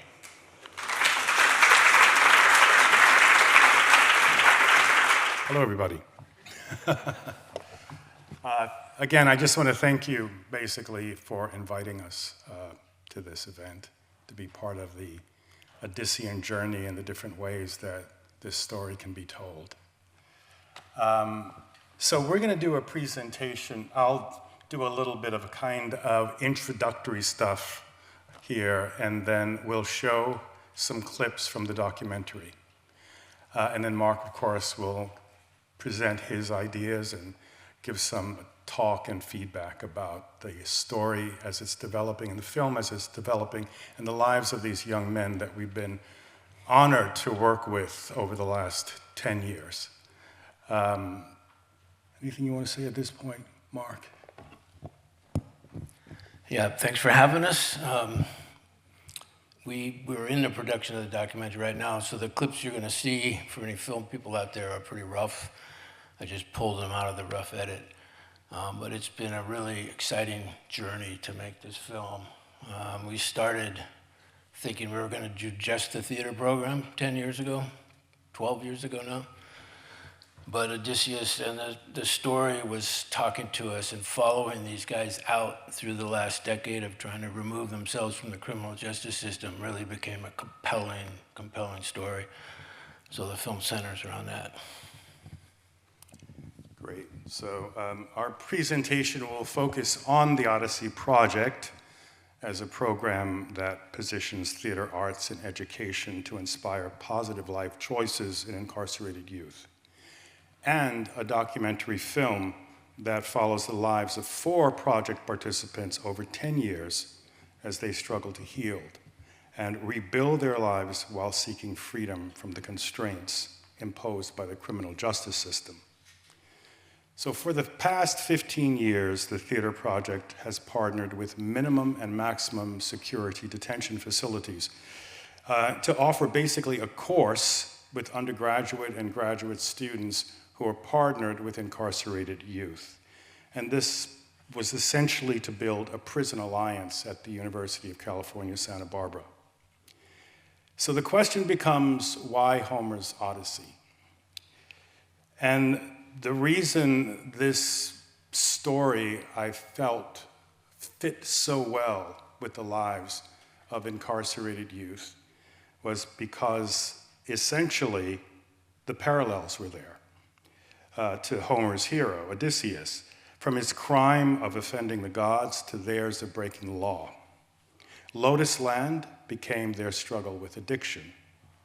The Cyclops represented their short-sightedness, but also the monster they had become in society's eyes, particularly if race or class was an issue.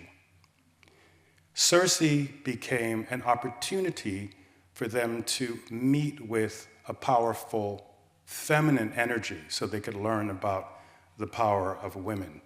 And for young men, very often this was a huge learning curve. The underworld was a place of loss, but also of healing, where they could learn lessons about their past, learn lessons about their future, get warnings from their ancestors and fallen warriors, people who were dead, essentially, or incarcerated for life. As well as Scylla and Charybdis. So Scylla and Charybdis really represented a very interesting kind of dilemma or kind of a double-edged sword. These were their internal and external forces that were intent on their destruction. And that could be either low self-esteem, it could be anger, self-harm, or the prison pipeline. It can come from within or from without. But when they reached Ithaca and encountered the suitors, those negative forces in their neighborhoods, whether drugs, racism, poverty, or gangs, they faced the hardest test of all. Now in 2012, I actually met Mark. I said, I'd like to make a little documentary. I thought it'd be a little documentary. It turned out to be a lot bigger, but when I met Mark, fortunately, I had a TA who was working on the Odyssey Project at the time, and he was an Aikido buddy of Mark, so that's how we met. And then in 2014, we decided to follow 4 young men who were in the project, and we wanted to follow them not only in the project, but as Mark just said, what was their journey actually in terms of getting home? How were they going to do that? So this particular collaboration was at Los Prietos Boys Camp, which was a minimum security facility nestled in a beautiful area of Los Padres National Forest. And basically, we're going to start showing how we met, the orientation. So we'll show that clip. I will give you a little content warning for language, as well as obviously some discussion about violence. So you can play the first clip. 4, 3, 2, 1, top! All shoot it, 10, hit! All shoot it, 10, hit! Flash room 1, on your feet. You know the rules. You don't do it right, just check. Let's go.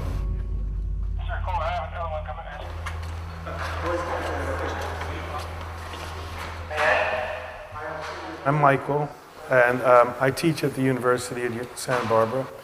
I'm here to actually introduce you to a project that I've been doing for the last 3 years, going into the 4th year, called the Odyssey Project. It's a theater project where you come down to the campus, you work with undergraduate students. I'm going to bring up some rappers from LA. There'll be some hip hop dancing. I've got a choreographer to work with. So there's lots of different pieces and parts to tap into your creativity. And essentially you create a story based on the Odyssey, but it's really your story. So you become the hero. And the purpose of this is to give you the experience of being on college campus, and also to give you the experience of having your own voice heard in public. So you can tell your story, that your life is valid, and we want to make sure that people hear you. Theater is based on the whole principle of play and having a good time, and then it gets serious at certain points because you have to learn lines, and you have to learn blocking, and you have to learn things that you have to commit to memory. But even that, ideally, is playful, and then there's that sense of accomplishment when you've done it. Are you all interested in the project? Yes. Yes. Okay. When I read The Odyssey, I was a young adult. I was dealing with a lot of personal demons, and so it was sort of inspiring to the artist in me because it made me think in terms of metaphors, and it just sort of struck. You know, you're teenagers, so you have curiosity, you have recklessness, you have those things, which is right in that story. The crew is very reckless. Odysseus is reckless. It also has to do with the gods, and the gods for me is the system.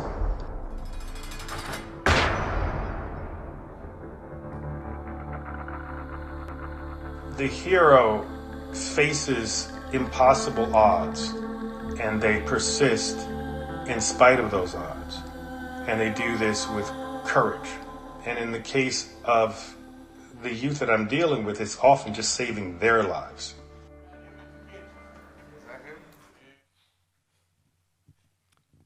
Yeah, I gotta say, as a former oil field diver, there was a bond that developed, I think, with me and the crew, you know. But I'll say, showing up with a bunch of cameras, we had 4 camera people, and I told them the first day, just pretend I'm not here, and they did. Like, it was amazing. So they just handled it. They handled us being there, the cameras, and they just were themselves. And that was, I knew something was going on right then. Los Prados Boys Camp, basically, the population were adolescents between the age of 13 and 17, more or less. There might have been a couple who aged up to 18, but when they turn 18, they essentially have to go to an adult prison if they continue to offend. But because it was a minimum security facility, and UCSB was so close, we were able to actually bus them down to the campus so that they participated there with UC students at a big classroom. We had pretty much like a theater studio where we could perform. So in the next clip, you'll just see them in that beginning during going into campus.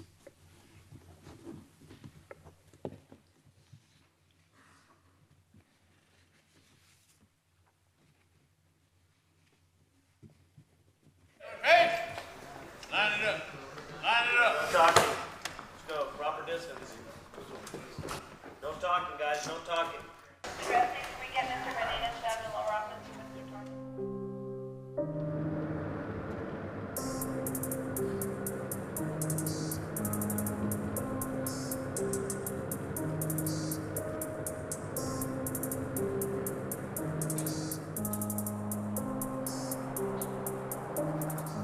Be very, very, very, very careful, okay? They're not at Los Prados Boys Camp in a beautiful surrounding because they were altar boys. Most of them did do some pretty bad things. A lot of it is drugs, violent crimes, fights. Some of them were there for beating up their mom. They can make weapons out of anything. Pens, pencils, paper clips. Don't let them have it.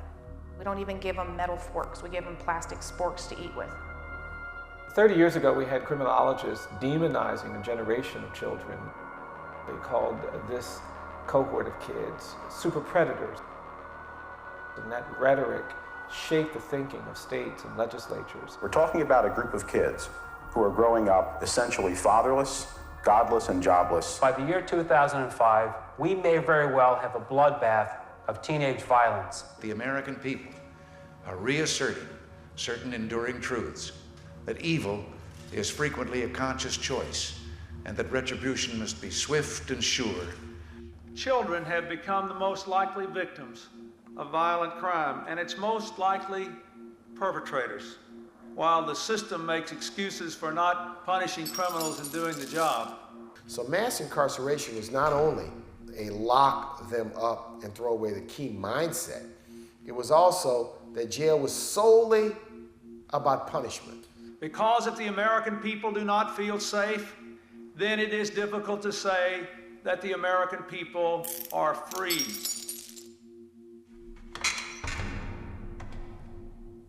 Why that was short-sighted is because people went in as nonviolent offenders and came out as hardened criminals.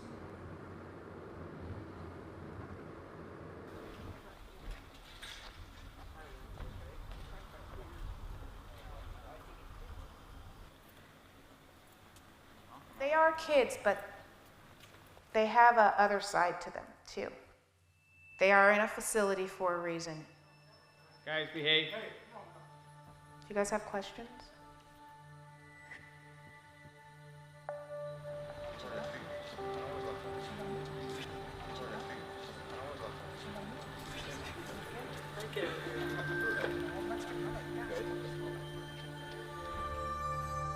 Welcome. Hello. Have a seat. Join us.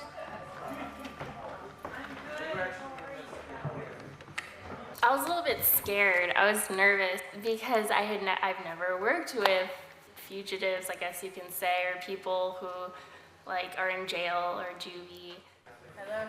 My preconception about them was that they would be manipulative. They would be sometimes a lot of trouble to deal with. I have had a concern, not so much for like my valuables or anything like that, but more their attitude towards them. So it's like I wasn't really worried about anything they really said. I was more concerned about how open they would be to the project and how willing they would be to do it, because I know sometimes it's just a reason to get out of camp for 4 hours, 5 days a week. Are there any questions before we begin? All right, so let's begin. I'll ask everybody to go into the audience and become the audience.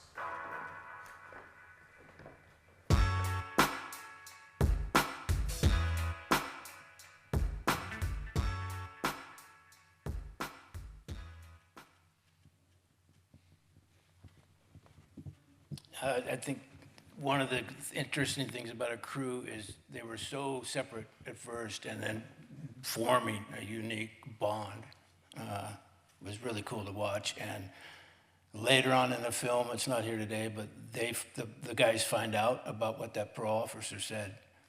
And that was a really heavy moment where they had to process that with their fellow students.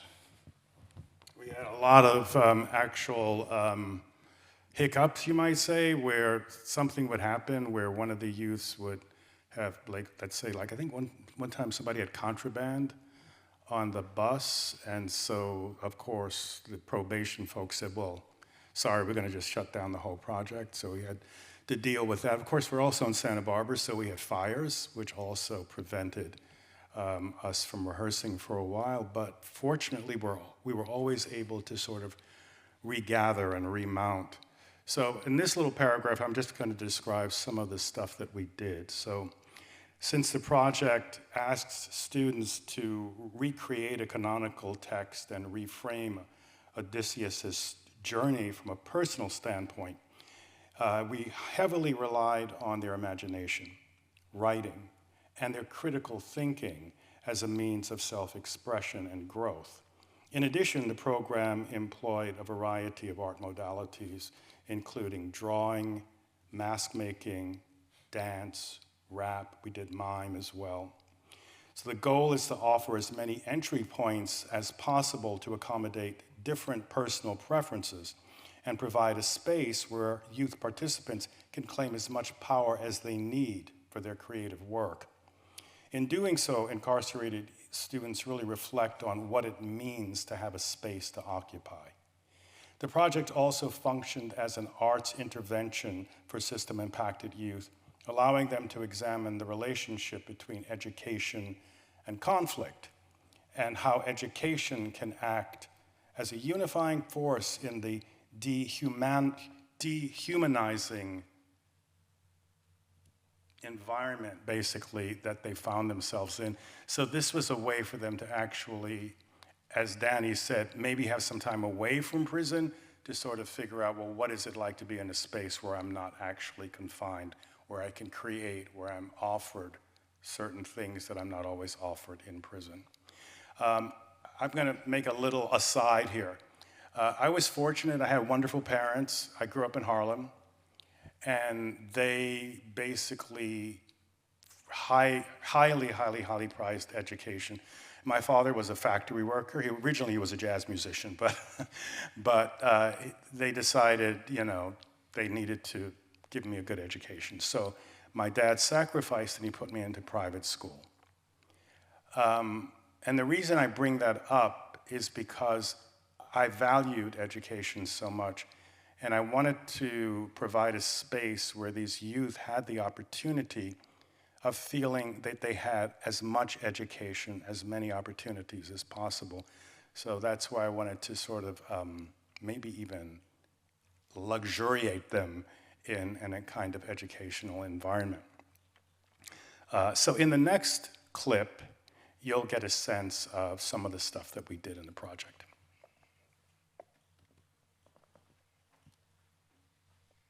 1, 2, 3. 1, 2, 3. How dare you? How dare you? How dare you? How dare you? How do you dare? How do you dare? How dare you? How dare you? How dare you? How dare you? Oh, great. Okay.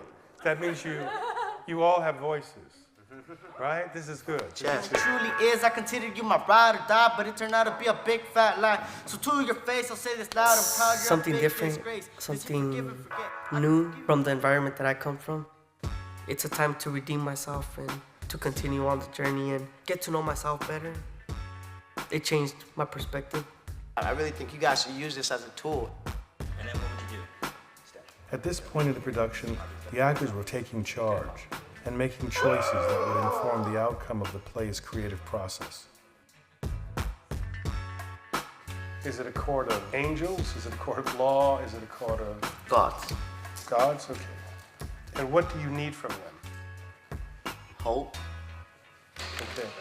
The major lesson that we hoped would be learned is that they would also begin to learn how to take control of their own lives.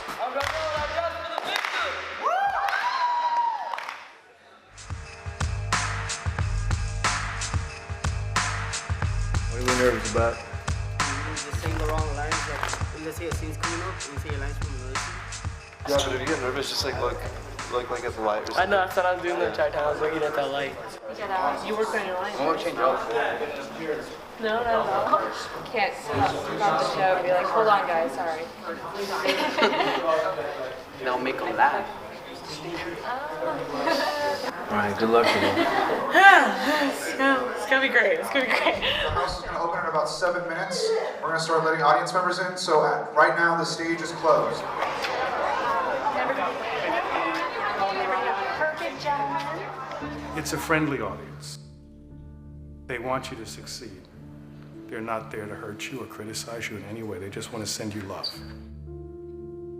You all are heroes and heroines, and gods and goddesses, and angels and saints, and all the wonderful, extraordinary energy that surrounds you today is here.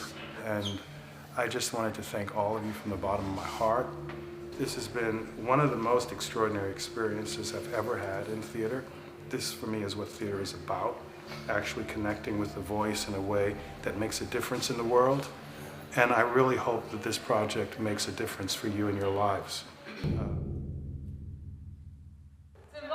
forces of life, great energy, mystery. Divine forces of life, great energy, mystery.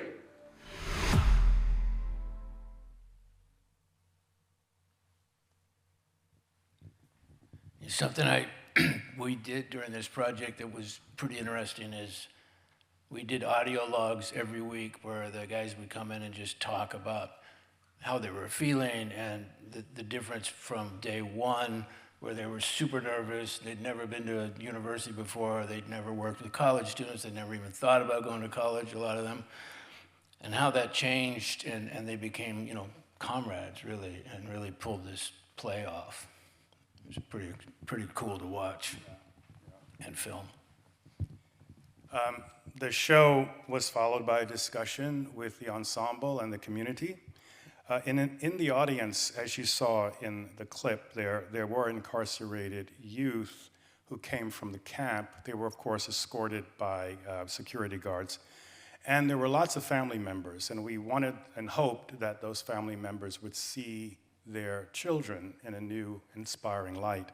And the moment after the show was just, I mean, it was just extraordinary because there were tears, of course, but the families, the mothers, the fathers, the brothers, the sisters would come down onto the stage and hug their children, essentially. So it was a rich, really rich experience. We also had in the audience people in positions of power, policymakers, who were able to make a difference in these youths' lives.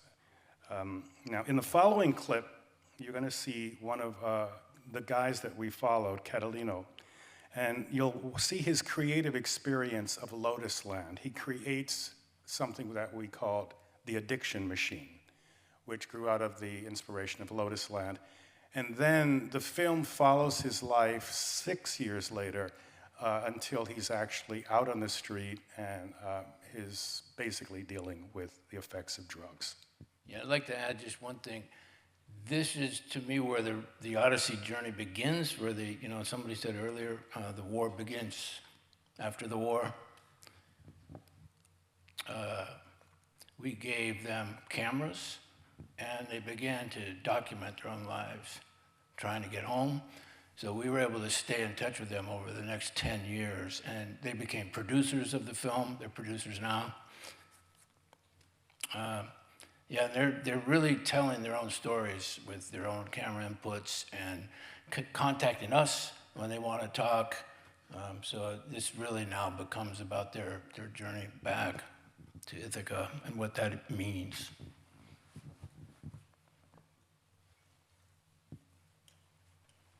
We just throw away the kids that don't make it easy for us to teach. And I think that attitude has given rise to this schoolhouse to jailhouse pipeline. We've arrested children for conduct that most adults engaged in when they were children. We start to smoke, and after the first hit, I'm not sure if I feel anything, so we smoke more between the few of us. And 20 minutes later, I go to check the time, only to find out it's only been 5 minutes. Lotus Land. It's the place where you get stuck in some habit or some kind of gravity that doesn't really allow you to go forward to your objectives. I got into a drug known as methamphetamine. That's when I started getting into the system. I started stealing. I got caught up for residential burglary just to get some more dough. And that's where my drug addiction took over my life. When I smoke meth, I feel like Superman. When I smoke meth, I feel like Superman. When I smoke meth, I feel like Superman. For me, it makes me feel like more real. It makes me feel like I'm someone. It's an addiction machine, and they're stuck in that machine, and it's repetitive, and you can't stop doing whatever that drug, that particular substance is causing you to do over and over and over and over again until you finally collapse. Freeze.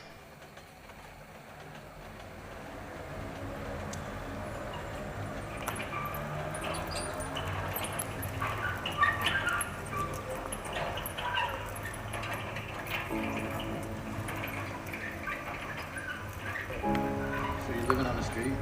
Pretty much. Just trying to make it day by day. Just looking back on my life, there was so much hatred. At times I felt worthless, like the reason why I do stupid shit. What about your future? What do you think about your future? What do I think about my future? Well, I got a chance to live, but my future has a voice, it ain't mine.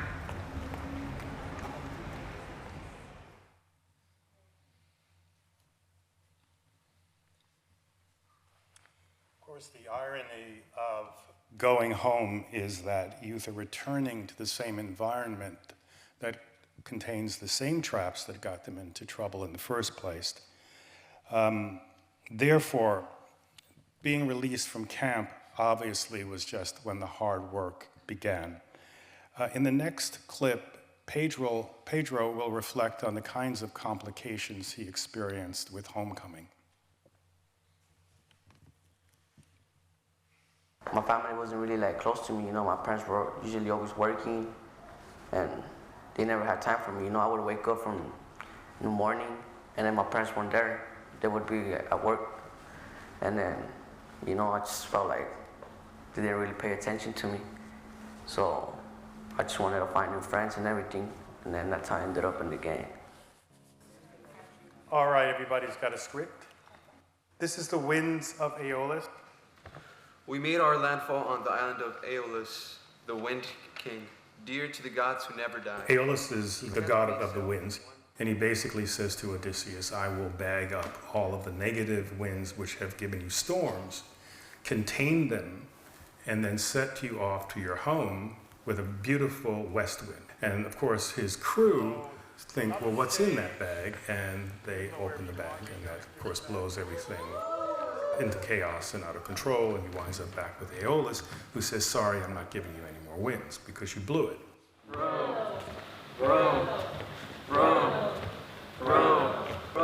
And then you're going to speak, Pedro. I'm letting go up. I'm letting go of my anger. You're going to be a little louder, too, because you won't be seen. Megan. Growing up, money never had enough. Always had to be tough in the streets where I grew up. And they say that a gangster never prays. Then can you tell me what was I doing in church the other day? And they say that a gangster never cries. That's a bunch of lies, cause they never see my eyes. People think they know my struggles and that they understand my troubles. But it's nothing but a lie.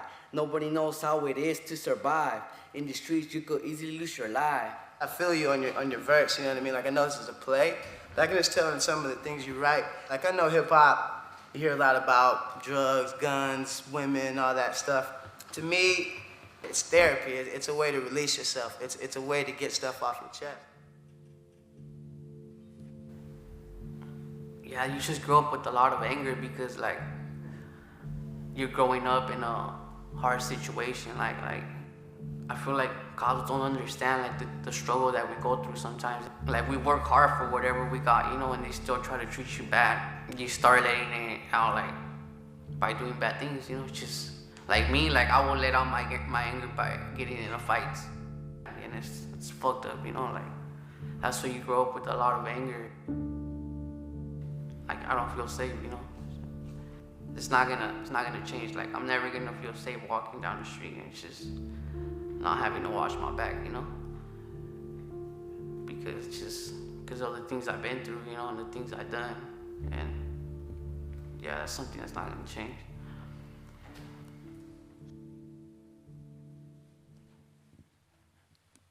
It really is like coming home from war, and I don't think most of us of privilege really understand the challenges that these guys face, you know, to overcome what they have to face when they get out. And it's really important for us to having them as producers, so they're telling their own story and, you know, enlightening us what really it's like to try to get home and what that home means. So we built the project on the premise that if a young person could develop a reliance on the concept of a home as a place of integrity within themselves, distinct from a location on a Google map, they might have a chance of withstanding the gravitational pull of an old lifestyle. Therefore, homecoming was not just to a physical location. It was a return to their essence, to their core, to their best self. Now, as a voice teacher, this, of course, was a very tangible concept and had a lot of meaning because as voice teachers, as instructors, we work with this idea of a vocal center that contains a person's vitality, their expressiveness, and their talent. And it was a way for people to connect with that through breath so they can actually mobilize their ability to make new creative choices. So we basically thought that by recentering themselves in this way, they could explore the project as a way of rewriting their story in their own words, using Homer's trajectory so they could see themselves as heroes rather than criminals. But of course, they had to define and discover that home and what that meaning was and what was really important to them through their lived experiences. So the story, of course, went on beyond the project. In the next clip, you'll see Donnell and his experience with that.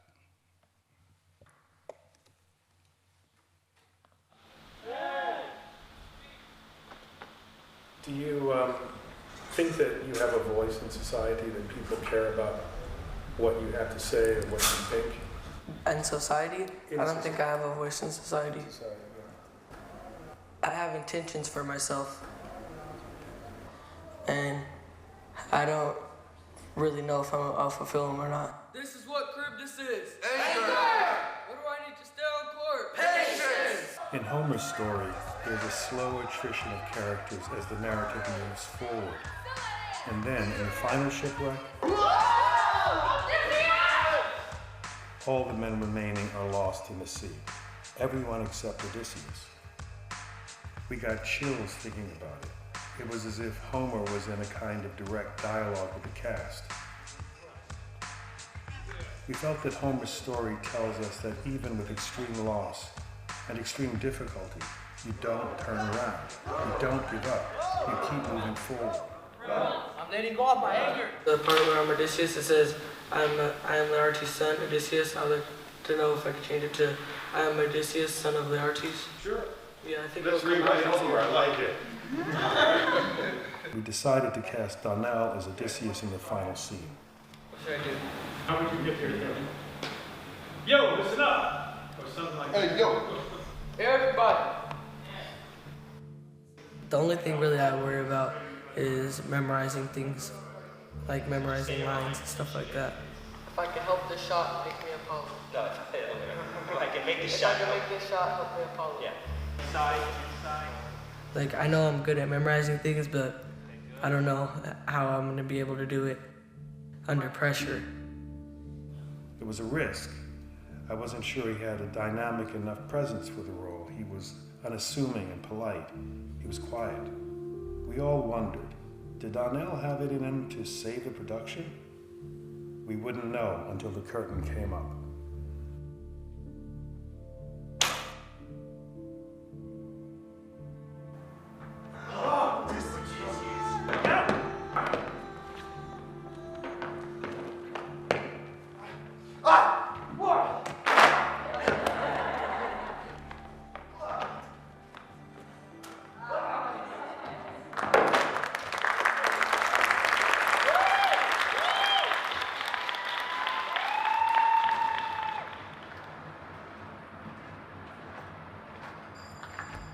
All of the years I did in prison and jail, I almost lost my life.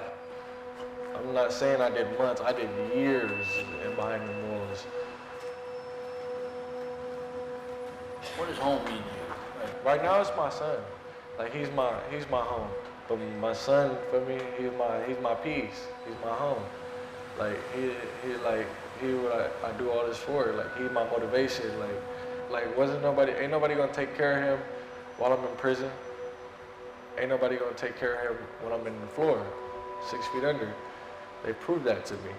Like life, not they, but life has proved that to me. There's a pretty interesting part of this story with Donnell, and it's in the film, but he became one of the few test cases for the Racial Justice Act in California. He was facing a 18-year mandatory sentence, and I don't know if you know about the Racial Justice Act, but it allows for the removal of the charge if you can prove racism in the arrest, trial, or sentencing. And so we did a community thing. We hired a lawyer. They filed the Racial Justice Act motion and got him to 17 months. So that act is being actively blocked in California, and his role in that and this film is going to be a pretty big part of our campaign, our justice campaign.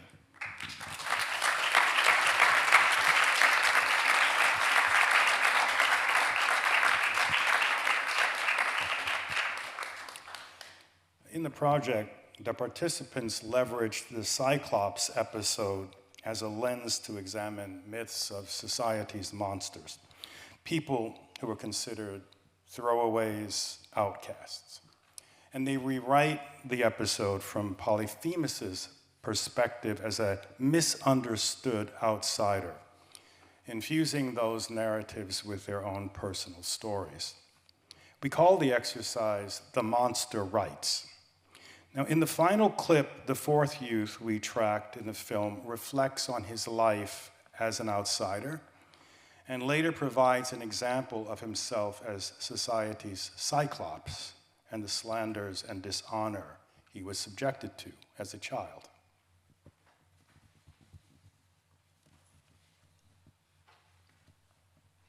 Something I like about myself is that I'm a quick learner. I like to put as much effort into what I'm doing as I can. And things I don't like about myself is I'm kind of competitive. And this is my heart. So talk a little bit about your history, your family, for example. I never knew my dad's side of the family. He's been in prison my whole life. We ended up staying with my mom's side of the family, but because of my ethnicity, I'm black and Mexican, they hated me. As we moved into week 2, the cast began to enter their roles. Robert took the important main role of Odysseus. He was charismatic, he was strong, he was articulate. Some say I'm toxic or flowing with sin. His stories were powerful. Robert? And he had made connections to the people there. Just to fight. Now in 7th grade, I lost the fight. So you see that your Ithaca can be an evolution in your character, a quality that you develop, or it could be something as tangible as survival. My Ithaca would be to never be the man my father was.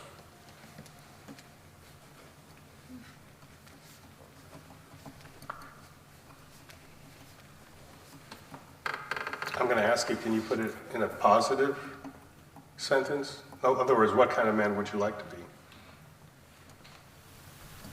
An honorable young man.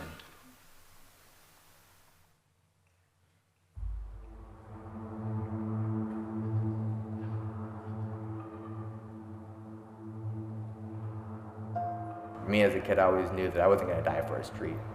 I was coming home from school and I was probably 5th, 4th grade. And I remember a truck was driving by and I thought I heard him scream the word nigger pretty clearly. So when I looked up, I noticed that there was something flying out of the window. And it was a milk jar. And I ducked in time, and when it broke, it hit me that I was hated for no reason. I mean, I was a little kid, regardless, you know what I mean? I wasn't any threat to anybody. So to feel like you're bigger or it made him feel better to do that, like, I don't know, it definitely hurt me as a kid and I didn't understand why. 2018 and racism should be dead, but it's never going to die. It's not the skin color and it's not the way you live your life. It's the simple idea that I'm better than you. And that's what's gonna have to change. I think that, yeah, I'm definitely living an honorable life as much as I can be, but it's still such a long road, you know? Because I know that when I have children, my children are gonna know to love. When I have come encounter with people, I tell them the same thing, you know? Love is one of the most powerful things ever. It truly is.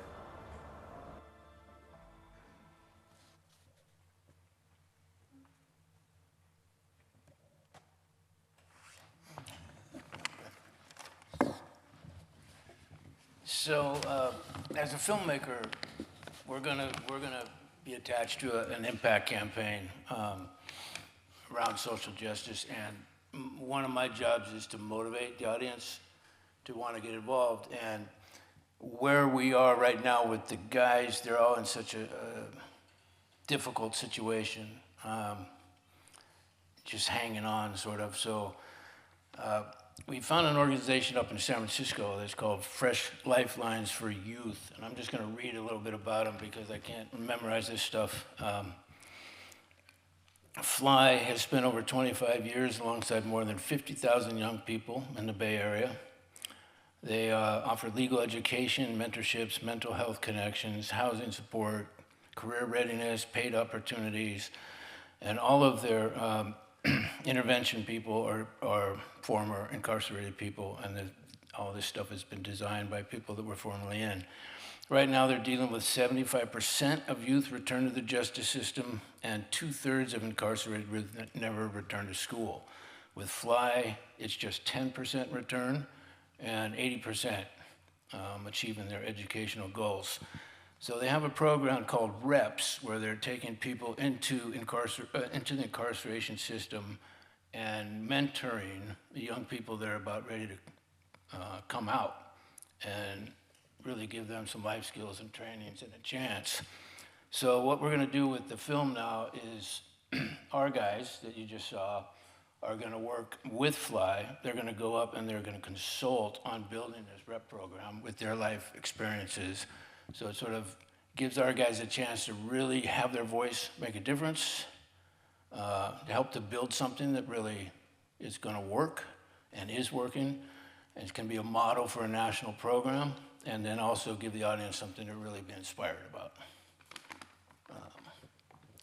So we will have this film done pretty much by the end of the summer, we hope, and we're going to launch it with an impact campaign, and we have built a custom impact platform where audiences will be able to watch the film and get immediately engaged in the actions that we have on the platform. And that's a whole nother topic, really, but right now, getting an issue film distributed is really difficult. The media has been pretty much taken over. It's really hard to get a current issue film distributed.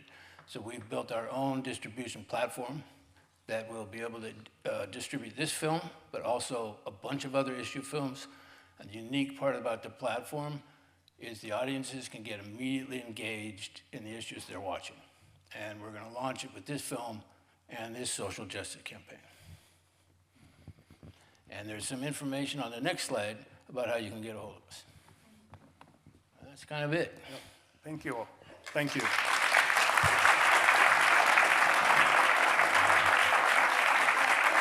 Sure.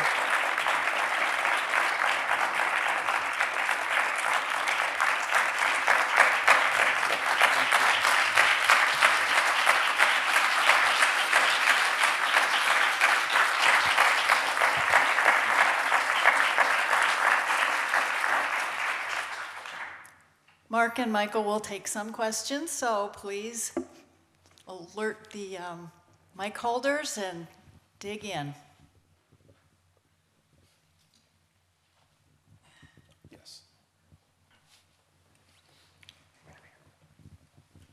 First of all, how unbelievably inspiring. Thank you for all of your hard work. It's incredible not only to watch the kids age over time, watch the cameras change over time, but watch the impact that it's had on them. So thank you truly for the work that you do. It's changing their lives. I wanted to know, we saw a couple of the kids featured here. I was wondering if there's anybody either in the film as you're cutting it or maybe that got left on the cutting room floor that surprised you the most from when they started to where they ended.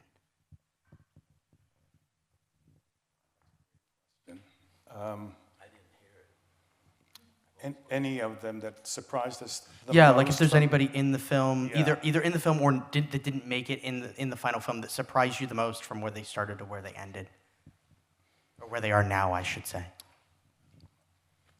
I mean, I have to say I'm impressed with all of them. The amount of struggle that they've gone through and that they're still living, quite frankly, is quite an accomplishment. If you think about a daily life of oppression to some extent and constant struggle, even if some of the things like Donnell, for example, I think finally he got a sense of maybe I need to slow down because he had a son. But that doesn't always happen, as we know. And I have to say also, it's still tenuous. We don't really know how these stories end. But at this point, all these guys are out of prison and they're off probation. So I'm very, very impressed with all of them. I don't know if I completely answered your question. It's pretty much all of them, really, I find, remarkable. That's great, thank you. Yeah, I'm super impressed with them. Making them producers of the film, I think, was a really good move. They have a stake in it. They get paid. They own the film, part of it. But I'm just really impressed with their tenacity of life. Like facing stuff that would crack me. But they just hang in there, and they keep getting a hold of me over the years, and I'm just impressed. I'm really impressed with them. The guy that was on the street, by the way, he ended up calling me with his mother. We took him to rehab in LA. He stayed there a year. He's doing better.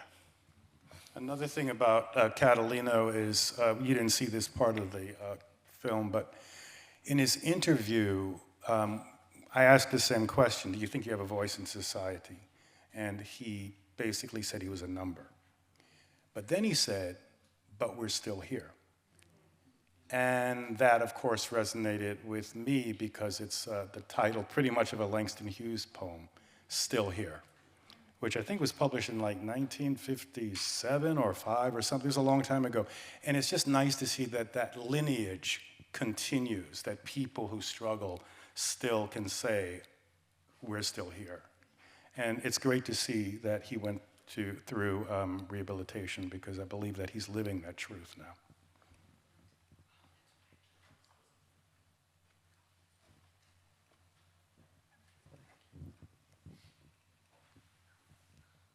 I'm wondering, by the time they leave the camp, do they get individual counseling to deal with both their traumas? And in this case, home turns out to be a two-edged sword, because you are home with your family, but at the same time, you're also still with the same environment that might have created the situations that got them into trouble in the first place. So it seems to me they did not get a lot of counseling. And I'm wondering whether or not that step is the critical missing piece. Can you run back a slide? One more. I mean, this is what these people do. That's key. So you're right, they need it, we all need it. But these people are doing that, so you might want to check them out. But again, we only found these folks later. So back in 2014, there is an organization at UCSB called Freedom for Youth that a PhD student started. And she essentially took young men from Los Prietos Boys Camp and brought them into situations where they can learn how to do job interviews, get higher education beyond what they were sort of destined for. Job training, and it was a really, really sweet community, so they had parties and things that really kept them together. I think there's also some drug rehabilitation arm of that. What happened to Los Prietos Boys Camp is they shut down, and mostly because of the Realignment Act, which was passed in 2022, which shut down all of the prisons for youth in the state. And what the idea was to bring them into a situation where they would get more at home, closer to the community, closer to the family, like things like drug rehabilitation and local jails, which are questionable in terms of how good they are, but at least they were closer to their families. So there was some effort, but I think there was a huge gap. So what you're pointing to is this gap. And originally, when I did the project, I realized I was not a social worker, so that wasn't a shoe I could fit. But I thought, let me align with as many organizations in the community that do that work. So I did, and often I would refer the youth to them. But I think there's a stronger force, as you experience in the film, and very often they do fall through the cracks and they go right back into drugs and the gangs, and there's a lot of pressure in those communities to join a gang. You know, not to mention the funding is being cut for a lot of these programs, so. I'd like to acknowledge our online audience. We have a question about how the lawmakers and politicians who have come to performances and are familiar with this project have reacted so far, and what are you hoping to see in the future? Well, they've been very, very positive in their reaction, but it doesn't always lead to changing the laws. But they have been, the people who come obviously have a heart. They're interested in wanting to help. But again, the hand of justice or something moves really slowly, so it doesn't always come to fruition. But again, there was the Racial Justice Act, which was passed. Do you want to speak a little bit more about Yeah, I think, how many people have heard of the Racial Justice Act? Okay, a few.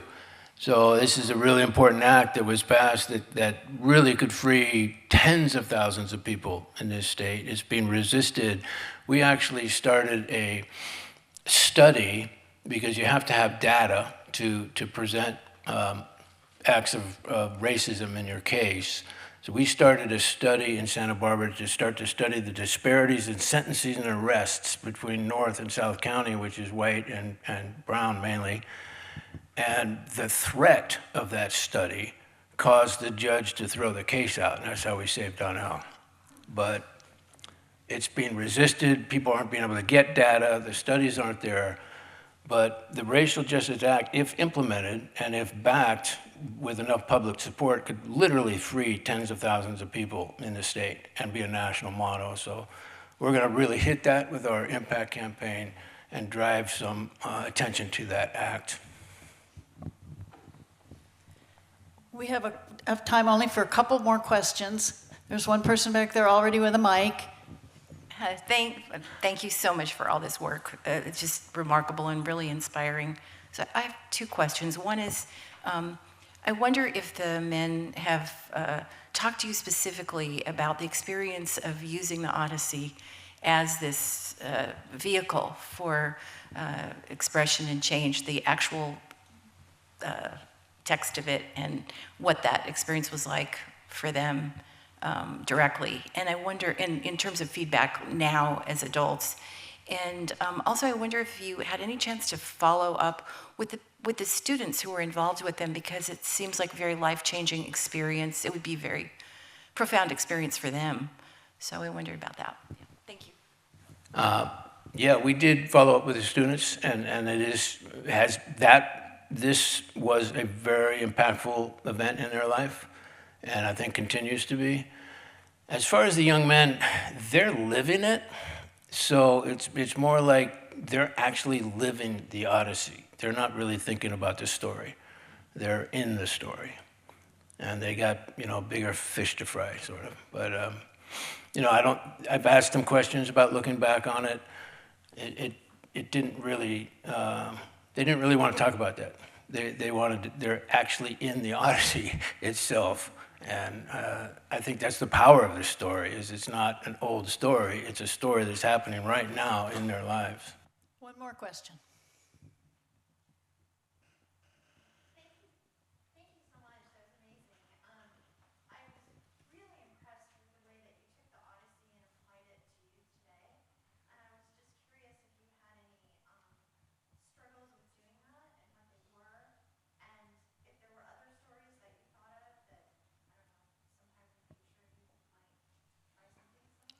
That's interesting. Like I said, I read the Odyssey when I was, that picture, I don't know if that was exactly when the right time I read. I think I was pretty much like 20-something. And it had such a profound effect on me. It just felt like that was my life. And I think also this was probably around the time when Joseph Campbell stuff was coming out about the hero's journey. So I sort of felt, I'm the hero. I've got to be on my life as a journey. But when I started to when I moved to Santa Barbara, I did feel some isolation. I'm a New Yorker. And, it's a very different environment than New York. So I felt very isolated. I felt sort of isolated from my roots. And the closest I can find to my roots basically were incarcerated people, people of color, essentially. And so when I started the project, and I thought of the Odyssey immediately because, as I mentioned in my little spiel there were just so many parallels that it just seems so true to me. I have had some other ideas about maybe pairing some other stories. For example, the Bacchae, Euripides the Bacchae, I thought would work really well in an LGBTQ community with the whole idea of transsexual and Pentheus and Dionysus and so that's another possibility, but this one has been keeping me so busy that I haven't had time to do that one. One quick thing. Is my crew here? Is Maya here? No. Ruben? The guy waving his hand back there. In case anybody goes to the reception, wants to talk to the crew, Ruben is a big producer on it. And Chris over here, show yourself. All right, that's it. It's for you to talk to them after this is over. This was the perfect finale for this day, to end with an impactful example like this of the journey of Odysseus. Thank you so much for coming.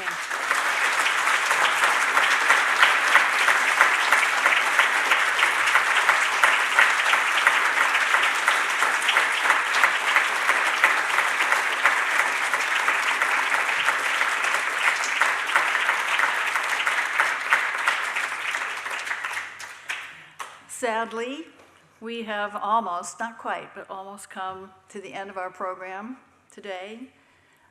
It has been an amazing journey all day long of learning, and thank you all for staying here with us and enjoying yourselves.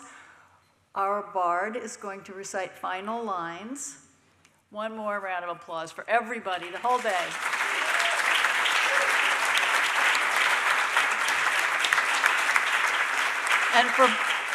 And for Beth Kennedy.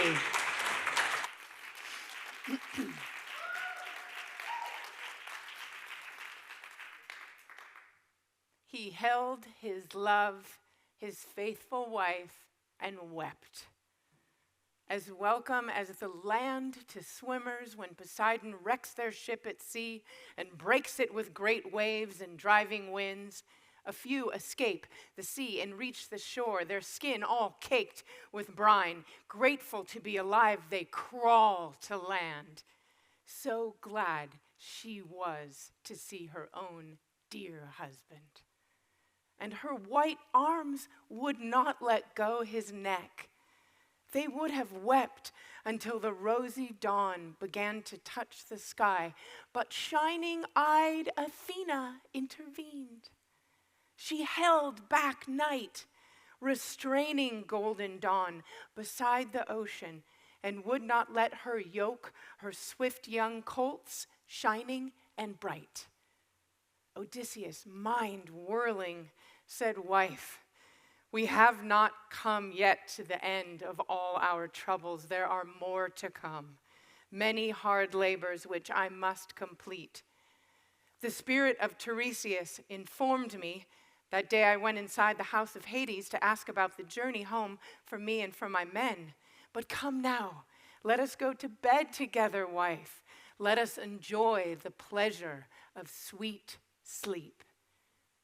Penelope, who always thought ahead, said, "When you wish, the bed is yours. The gods have brought you home back to your well-built house. But since a god has made you speak about these future labors, tell me what they involve. I will find out eventually, and better to know now." He answered warily, "You really are extraordinary. Why would you make me tell you something to cause you pain? It hurts me too, but I will tell you the truth, not hide it from you. Tiresias foretold that I must travel through many cities carrying an oar till I reach men who do not know the sea and do not eat their food with salt, or use boars painted red around the prow, or oars, which are the wings of ships. He said that I will know I have arrived when I encounter someone who calls the object on my back a winnowing fan. Then I must fix my oar firm in the earth and make a sacrifice to Lord Poseidon of a ram and ox and stud boar, perfect animals, then come back home and give a hecatomb to all the deathless gods who live above the sky. If I do this, I will not die at sea. I will grow old in comfort and will meet a gentle death, surrounded by my people who will be rich and happy. Thank you. Thank you.